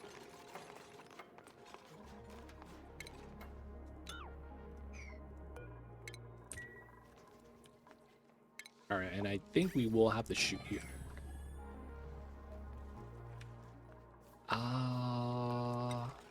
I guess we have to trim out 2 tiles there.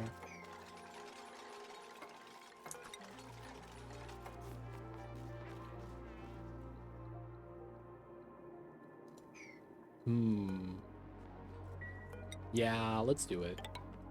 Just to be on the safe side.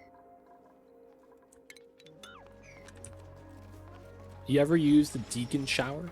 Deacon Moss? Football player? Deacon shower. Oh, the decontamination. You only really need that if you have people actively going into like a research reactor area. Otherwise, you don't normally get hit by that much radiation. A lot of times it has something to do with the research reactor, because it's like you have to get hit by a lot for that to really be worth. I will say I don't personally use it that often. That is a video game thing, right? It's a lot of times if you can and you could do it very easily, why not? And that's usually pretty fair, to be honest. Hey, people of chat, I don't know if anyone knows the answer to this. Do biobots use the fire pole? Asking for a friend.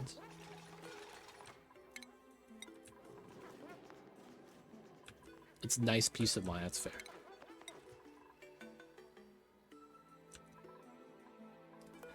It's dormant. We could start pitcher pumping some magma. I guess we could do a temp seal so that the dupes could still go below.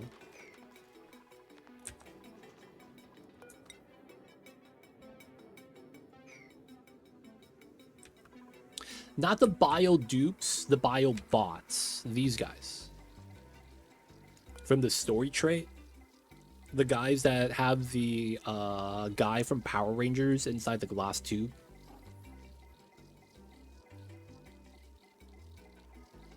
You guys know that Power Rangers guy? There's just some face inside the glass giving out orders. That's this guy, man. You gotta feed him the zombie spores, though. He needs the shrooms. Zordon, hey, there we go. People know the lore, boys. Let's go.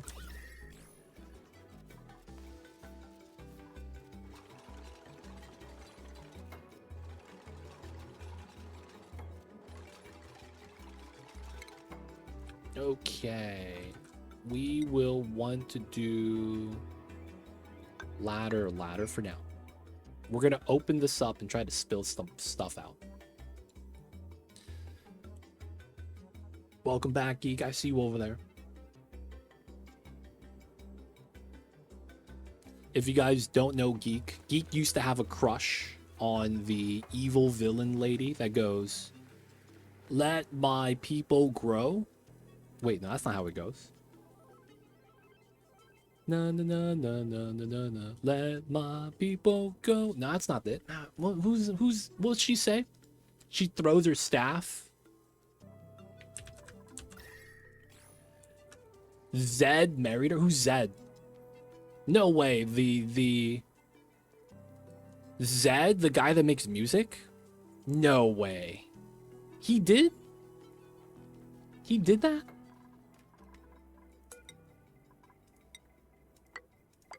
Zed, the guy that makes music?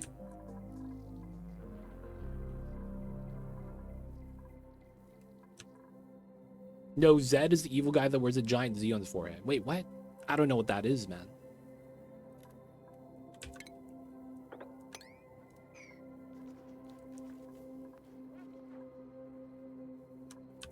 We're also gonna trim this. So people have to go through the bottom. We're gonna start digging out the abyssalite. I mean the obsidian here and start moving all inside. And then hopefully we get to just seal up the magma with airflow and stuff. Evil guy that wears a giant Z on his forehead. Dude, I don't remember that guy. Oh my god. Please don't fall. Oh, let's go. Alright, we gotta drain most of the magma spills out. We gotta empty out these sides if we can. I guess for that reasoning, these should be dug out.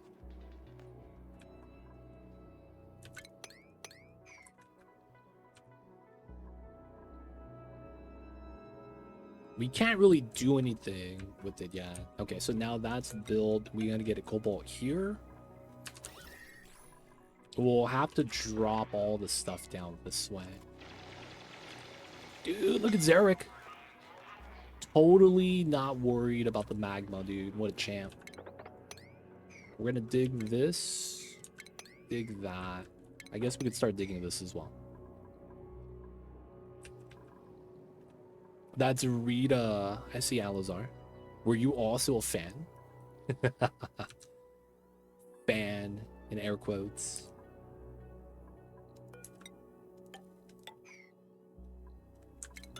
I don't know if that actually heat transfers. I think it does to the solid tile.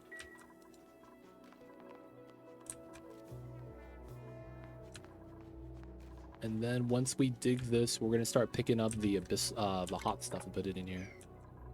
Lava bathroom. Hey, man. No one be peeing in the bathrooms. I mean, the lava. What am I saying? Peeing in the lava is bad. I hope I don't have to explain why. I don't want to tell people why. I never want to hear you say. Oh, Alfred! No, what are you doing? We gotta send him back to the hospital. Dude! Alfred, please! Mop it.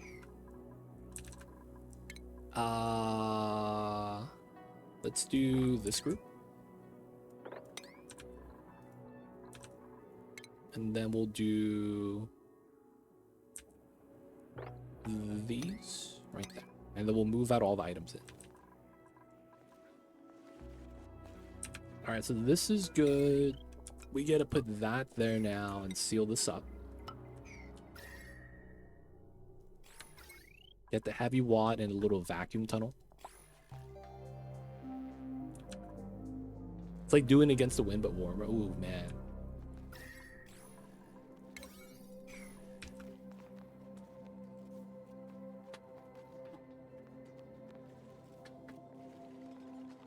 All right. Darker Rack says, by the way, how do you decide the shape of a steam room? I got 2 metal, copper, and gold volcanoes that are definitely going in it via chambers, and a saltwater gas next to it, and I want to boil. So I'm tempted to carve out weird holes and put turbines in strange places because they aren't perfectly aligned. So a lot of times the reason why you see people do boxes is because of how a temp shift plate works. Temp shift plates, if you have this one here, it's interacting with these 9 tiles. So because of that, you run them in a line, right? So that the heat transfer works out pretty well. Was someone just suffocating? No, he's getting scalded. Always lucky. So that's going to be the main reason why you could always do something like this, where you just put a tunnel for the stuff to kind of spill into and run it through a mesh tile. But for the most part, I would say don't try to boil salt water with just the metal volcanoes. It's not going to be enough. Believe it or not, the salt water has a lot of cooling capacity, and as a result, makes it really hard to actually cool down.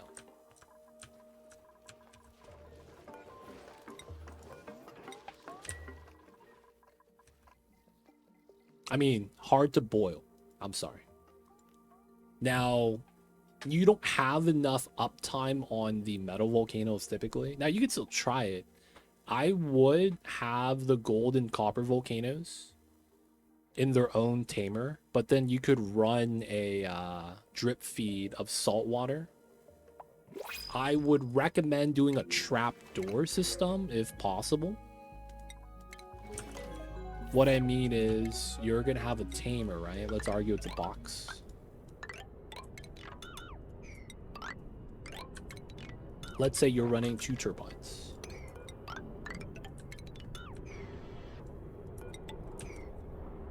I would recommend doing a weird system.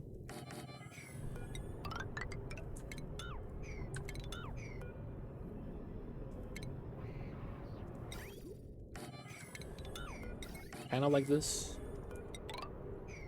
And you don't have to have it like this. You could do it a little bit different if you want. But the logic is, you could fill up the steam here. Having one of these doors open makes it a vacuum. And then you would only release water out once the temperature is hot enough. So this being a vacuum makes it so that the liquid here doesn't heat up and doesn't add to anything in the steam room. And then you could open up all the doors. Realistically, you would probably do like a weird trapdoor system. Like if you wanted to make it a lot cleaner, you would probably do something where you do a 2-stage process. Probably add another door to make that work a little bit better. Where this is closed, this opens, this closes, and this opens, right? So this stays closed. And then when you need to, you could make it so that, because this is going to be closed, this is going to be, actually you need another door. So you could fill this up with water, and then when you need to, you could run that into the middle. Well, it's going to be right here, to be honest. So then the water gets pushed out, have this there, and then you could open this, close this, and push all the water out that way. That way steam doesn't sneak in to the last room. You could also do like a trapdoor setup too. Same, similar idea. This way you don't have to worry about pipes breaking. And then all you got to do is sweep out the salt. Another thing you could do that I would actually probably recommend is valving.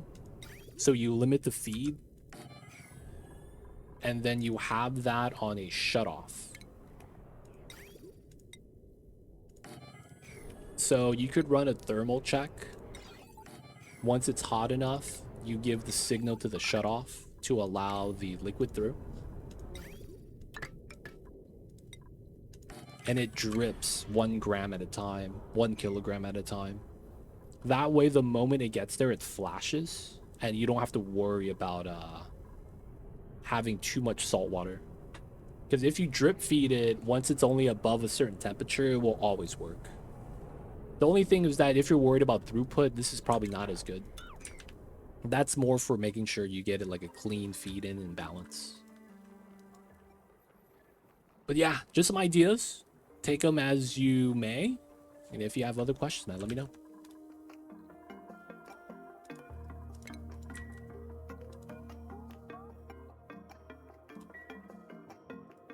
Alright, we are gonna do insulated here. I don't know, actually, we can't do that.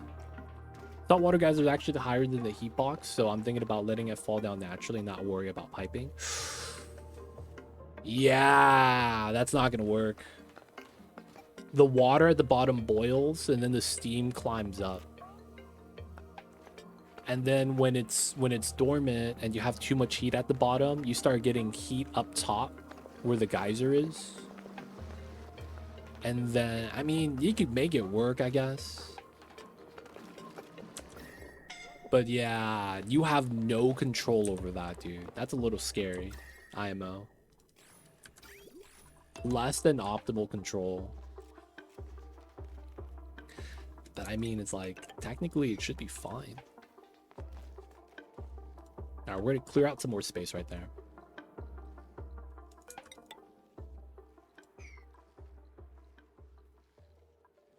We gotta spill out some more space.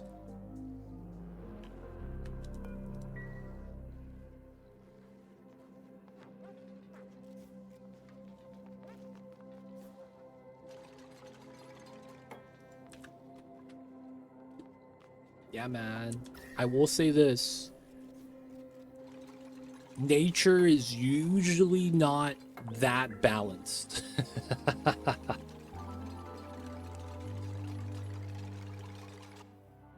Does not often work that way.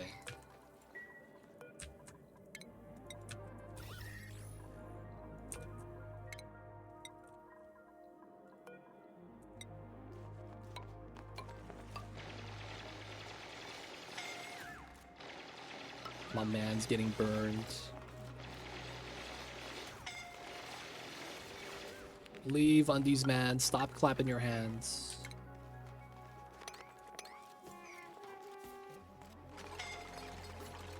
Yeah, water is crazy, man. Undies man. He is so hurt. Walls put Alfred inside. Teemo's starting to take some damage. Everyone working in the mag room's taking damage. Get out of here, Teemo. You're so hurt.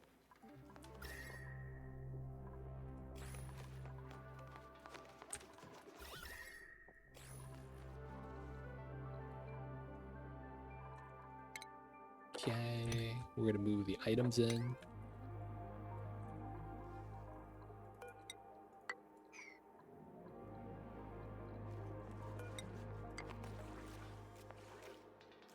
Build that there.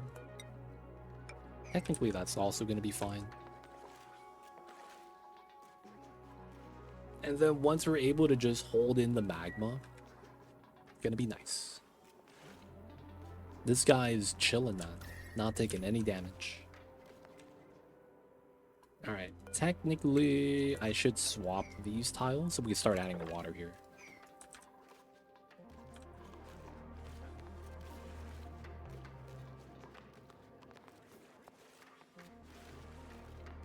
Just a small little submerged magma bath.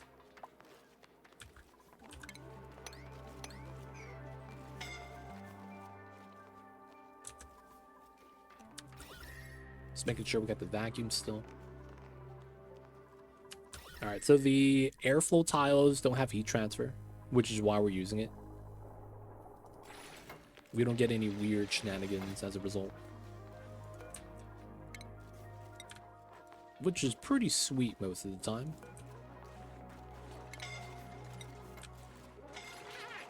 George! Don't fall asleep in the magma, man.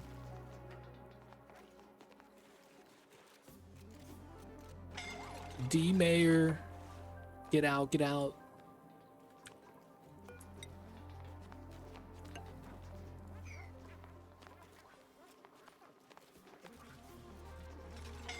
Oh, George. We'll let him finish. Oh, he's so hurt. This is so hurt, dude.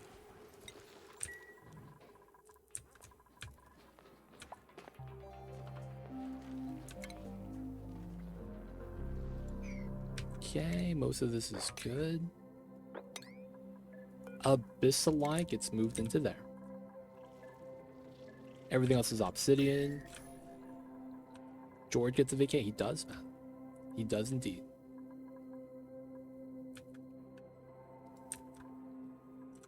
What if he naps? We gotta hope that it is not a non-stop nap. We gotta make sure he wakes up, man.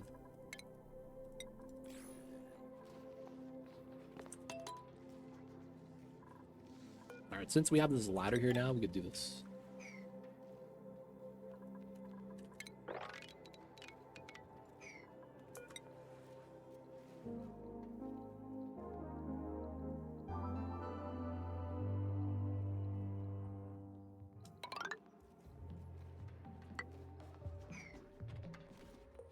There we go.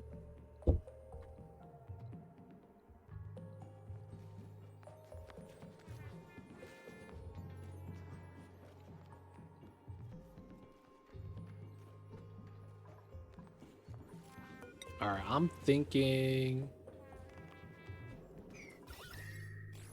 I'm a little worried.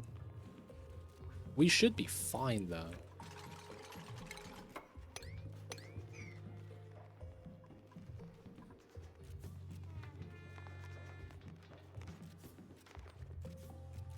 Oh, D-Mayor. Oh, look at that. He's got immunity to the magma boys. It's kind of like when you eat a lot of spicy food. The spicy food that used to bop you in the face is not that bad anymore. He's starting to get the immunity, boys. The immunity is real.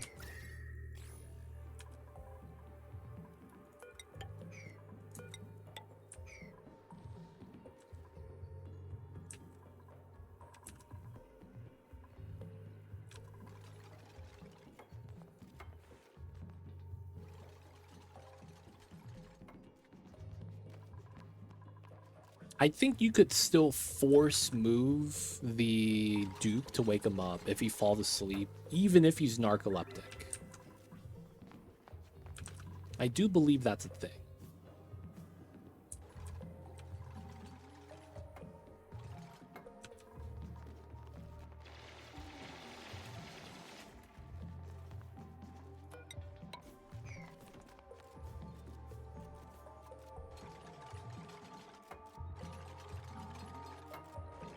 Look at this guy go, dude. D-Mayor. He's just building, dude. Working well.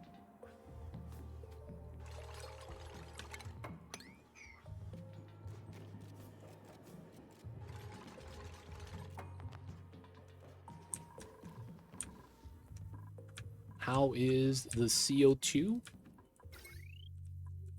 Oh, we never plugged the line. Alright. So there is nothing but CO2 in here. We are pumping said CO2 and feeding the bees. That's going to allow them to start huffing the CO2 again. Minus 32. Let's go. Let him sleep, boys. Let him sleep. Hit him with the sleeping gas.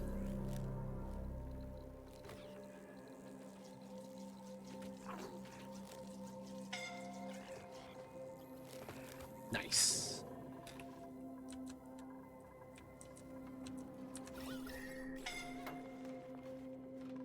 Oh, Tamer.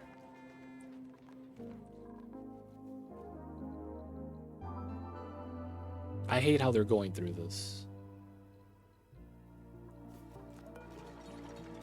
Which is going to be why we want to bop this ladder.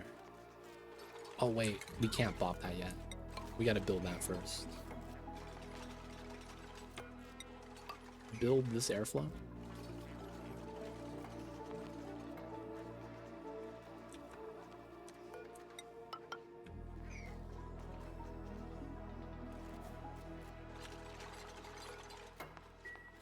Okay, build this out.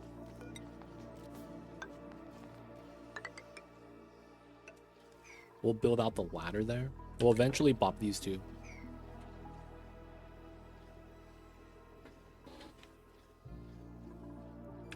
Did you feed the bees, or is that solid waste? I don't feed the bees, but bees will naturally die in 5 cycles. This is natural. Totally not my fault, by the way. Totally natural.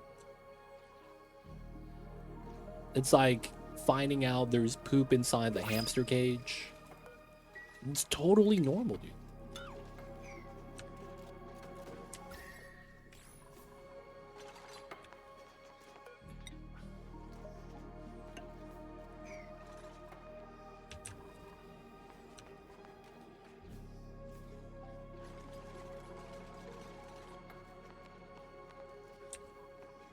Alright, so Abyssalite, all obsidian, nothing else is sweet.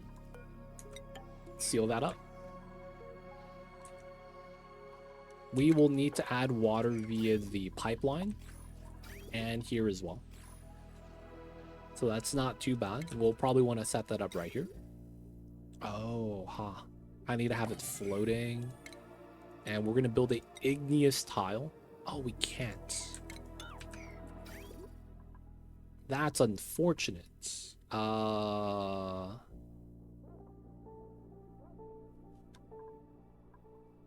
we'll just do it the old-fashioned way. Put one here, put one here.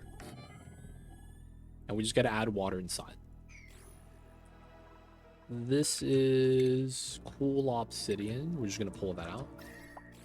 We're going to want a bottle emptier here. We're going to add a layer of water in this room. This is already ready and sealed. Add water here. Then we got to do the coolant room right here. So we shouldn't have anything else that's hot anymore that we really have to worry about. So we are going to be sealing this. And then we're going to start bobbing the ladder space right here.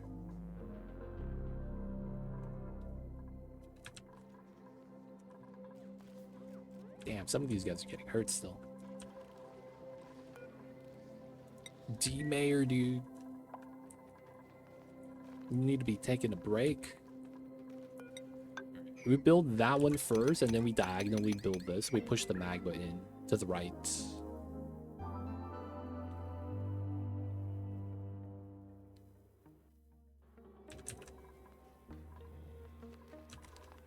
Okay, we do want to remove this. Once we remove that, we want to remove the other one too. Alright, get the cobalt.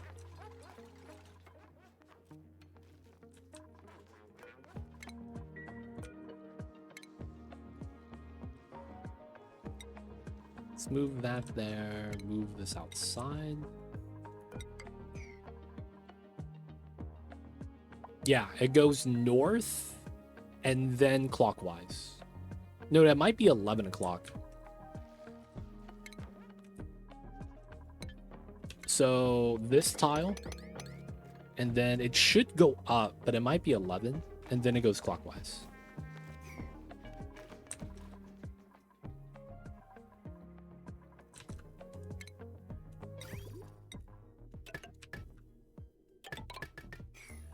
Alright, we gotta connect that. I don't think there's a way for me... I mean, I don't want to say... I don't think there's a way for me to mess this up. But I think this is safe. Steel, steel, steel. Thermal sensor. Oh, given this setup below 130...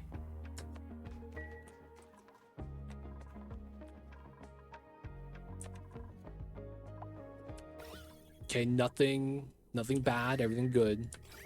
Yum yum ice cream. Alright, nothing inside. Ladder is... We need to move out the hot obsidian. Okay, and then we need to build obsidian tiles here. Hopefully they use that. Now you can't cross this way, which is what I want, so that they don't bring the water and drop it inside and then it's GG. Biobots do not use poles. That's right. They don't have opposable thumbs and thus cannot climb up the trees. Totally legit. I think I used the biobots that way before. I think I did do that. I put an area that's only accessible via fire poles, and that was before they added in bot permissions. Robots. I remember I did something like that. I just didn't remember if that was actually like real.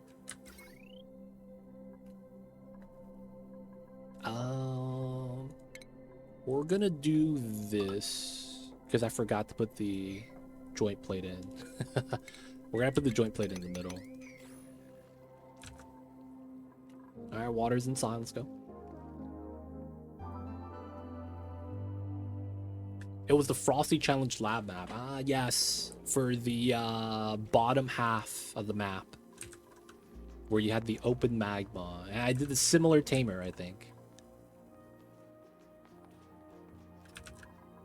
Alright, this is not enough water. We're gonna want more than that.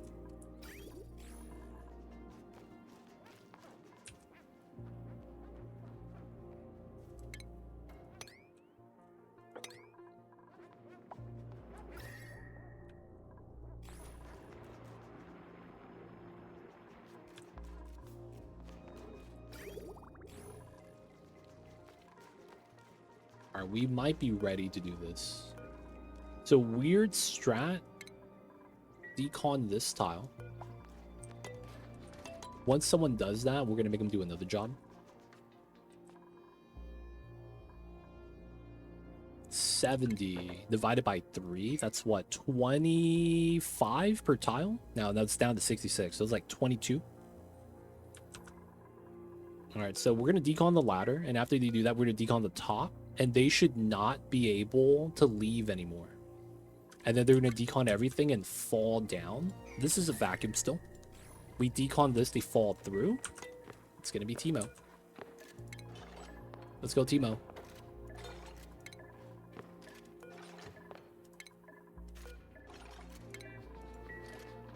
And then there's no debris inside. Hey, we're free. And then he's going to build this tile too because it's Timo. He's not going to let us down. Hey, we did it. All right, so now we've got to fill this up with a water type. Ease of access, I'm probably going to do it this way. Add in a normal pipeline. And then we do 3 bottle drainers. Speed it up. This is at 79, so that's what? 27 per tile. It's still not enough. We'll take the fungal spores. And then this is at 77. Yeah, we still need more water in here. Let's do that here as well. Copy, paste. We are no longer going to be moving in hot stuff, so we should be able to do this. So this is going to be adding in brine to the liquid.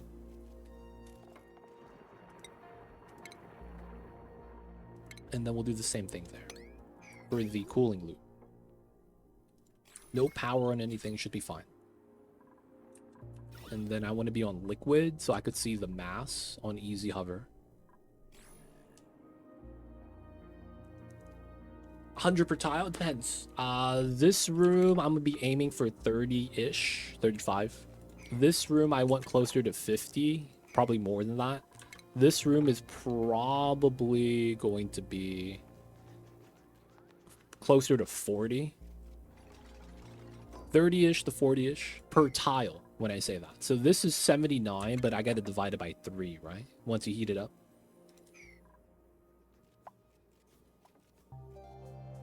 So it depends on how tall your steam box is. It makes the calculations a little bit easier. What are the chances a fly, though, flies into my liquid logs and dies immediately after I build one?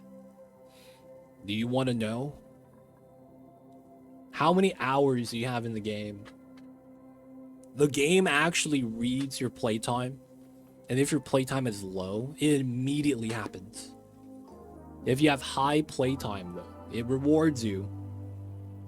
And they give you, you know, a couple thousand cycles of leeway.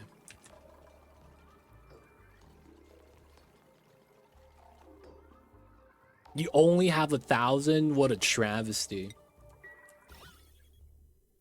Low by Oni. Yeah, it is. Oni stats kind of low, man. What a travesty.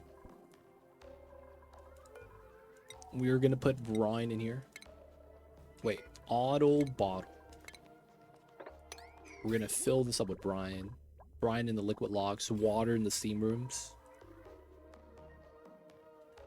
Now, of course, that's a meme. It's one of those things, man. Flydos, I think, are plastic, so it's kind of dangerous if you have them in a hot area, because they'll just melt into naphtha pretty quick.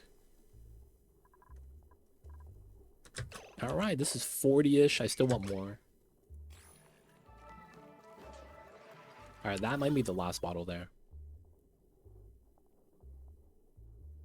Only 3K hours? What are we talking? We're talking about how much playtime do you have in Oni? I have close to... Man, I don't even know how much. 5,000 something hours?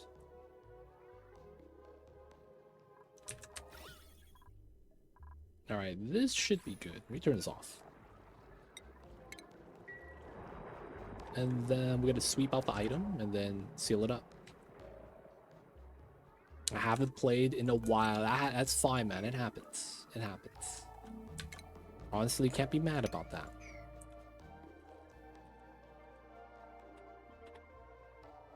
Not 100% sure. Dude, that's why we need logs, man. Sometimes I want to find out what happened to my critters.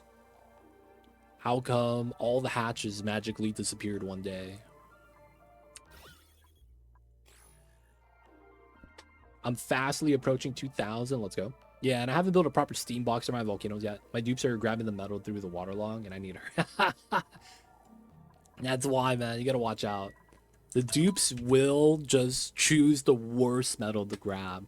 Hey, this is 690 degrees. Nice. I'm gonna use that for the radiant pipes that we're making right now. Dude, just desalinate it, man. Spend the power. Not the engineering capacity. Spend the power. It's gonna be fine, man. Dude, that happened to me. That's actually why I started using full liquids in my water log into the volcanoes. Because if they accidentally pull something, this is not gonna flash into sour gas like the drop blocks do. And it's like, it's a little bit more peace of mind, man. Alright, we're at 112. This is close to about 35-ish. We could seal it up and do the joint plate. This side of the room is going to be a vacuum. So I shouldn't need to do any more, like, weird setups here. Because this is neutronium right there, blocks us, so it is what it is. This is good.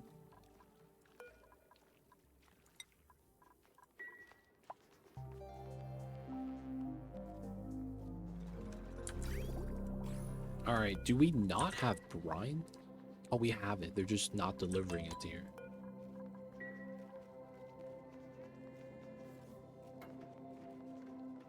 Yep, right here. We are collecting the rocks out of this.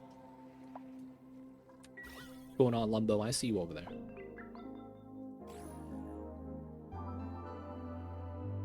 It's going to run through the rails right here. This is going to be our cooling box. And then it's going to dump right there. All right, so this is ready. Boop, boop, boop. Bottle drainer. Bottle drainer.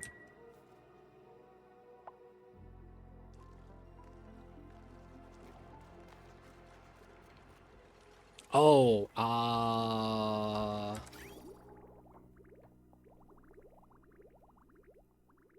what part are you talking about? There is never going to be brine touching anything that is going to be really hot. No worries. All good. So we're going to pull out the igneous once it's cooled down below 130. And then once that is the case, it's going to run through this way. Yeah, so we're solidifying the magma here. And then that's going to pop out here. Yeah, you got it, you got it.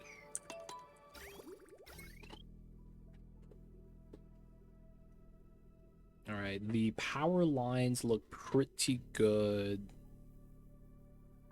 We just got to do that connection up top. That's fine. Let's pull out these items. We're going to need that. That's fine being there. We're still adding brine into the coolant loops. We're still filling this up. All right, we're almost ready. Once we are, we're going to put a pitch pump here. Lower the airflow down properly after we remove all this. And, I don't want to make biobots yet, so we're not going to plug this in. This has everything, though. Steel, zombie spores, the millions of germs. All we really have to do is plug it in. I guess I don't have a power line ready for that. Maybe we pull down a new power line. Because we can.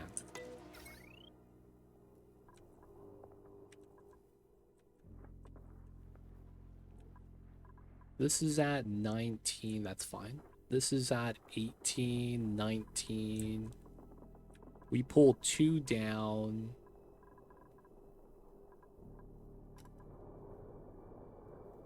This is fine. This goes into the meta refinery. And then this one has almost no load, which probably allows me to run that through this way. Yeah. Run a third line. No load, baby.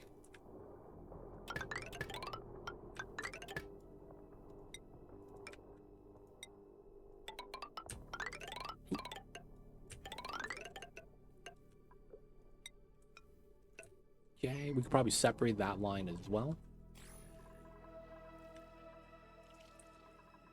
So you recommend mesh tiles or solid tiles inside steam boxes. So it depends what you're trying to do. When I'm running mesh tiles, it's to make it so that once the... So there's going to be a liquid here. That's going to touch these tiles, and then that's going to cool it down. We're going to see it in action right now. All right, that spills it out. Goes into here. And then this is going to cool it down. Once it gets below 1409, it will solidify and pop out right here. You could do this with metal volcanoes as well. You just have to keep the top half in a vacuum, and this setup allows you to do that pretty cleanly. So you could just let it spill in as it erupts, and then it should just pop out. Now, of course, this is to maintain a vacuum. That way there's no heat transfer or weird things happening. But it's the only way it's allows you to kind of have something drip feed in without compromising the vacuum in and of itself. Yeah, you do a temp shift. Actually, there's another one. If you can make this tile metal tile,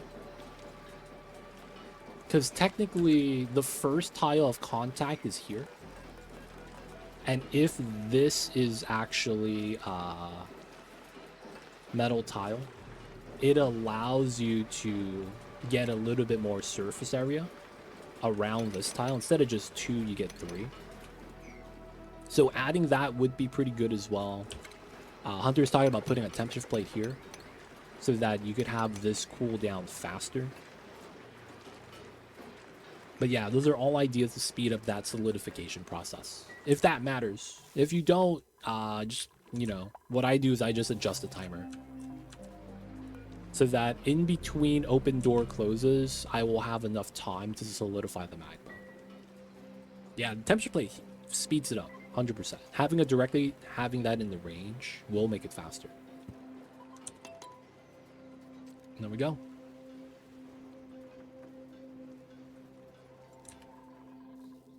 Awesome setup, dude. It's like really good magma setup. IMO. Alright, still filling this up. We still don't have brine in the cooling loops. That's fine. We'll give them some time to deal with that. The CO2 vent tamer over here. Yeah, it's hard to make it not... Well, you can. You just have to make the build a lot more stretched out. Because you could technically just give it a lot more space. Right? Because technically, the only reason why we have insulated tiles is because we want to have like a tight corner like that. You could technically do something like this and sweep diagonally multiple tiles, which allows this area to be wider. It's just going to be like big footprint. Might look kind of weird / gross. The only tile that's probably always going to get hit is this one, because you do need that there in order to make it so that it doesn't just spill out. Oh yeah, I can also do that as well. Yeah, I got a volcano setup I really like that I built last round. I'm more just dissatisfied with my steambox plants because the volcanoes are always in weird spots. If you want, I know Julie uses this mod. There's a mod that allows you to pick up a geyser and relocate it. Also allows you to do it with these buildings. You get to relocate like it's RimWorld. You fold it up and just move it next to each other. It's like, oh, dude. I mean, if you really want to have perfect layouts like that, you could do that. A mod allows that. It's only if you're okay with the mods. You know how it is with the mods. Because with me, it's kind of like, with no mods comes no reason to blame anything outside of the game when something goes wrong. But with all the mods, man, things be breaking all the time. Now, I'm just saying that to kind of make fun of that one movie. That's not actually the case. But you know what I'm saying, man. They don't think be like it is, but it do. I'm going to be tempted to do that one day and just line up all the volcanoes. Not yet. Dude, I've seen people take the chlorine geyser because they're like, I'm never going to use this. And they relocate it to space. And it just spawns chlorine and gets deleted immediately. Because they're like, I'm never going to use this. So they're like, I'm just going to move that to space. They do that for like polluted oxygen, chlorine, hot CO2. If they have too much water geysers, they're going to dump the hot steam out there. Dude, it's literally like, you argue, man, that's too much power, dude. You could just take a little bit and then move the geyser up there. That's really what it is, right? It's just, it makes it convenient. It is nice though, I shall say.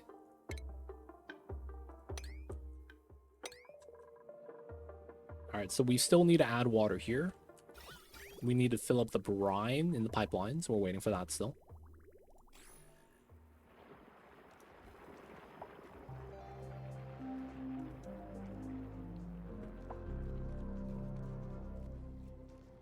Moving out the stuff. I guess we should get started with this.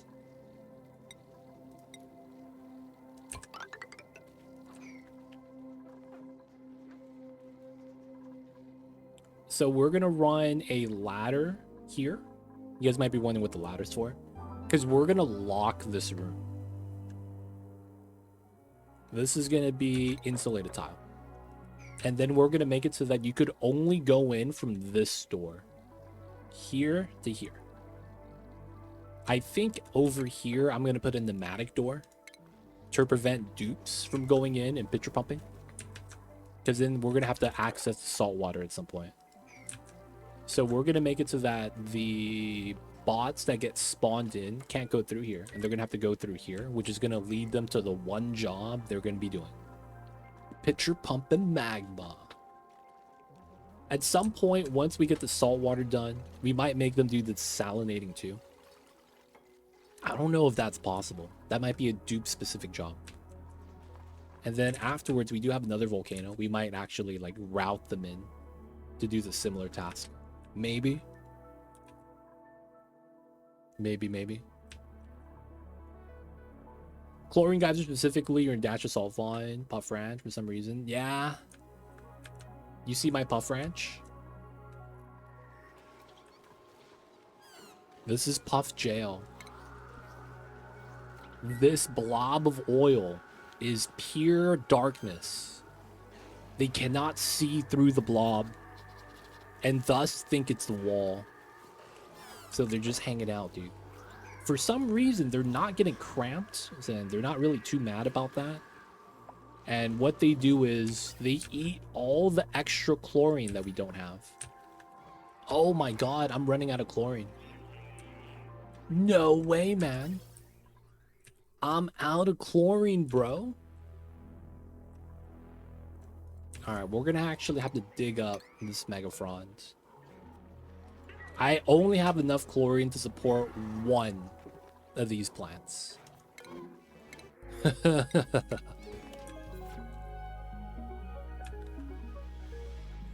It's like that dark energy in Hollow Knight. That's exactly what it is, dude. I still don't know how to break open the freaking wall. Do they have lower space requirements? Puffs? No. It's basically, this is a drop block setup for anything that can't swim. Anything that can't swim gets blocked by a drop of water. It's kind of like how the Drekos don't want to walk on the side of the walls because of the drop of water right here.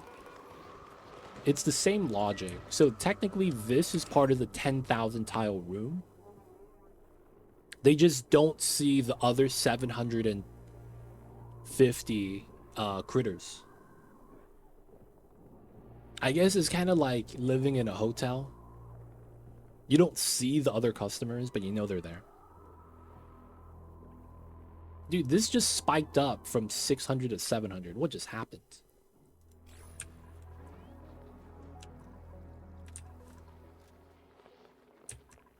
You know what? We'll let them do their thing.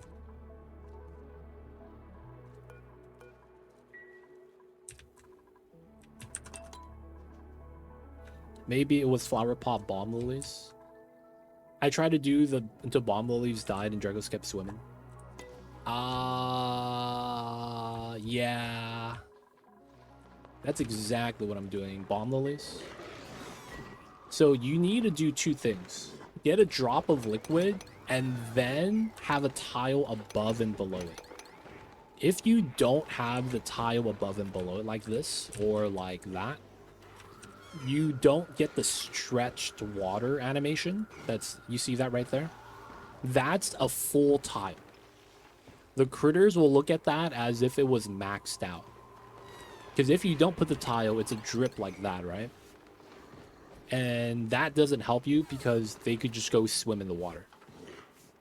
Right? You see this guy? He's like, I could go in for the dip.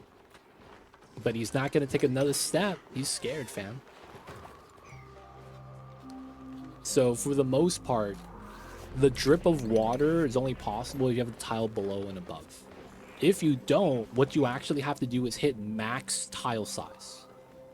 So that means for regular water is 1,000. Salt water, I think it's 1,200. You have to completely fill up the tile. Yes, if you do 2 drip liquids, that's the same thing. That's exactly what happens here. I have a drip of crude oil and water on top. This prevents the critter drop-off for the evolution chamber from flooding. But anything that gets dropped off here evolves into meat. Right? So this is the easiest way to do an evolution chamber. You literally just stack 2 liquids like that.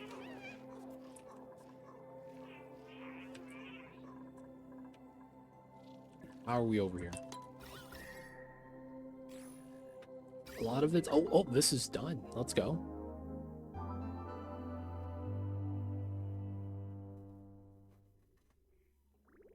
Alright, so we remove the bridge first. We're going to unselect the brine.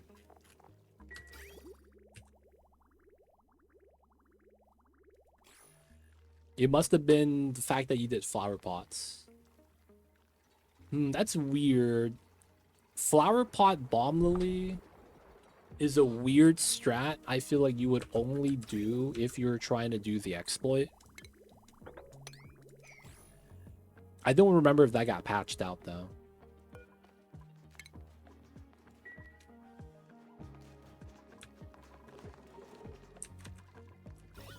It's filling up, boys. It's getting there. It's getting there.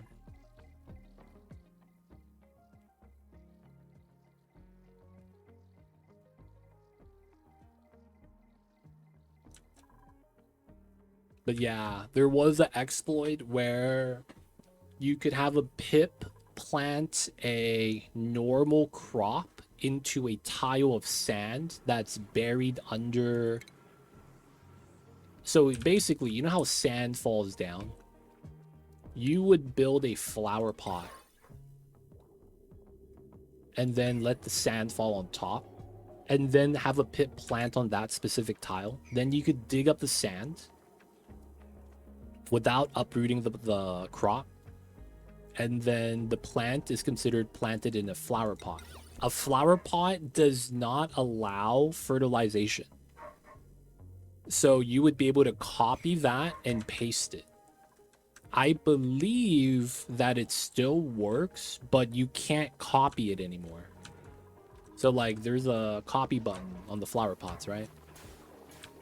I believe that's removed. Or it doesn't apply it anymore for normal plants that are not decorative. Yeah, the exploit still works, but you can't copy paste it. Or maybe you can. Copying is what? Oh, okay.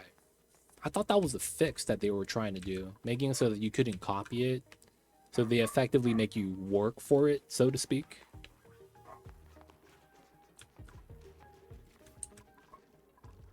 This is almost done.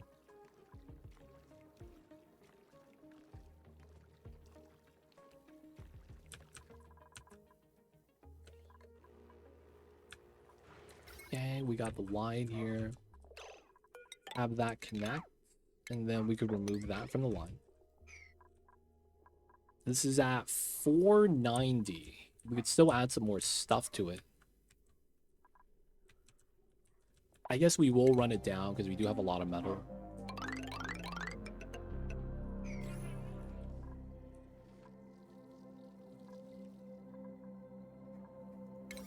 Where's my extractors at? We have plumbers, right? Am I crazy? We have a plumber. Zandroff. Is he on holiday or something? Alright, so this is fixed. We bop this now.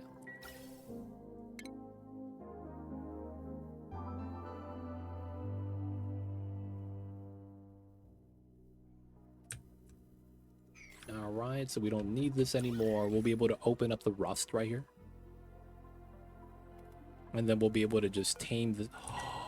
I never grabbed these items. No way, dude. Oh, dude. We're going back in.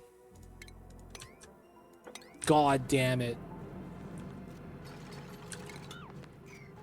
We gotta have to pump out again. That's fine. That's fine. God damn it, dude. I forgot to pick up the items. Man, every time. Alright, we'll let it pump, though. It's doing its thing. Oh, we got the extraction.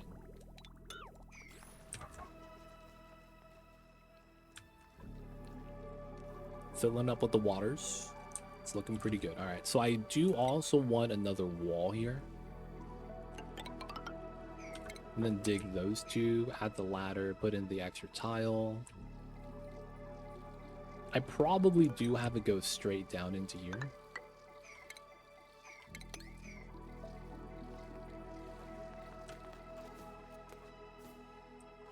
And then we're likely going to use this space for like a desalinator. I wonder if a biobot could do a desalinator job. I don't think it can. I think that's dupe only, man.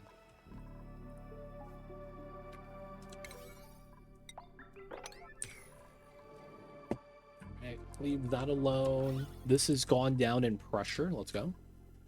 Everything else is getting heavy, though. Yep, oxygen's pushing down over here. It's kind of what I want to see, so I can't be too mad. I will also want to ladder up. And we are going to do some deodorizing. So 1, 2, 3, 4.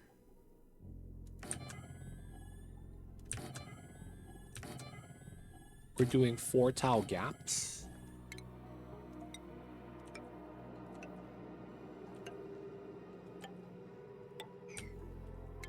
And then we just pull it from this wire. And then we could do that to start cleaning up some of the polluted oxygen on that side.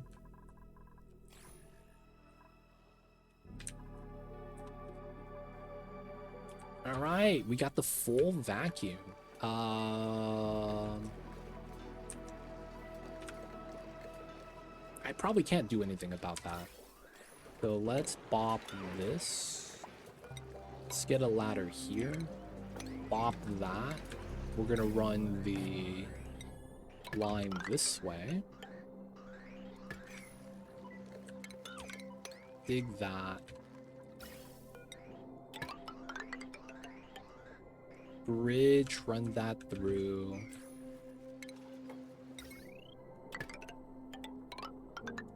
Autosave lag.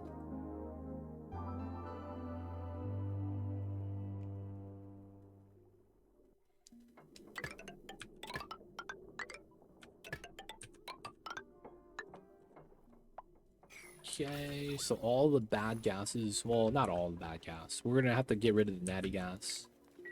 I just want to get rid of all the H2 first. Oh, there's hydrogen here, dude. Heck. That's gonna be fun to fix. Alright, so all this is movable now. This is almost filled. This still needs brine. I'm impressed how much this has. Oh my god. Somehow oxygen got in. I'm so happy I didn't open this up. Holy crap. This was a vacuum, by the way. God damn. Sometimes lucky, dude. Let's put the iron pneumatic there. Gotta let it work, do its thing.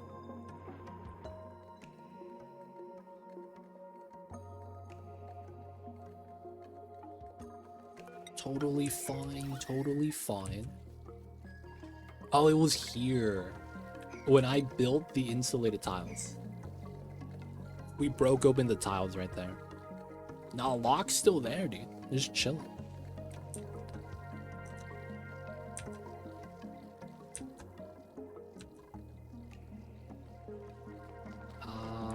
Let's clean this up then. I do think we're gonna want ladder here so that we could go underneath the scorpion setup. Let's mop up the drop block. Take the fried mushrooms. I worked at that Frosty Planet plants are super broken with the flower pot exploit. Kind of cool, but not sure I should use it. Hey man, it's a play style. If that's your play style of choice, you can't really be mad, right? It's a play style thing, man. Can't really be too mad about that.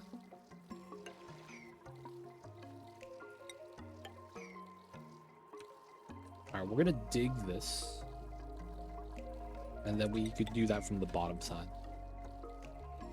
Imagine your base is cold and you hung a wall pot aloe vera down your entire shaft. You could. That's totally fine. The only thing that sucks is popped eardrums. I don't like the aloe vera, man. I'm gonna be honest. I'm not a fan of that plant.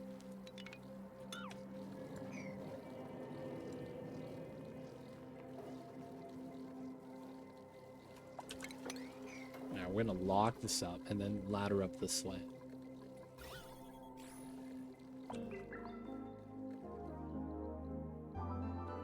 No, the problem is that you have CO2 underneath the oxygen, and that allows it to keep off-gassing. Right? Just naturally how the plant's designed. You're right, where if the oxygen reaches certain pressure, but a lot of times is because the plant's consuming the CO2, it lowers the value down so that the oxalate off-gasses. And that's typically what happens. If you have too much oxalate, you end up having this situation where, not that it doesn't work, right? Because you have to move it to a sconce, and then all the oxalate in the air is fine. But if you have a bin where all your extra oxalate is, the moment CO2 touches the bin starts off-gassing. Right? So the random CO2 bubbles coming down will allow the oxalate to off-gas if it just overlaps the tile. It no longer deletes the CO2, making it so that it just keeps off-gassing now. And then how the plants work in general have that issue. Now, that's just me. There's smart ways of doing it, like giving it its own little pressurized box that you pump CO2 into, and then you only sweep out the oxalate, so the inside might be pressurized, but it's not really a big deal. My scuffed early game build, I would stick a wood burner with gas element sensor and swept all the oxalate upwards, center my base. Probably mitigate the pressurization. Yeah, you could do that. It's just, man, I'm just not a fan. It's perfectly fine though. I just hate how it requires dupe labor.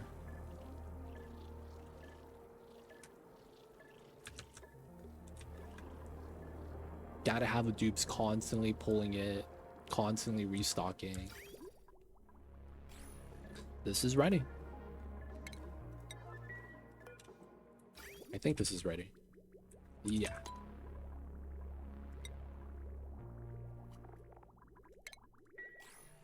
Aloe vera, yep.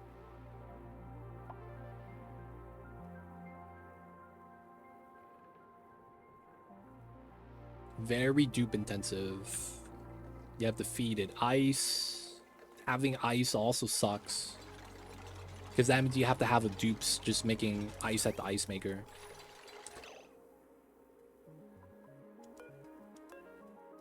I'm deconstructing the pipe, right? Please pop out below. Yes. But if you don't have gold to refine to ox, that's fair. That is fair.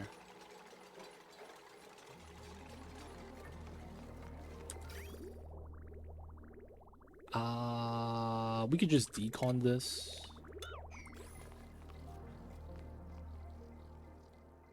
Liquid O2. Liquid O2 is legit, man. Imagine being able to drink a fluid and be able to breathe.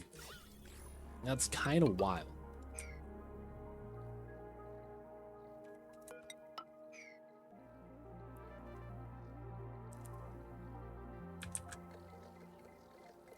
All right, so I think we could dig these. We no longer want the ladder here. And instead, we want a ladder up. Yeah. And then we have to put a liquid lock here. That's probably where we put in the watt plate. Boop, boop.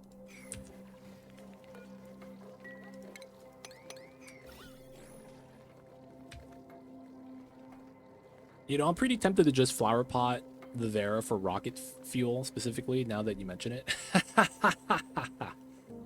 Hey, man. You just have a weird version of Oxifer now.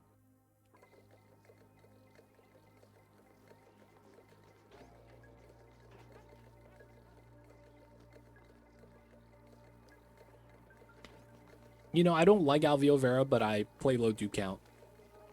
Plus automation. One farmer duplicates 20 agriculture pretty fast. Oxyfern doesn't drop seed. They do not.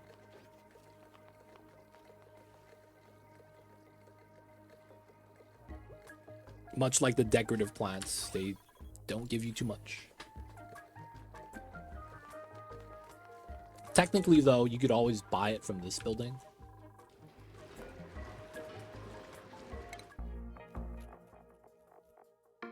Where is it at? There it is. Buy my Oxyfern seeds. This is a new story trait building, by the way, called the Printcepter.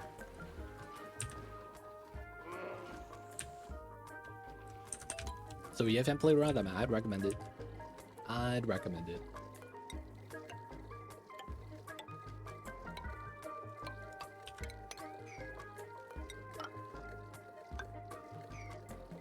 Yeah. So if we could build this without letting any other gas in, we could do our liquid lock so that this is a vacuum that's contained.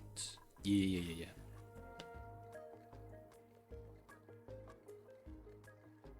Bam it, dude. Have you seen how many feathers I have? I had to do a dinosaur culling. I probably want to do it a little more. I have 5,000 feathers and 800 reed fiber, and I'm actively using the feathers.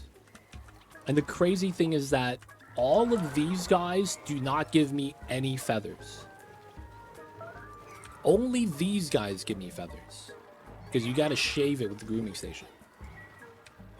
It's so many feathers, dude. It's wild. So what oxygen generation would you recommend for Frosty Planet? It depends if you care about having a cold environment. When I play Frosty Planet, I try to warm it up. So I just put an electrolyzer open at the top of the map. I literally just have an open electrolyzer at the top of the map. So it's like my whole base becomes a Rodriguez. You do a triangle at the top if you can. And then it generates enough heat to slowly warm up the base. Now, of course, that bops a lot of your other crops, though. So it really kind of depends how you want to do it. That's like a certain play style where you try to warm up the base. Eventually, you have to understand you're going to either isolate the ice inside insulated rooms to, you know, keep growing plants. basically digging out all the brine ice and all the snow and stuff and moving it into a room. So it's not cooling down the map anymore. And then you could use that room as a cold area to do planting. That way, it's kind of like having this box right here. Right? It's a cold box for the cold critters. And then everything else is warm, right? Because the idea for me is that no matter how you look at it, you're wasting time with the new buildings. You have to go to a heater. You have to wear a suit. And that in and of itself kind of just slows you down entirely.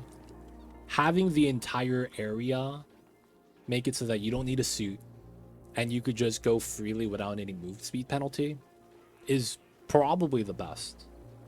Now, that's just how I would like to do things. So you don't have to do it that way, but you can.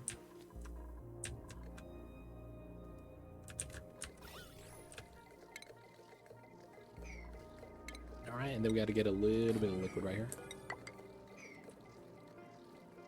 Ice melter, bottle drainer, electrolyzer works, but I don't want the phlox mammoth crops to die fast until aqua tuner. Yep. Yeah, but it went real slow trying to keep the phlox and mammoth alive. The mammoth, man.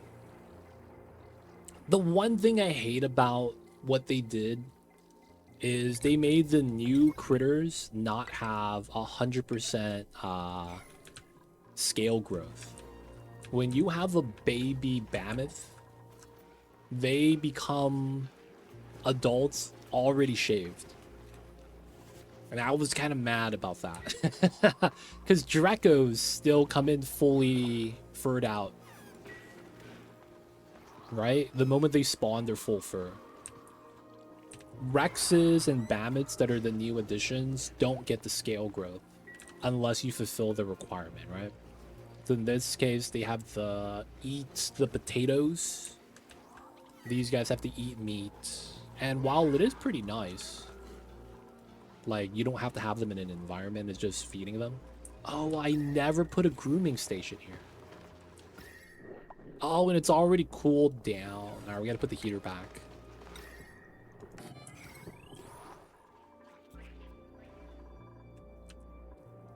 Oh, that's weird. Now that you mention it, I haven't been paying attention to my tamed Mammoth. I swapped them over to the Regal pretty much instantly. Ah, yeah, when you do Regal, they don't give you fur anymore, right? The wild Mammoths, the ones that spawn in when you generate the map, do give you 100, but not the babies. The babies will spawn with, you know, 20%, like this guy did. He's still wild. I've never tamed him. He's chilling. So it's like you gotta catch them and shear them before they grow old and die.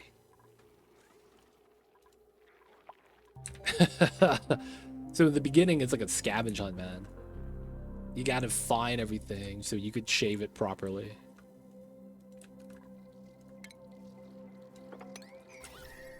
Oh, we got the vac. Let's go. Pretty fast. All right, let's get the liquid here. We'll use salt water because we have a lot of that right now.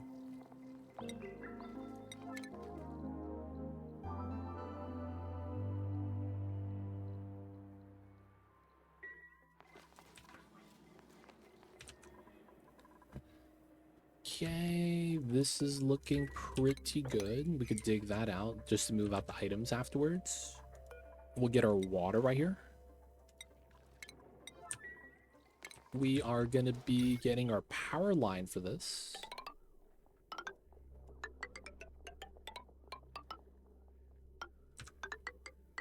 I'll probably just plug that into there temporarily. And guys, I will be right back really fast. I just got to use the restroom.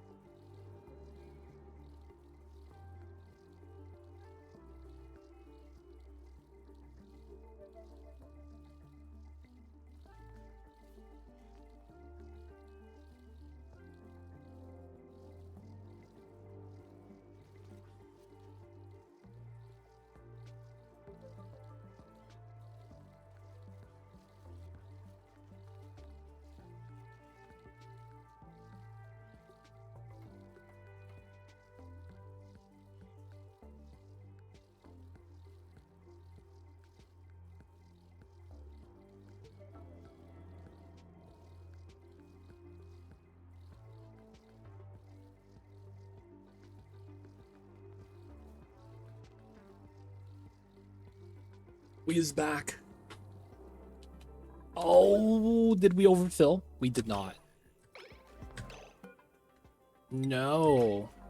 Take this water, move it outside. This is filling up.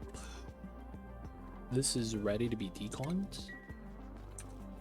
Sweep out these items. Dude, this is about ready. Salt water there.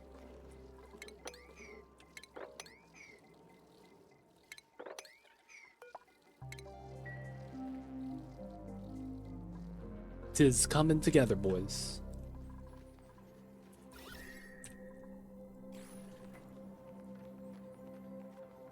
Nice.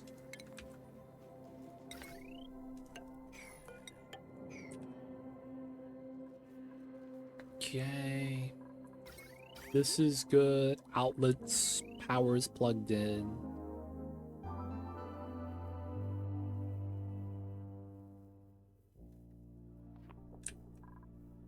Automation is in where it needs to. This is set to above 130. We're gonna go 24. Copy paste on both. No power yet, so we just got to connect that to a heavy watt line. Ooh.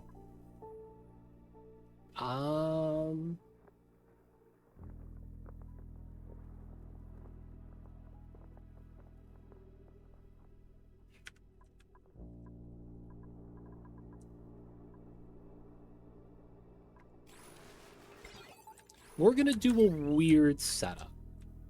Hashtag weird setups.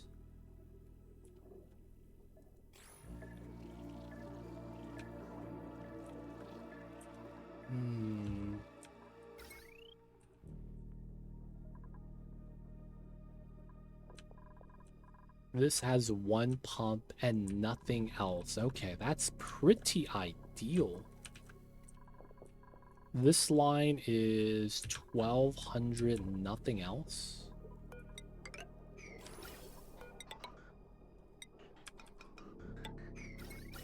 Okay.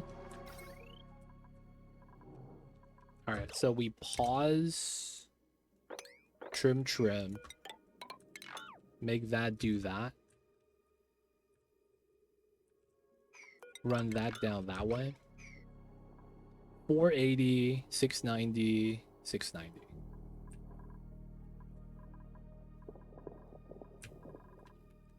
Okay, that's gonna be because Aqua Tuner in these buildings.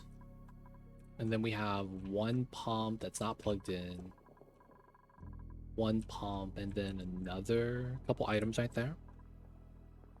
This is just vacuuming a couple of spots.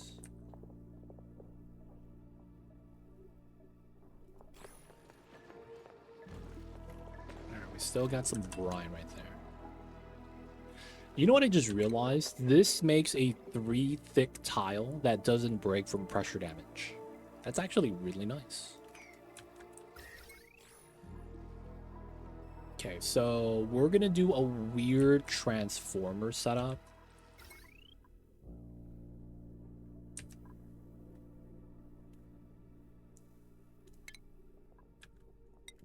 I think we realistically pull it like that.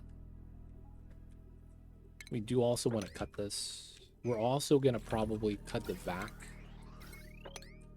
So this is just that line.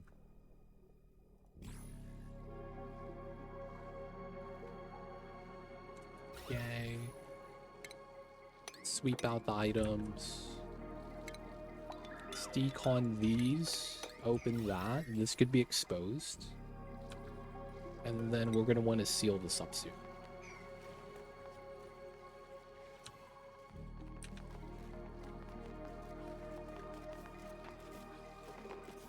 Okay. Alright, so we are going to do a weird setup. I think it kind of makes sense just to have it here. So let's dig this out. We're also going to release gas back into here, so we're going to bump the gas pump. We already have the liquid lock-in, so we should be good.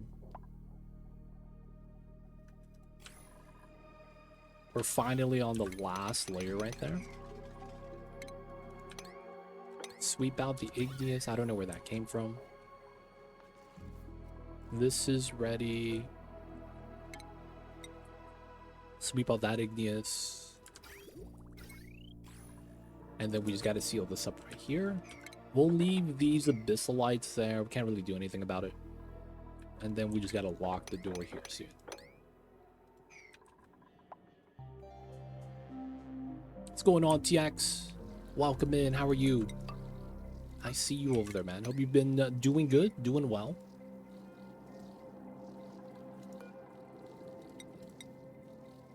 But I see you over there, Mr. Panhandle. What's good, man? We making it, thanks. Yo, man, that's good, that's good. It is hot over here, man. I just want another couple months of winter, dude. That it already feels like it's summertime.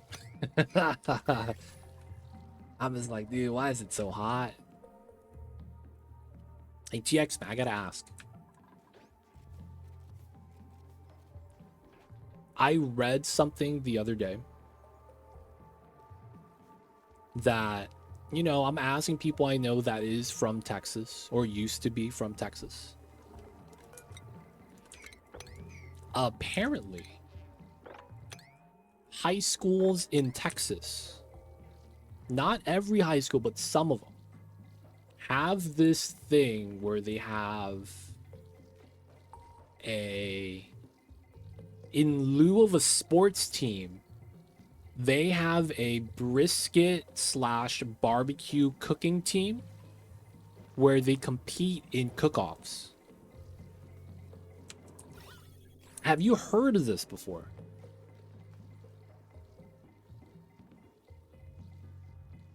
I asked this to someone, Cthulhu, a while ago. He says, not in his school district. He hasn't seen that. But I do be the curious if that's a real thing.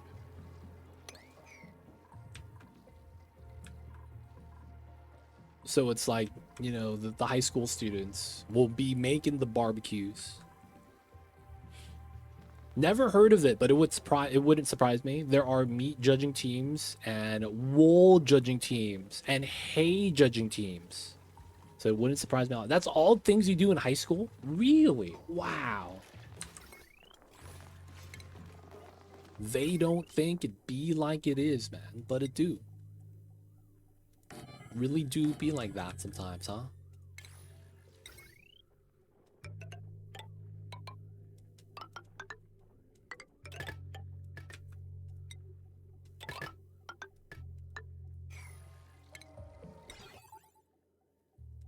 Alright, we're running a weird setup here. We are effectively going to have a conductive wire bring in 2000 watts to power this smart battery if we need power. That's the thing, if we need power. And the logic is going to be is that if we need the power, and we're going to do this on a 95-55, because the turbines aren't running, we'll let it run. And then we get 2000 watts on a fixed double 1000 push, which means we will not overload the conductive wire. It's a weird setup, but it should work.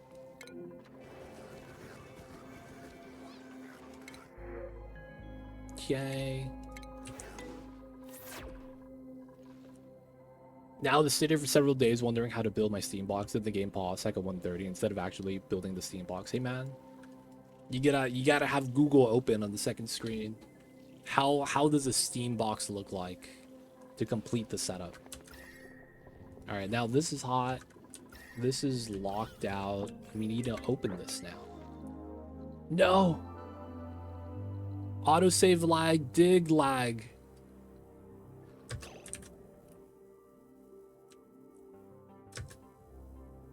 Nothing's happening, right? Cool. Alright, we're gonna release the gases in.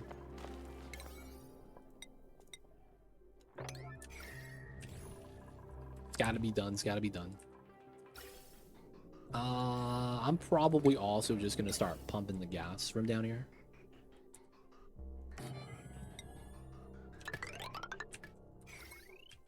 And then we have the water line. Let's go.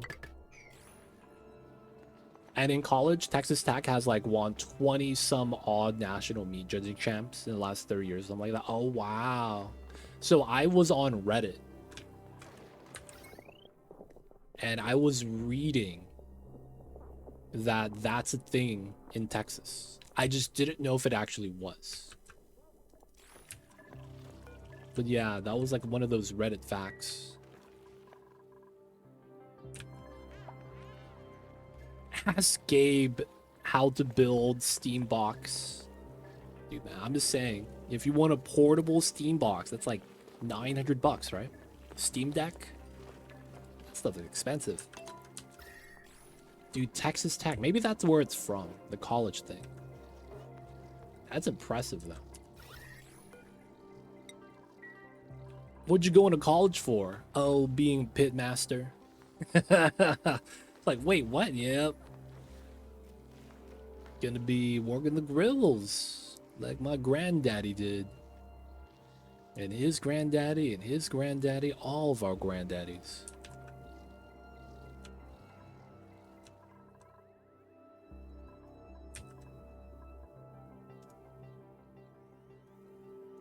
My high school had a competitive fishing team.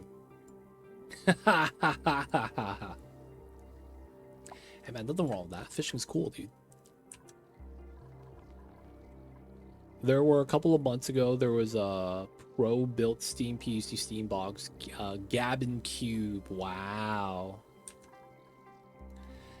Didn't they try to sell Steam as a console, but then they axed it? Is that what you're talking about? And it's like, oh, so it's just a PC. That was the logic. Wait, what? So it's just a PC?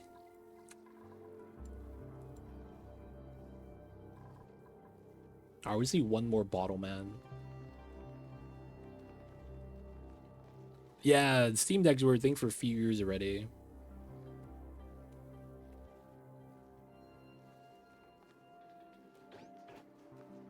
Wait, what? Oh, he didn't finish picking up the igneous. Oh, I'm so happy. Everything got looted. All right, let's line this up, seal this up. We need one more bottle of brine. It is a PC, but Valve's making Steam OS.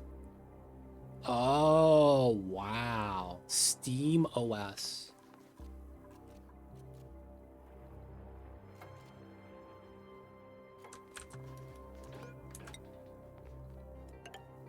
Alright, we gotta build this part.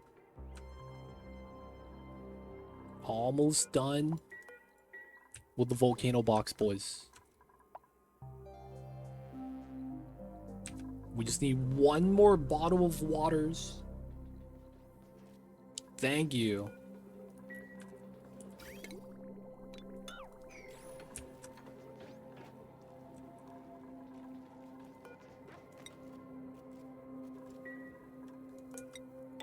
It's time to build this out.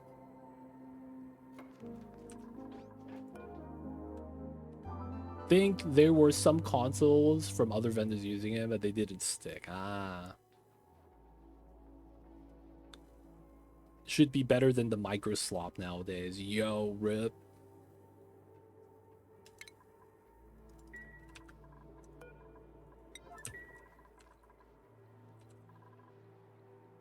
We are almost done, boys.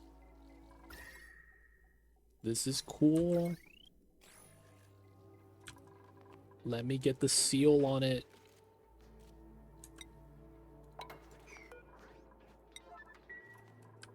Okay, we could bop the pipes and the vent. This can be open soon.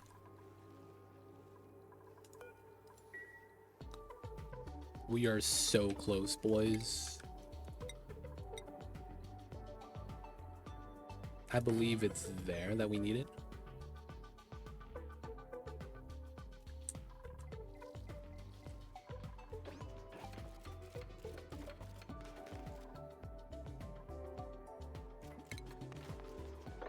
We want to sweep everything out. So close. I guess we could also build out the tiles there. And then we could build this one, remove the other tiles.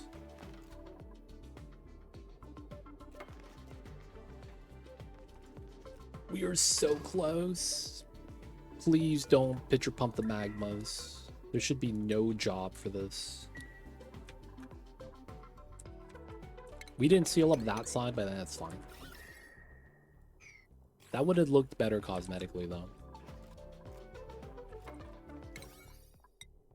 Alright. For some reason, they're not doing that job. We need them picking up the stuff.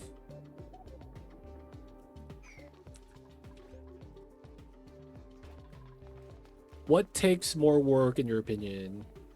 This or a nuclear reactor? It's comparable, I will say. It is comparable. A research reactor is a lot of work. The problem that you have, though, is different. Most of the problems, once you make a volcano tamer, typically go away. However, when you're doing a research reactor, you have to deal with the nuclear waste that comes out, and then you have to keep it. It's basically the reactor is a lot more punishing when it comes to something going wrong.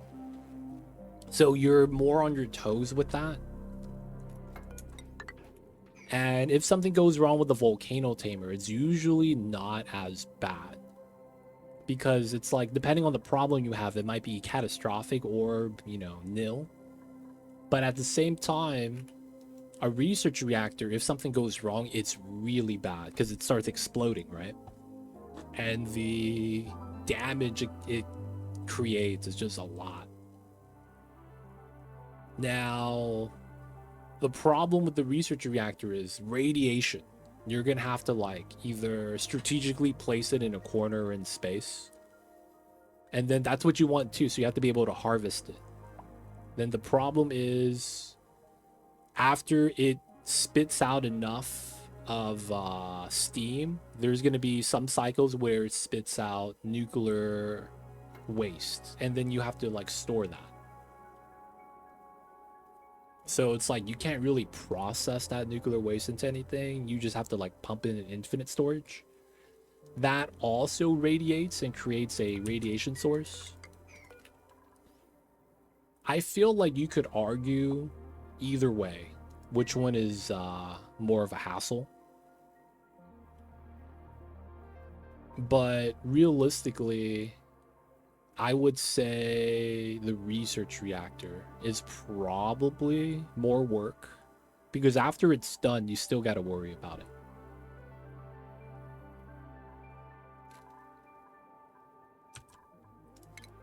All right, these airflows. Sour gas boiler, usually not too bad. I put sour gas boiler as harder than a lot of the other builds, but not as bad as a volcano. Proper volcano, not a metal volcano. And then research reactor is the hardest.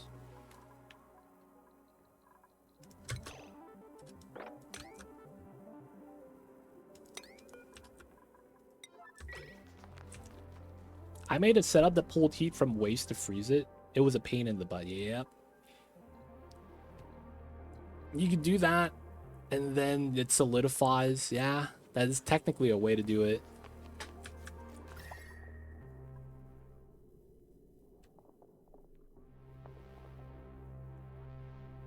Okay, so I'm dumping some of the heat into this tile.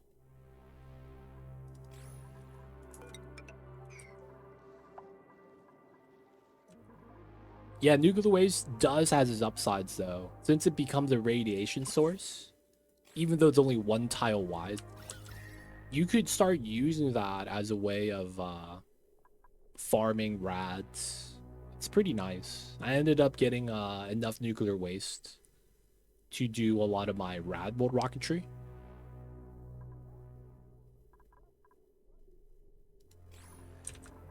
All right, looks good.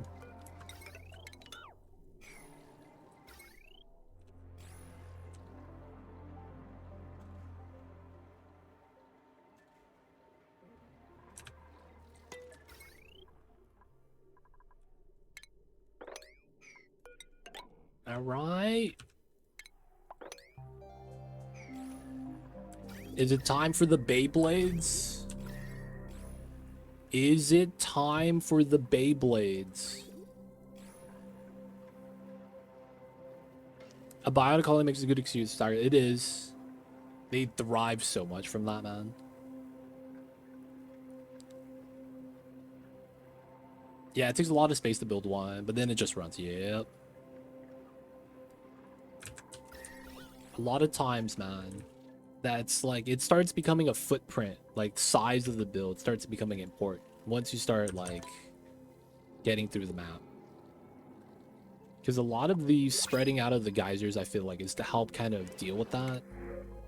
You don't really need this immediately next to your base. You could ship it there.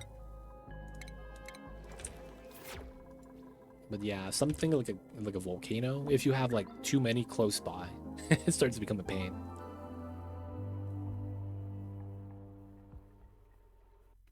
I'm not sure about the remote workplaces. We were supposed to play around with that until the build didn't work, so then we kind of gave up on the idea. I believe that I was told that the skill of the dupe transfers to the bot. So if they have NG tuning, I believe that transfers, and the attributes do as well. Man, my man got 28 science? God damn. 25 machinery. My man's a stud. I really can't be mad. He's plus 14, but then he's minus 6 from the suit, so he's pretty good.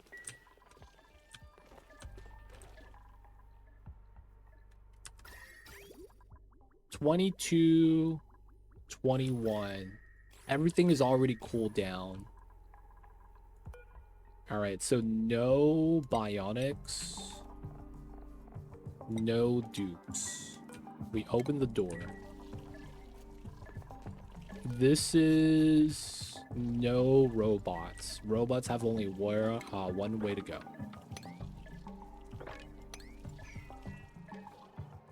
All right, boys. Y'all know what time it is. It's Beyblade time. Let them rip. Oh, wait. I didn't connect this. Let them rip, boys. Didn't list NG tune-ups? Ooh. Yeah, man. I don't play around with the remote work dog spots. So I unfortunately don't know the answer to that. I got remote work to work with the oil wells as intermittent work that's far away from the main base. That's nice, man. That is kind of nice when you have the big maps. All right. So we are now going to be getting sporkids.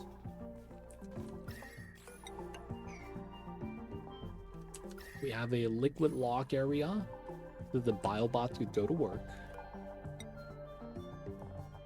And we're going to do pitcher pump magma. So this locks out the dupes.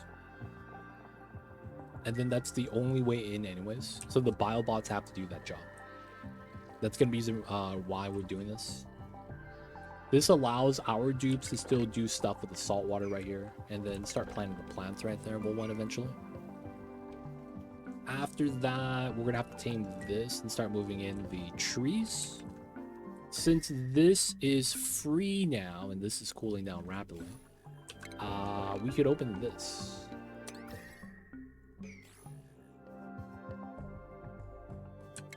We're gonna dig all this out.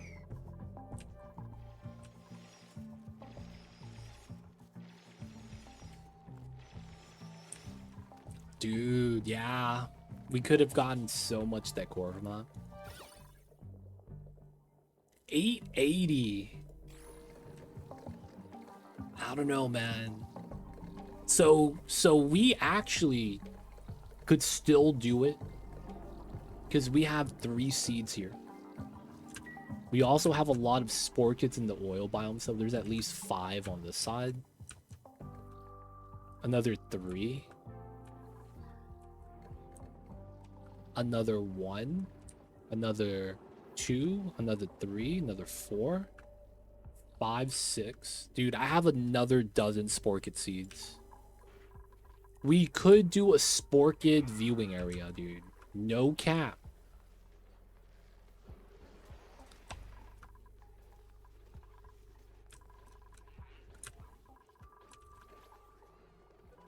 Alright, you know what we'll do? We're going to disable the water cooler so we don't have the rec room here.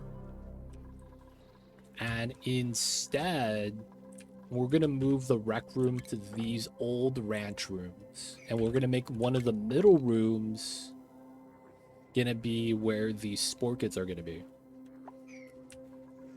Yeah, that's going to be the idea. We're going to have to create a vacuum, plant them so they don't actually spawn anything, and then add in the CO2 later and leave.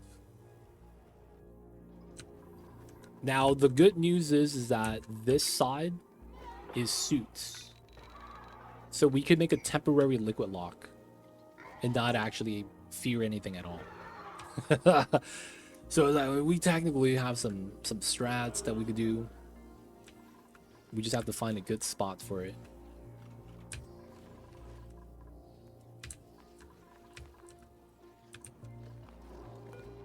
%.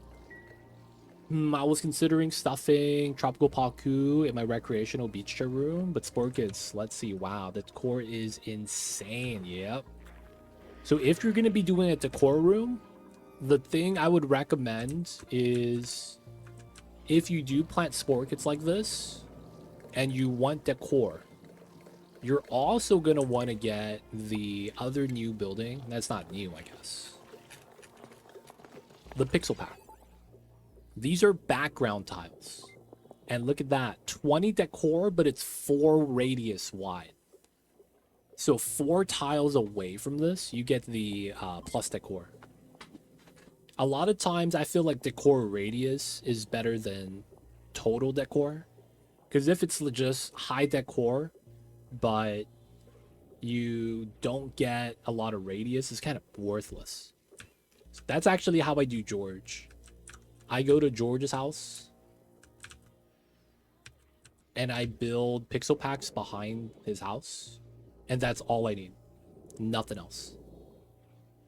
You just stack these behind his house and he's happy. That's actually literally how we got him.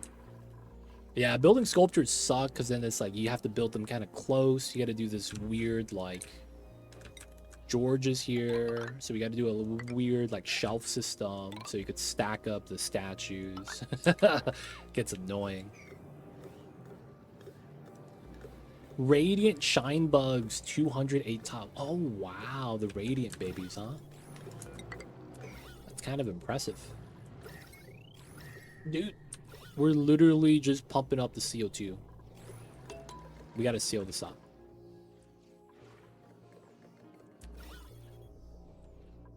Pixel panels are very good for decor. I build them walls and then my rockets. Yeah, dude, it's nice. And it's background tiles. The only thing that sucks is that they don't give you decor unless you power it and put in an automation cable.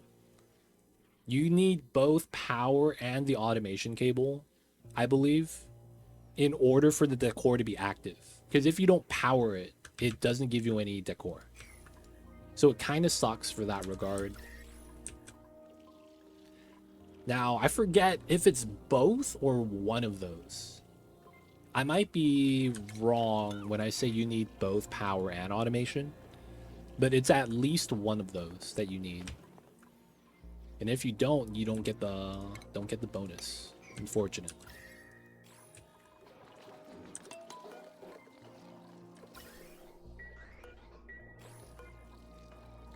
Wait. Just go 8,000.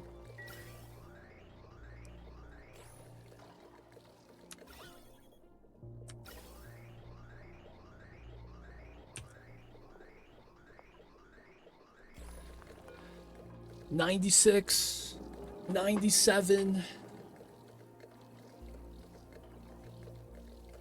99. The birth of the first robot. Where's my dupe? We need a doctor. Doctor non-stop naps. We need you at the office, man. There he is. I don't like how he's scratching his head.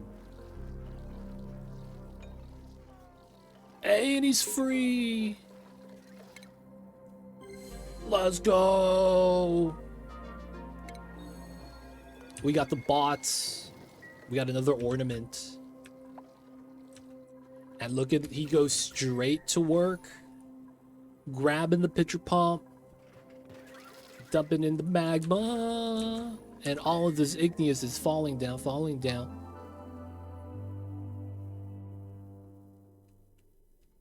Let's go. Now, wait. No, wait. I have stupid amounts of diamond right now. Probably not a problem. If I rebuild a tile into a zombie window, later will zombie spores escape?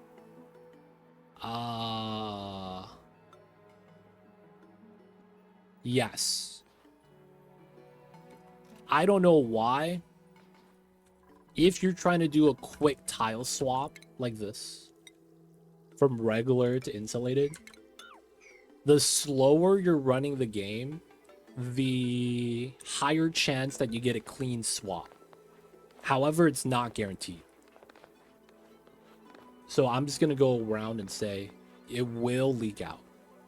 Even though there's a chance it doesn't, there's a lot of like weird things with lag sometimes. So it's not, you know. Yeah, the other thing to do is, if you want to rebuild this tile, build around it so that nothing could leak. And then you could corner build from this position and replace this tile, so to speak. So it's like, basically, you see this tile, you could, you know, rebuild this cleanly, diagonally from here. So standing on this tile, 2 tiles for the dupe. And that's a clean way of doing it.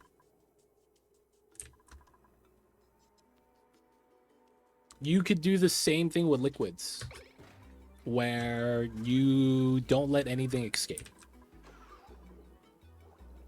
Like, that's possible. Oh, snap. The condenser. Alright, all we gotta do now is start grabbing the minerals.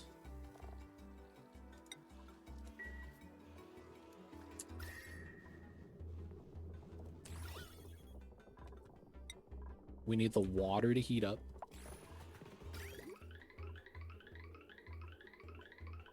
And then since this is powered exit, should be clean. All right. Immediately heats up. Yeah, I'm doing it with liquids already. Just makes tediously in a tightly crammed residential zone. I just do it right the first time. Yep, that's a lot of times what I try to do as well. 22. Nice.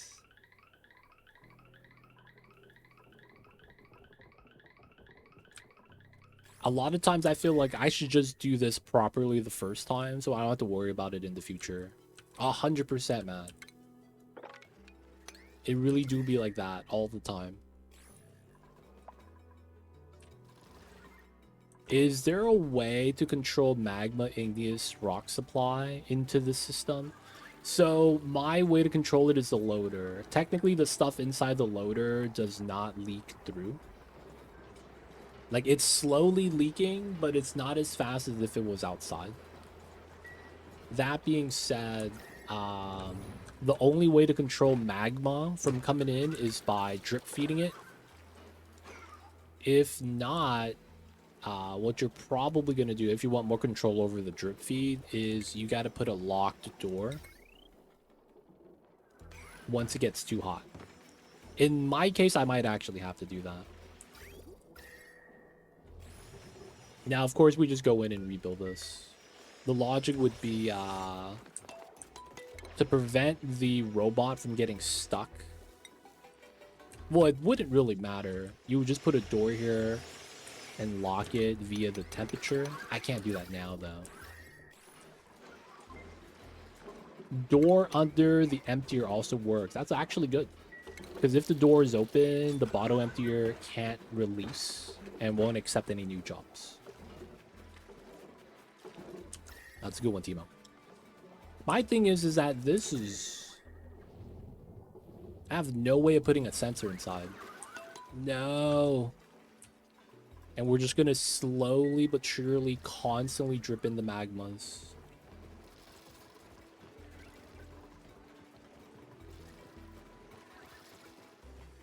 No, it's getting mad hot.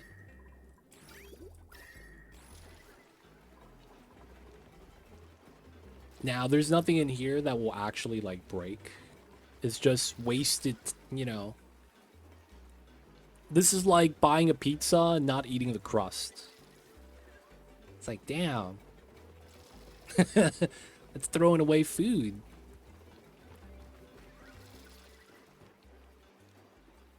We could do something like that, yeah.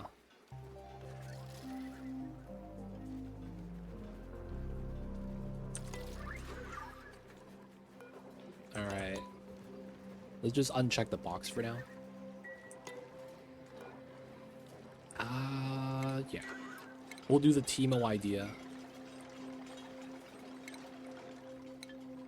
We will allow dupes inside. I will build this ladder there so we can analyze this.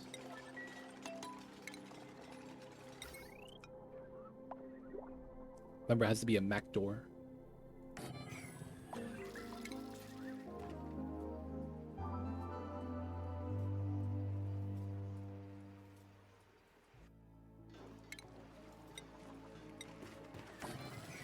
We could supply it, but not do anything else. I will have to make this out of steel. And then we'll put a timer sensor. Reason why I'm using steel is because the bottle of magma might get dropped on the door while it's closed. And that might heat up the wire. And then if a liquid metal gets in, that's going to suck. It wouldn't be too bad, to be honest. But I would want to do it that way. Doc Ock. So this is single layer of magma. He should be able to swim in it, no problem. Hey, it's a little Pip. Nah, you can join the colony, man. A little cutie pie. You're gonna go to jail, though, unfortunately. Hanging out with the homies.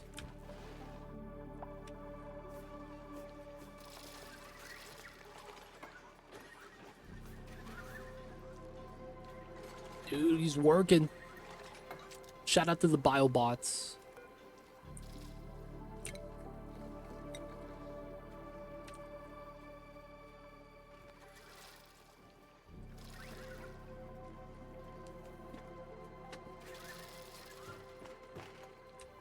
Alright, so this is gonna be his life now. He swims in magma and then puts some out to the bottom tier. Doesn't do anything else. We're gonna lower this back to priority 5 because we don't need more than 1. So slowing this down is not a bad thing.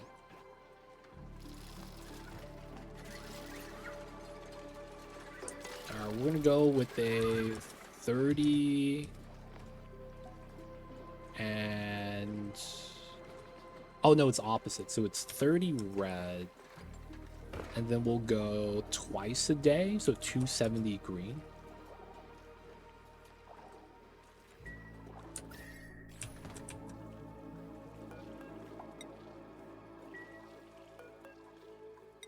And then once that's done, we could deny dupes access again. You know what we'll do? We'll move this obsidian to here. Oh, he can't do relocate jobs. That's right. Alright, let's lock the door and build another ladder here. And you could use obsidian. There we go. And then we let the dupes back in to do the analyze. magma. Priority 1 autofill. Alright, good stuff. Oh, second bot. That was way too fast. The other thing we'll need is a bin. This bin is gonna be because I can't. We'll put it over here.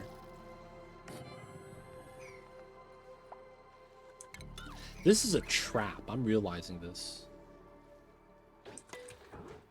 Okay, so there is a trap here. When these guys die, there's a chance the steel falls into the magma. When that happens, they're going to get to 1,000 degrees, and then the dupes are going to go in naturally to pull the steel out through the liquid lock. That in and of itself is a trap. So how do I not trap myself? It's probably this tile, huh?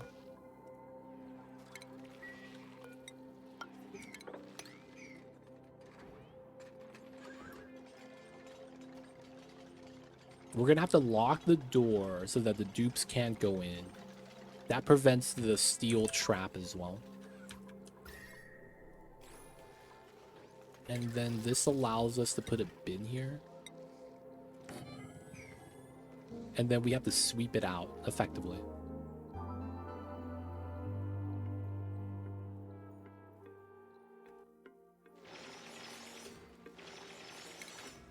So for the temporary setup, we'll just do it.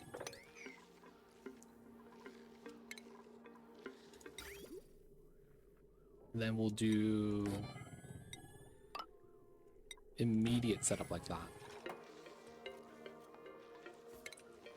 Then we just need a little bit of power that we don't want to have on this line, and we don't have the heavy walk because that's going to cause overload.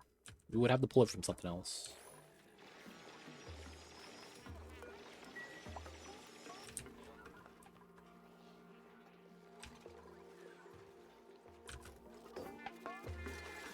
Drop the bottle, dude. Oh, you were so close, Dr. Octopus.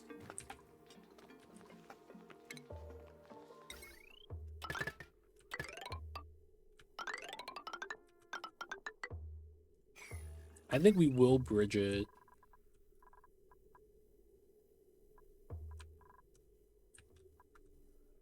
And just use that for now. That's probably the safest bet, which is why we're doing that. All right.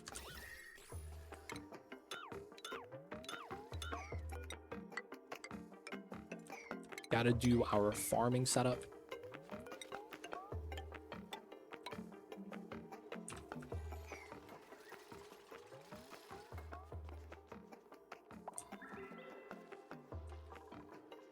I guess we do get rid of the pump.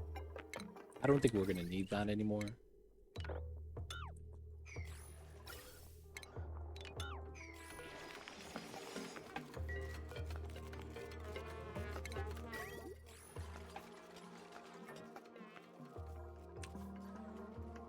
I hope he pulls out the databanks with them.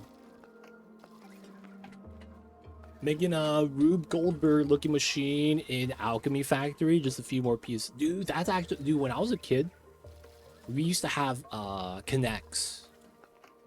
And I'm not gonna lie, like... I remember this. I was a little kid and my cousin, that I don't visit that often because he lived far away, had the connects... rack 'em, stack 'em ball machine, and it's like the Rube Goldberg machine. It's literally balls going, you know, around. You know, you spin me right round, baby, right round. It's like that, right? And basically, the balls are just moving. As a kid, I thought that was the coolest thing. So when it came around to my birthday, my parents asked me what I wanted, and I told them I wanted the connects. and we went to Toys R Us. And then, for whatever reason, I still to this day don't understand the logic. When I told them I wanted that thing, they said no. And we just left. And I was like, what the fuck? So y'all picked me up, drove me to Toys R Us, and we didn't buy anything? Like, what was the point of this? So I never got that. So, you know, as a kid, I've always been fascinated about that. Dude, I gotta make one of those when I get Alchemy Factory. I gotta get one of those.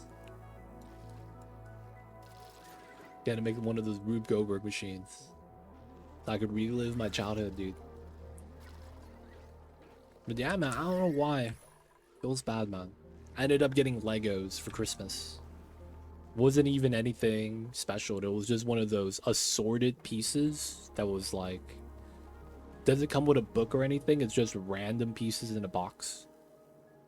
Wasn't one of those build kits.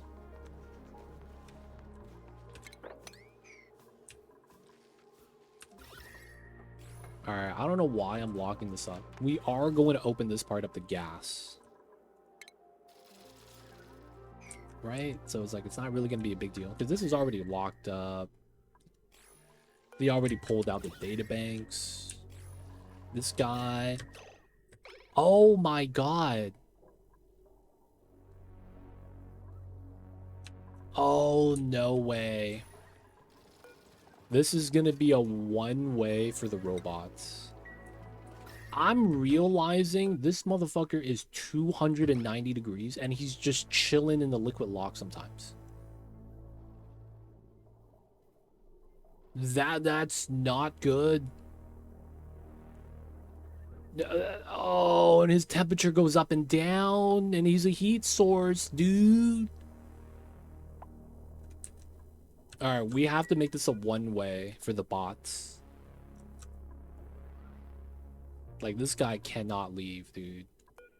This guy's 700.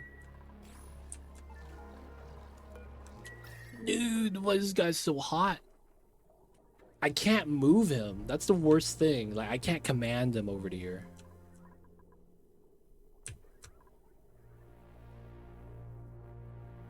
They do cool fairly fast, but that means this liquid lock eventually boils. And that's not what I want. So we need to put a one-way door, so if they do go in to do the job, which heats them up, they stay inside. That way they don't go in, pitcher pump the magma, and then leave and hang out outside. We should be fine like this. Yeah. Should be good, should be good. Alright, this is looking good. We're gonna do one last check.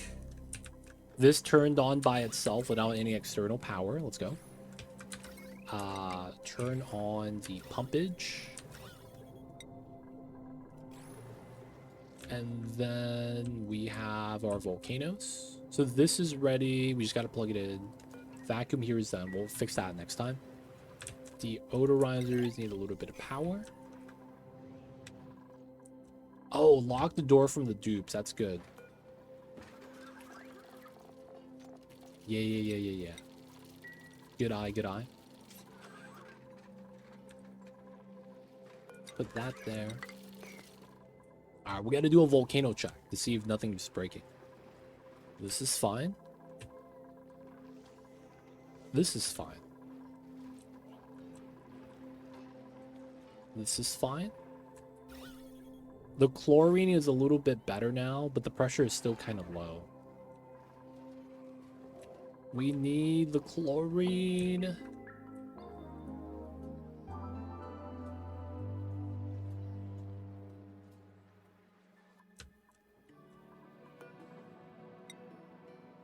Oh, it's active. Okay, cool. Ooh. Alright, our plants are going to be growing again. This is fine. They're eating up all the CO2 pretty fast. 8.4 kilograms. Nice. This is fine as well. So this is good. This is good. That's good. That's good. Volcano tamers are all good and online. This is depressurizing slightly. We're going to have to open that up soon. Ooh. Gas pumpage. And then we probably want to start moving out the pea water from here. Because this is just off-gassing, right? We'll have to deal with that at some point. We could use that as the starter water to pump into the arbor trees. It's not a bad idea. And then we just pump in, you know, this to get it started. Then eventually we'll transfer to this. Because technically I should start growing some so I could get seeds. We also want to move pips into here so they could start, you know, doing the pippin.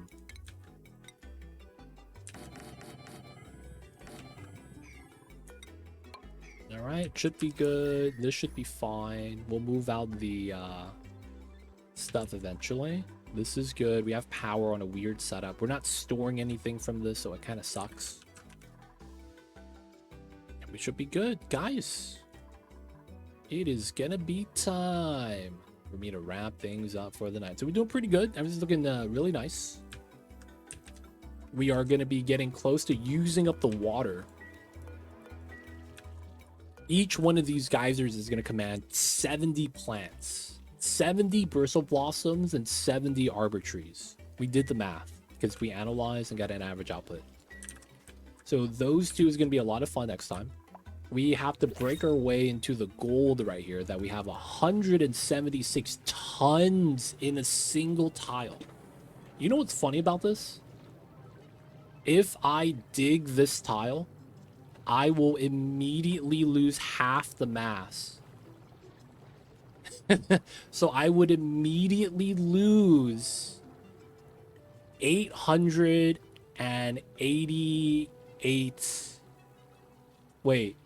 I would lose 88 tons of gold upon digging this.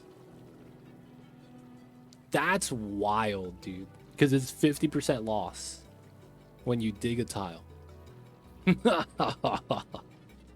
I mean, that's not that bad. I kind of want to spend it, right? So this is not entombed. For whatever reason. So what happens is that every time it erupts, it just dumps more mass into the tile. This is kind of like, this is weird that it's not a buried object. But yeah, it's basically spawning and adding to the mass every time it erupts. So you let it run wild for like 1400 cycles. You need to melt it and dump it into a cooler setup like the volcano. Hell nah, dude. Hell nah. Dude, I gotta bring this to 1,000 degrees. How am I even gonna get the heat source without a volcano? You know what? We have a magma core. I'm gonna get the biobots and just have them dump magma on top of the gold. Like I'm rinsing it. Literally dig out the area below and have it be full vacuum. And then just dump magma on top and let the magma spill off. That way we're always adding maximum heat. That is the correct. It's probably because it's the same element type that it's erupting. Molten gold and refined gold. It's the same element, so maybe instead of getting blocked off, it just adds to the mass. It is weird. I did not expect this. I did not expect that at all.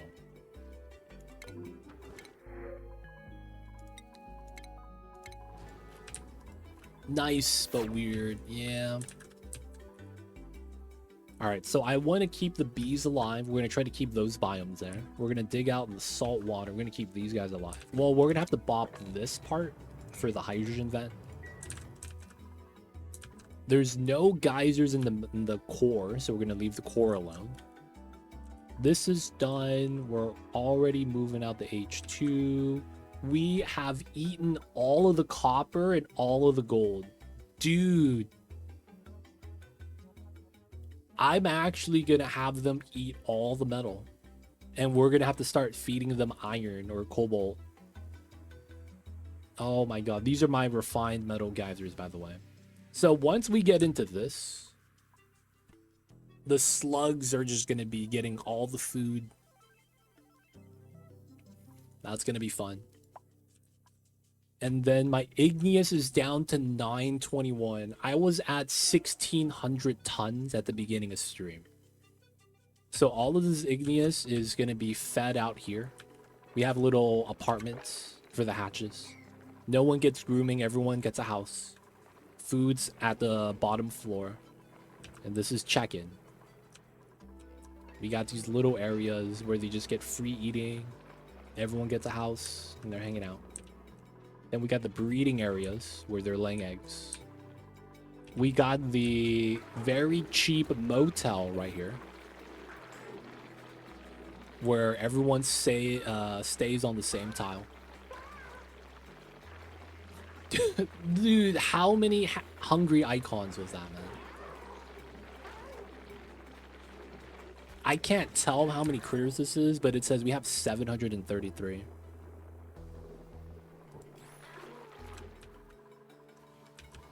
And then we're doing good. These slicksters are just gonna eventually die. We're just planning to not use them, unfortunately.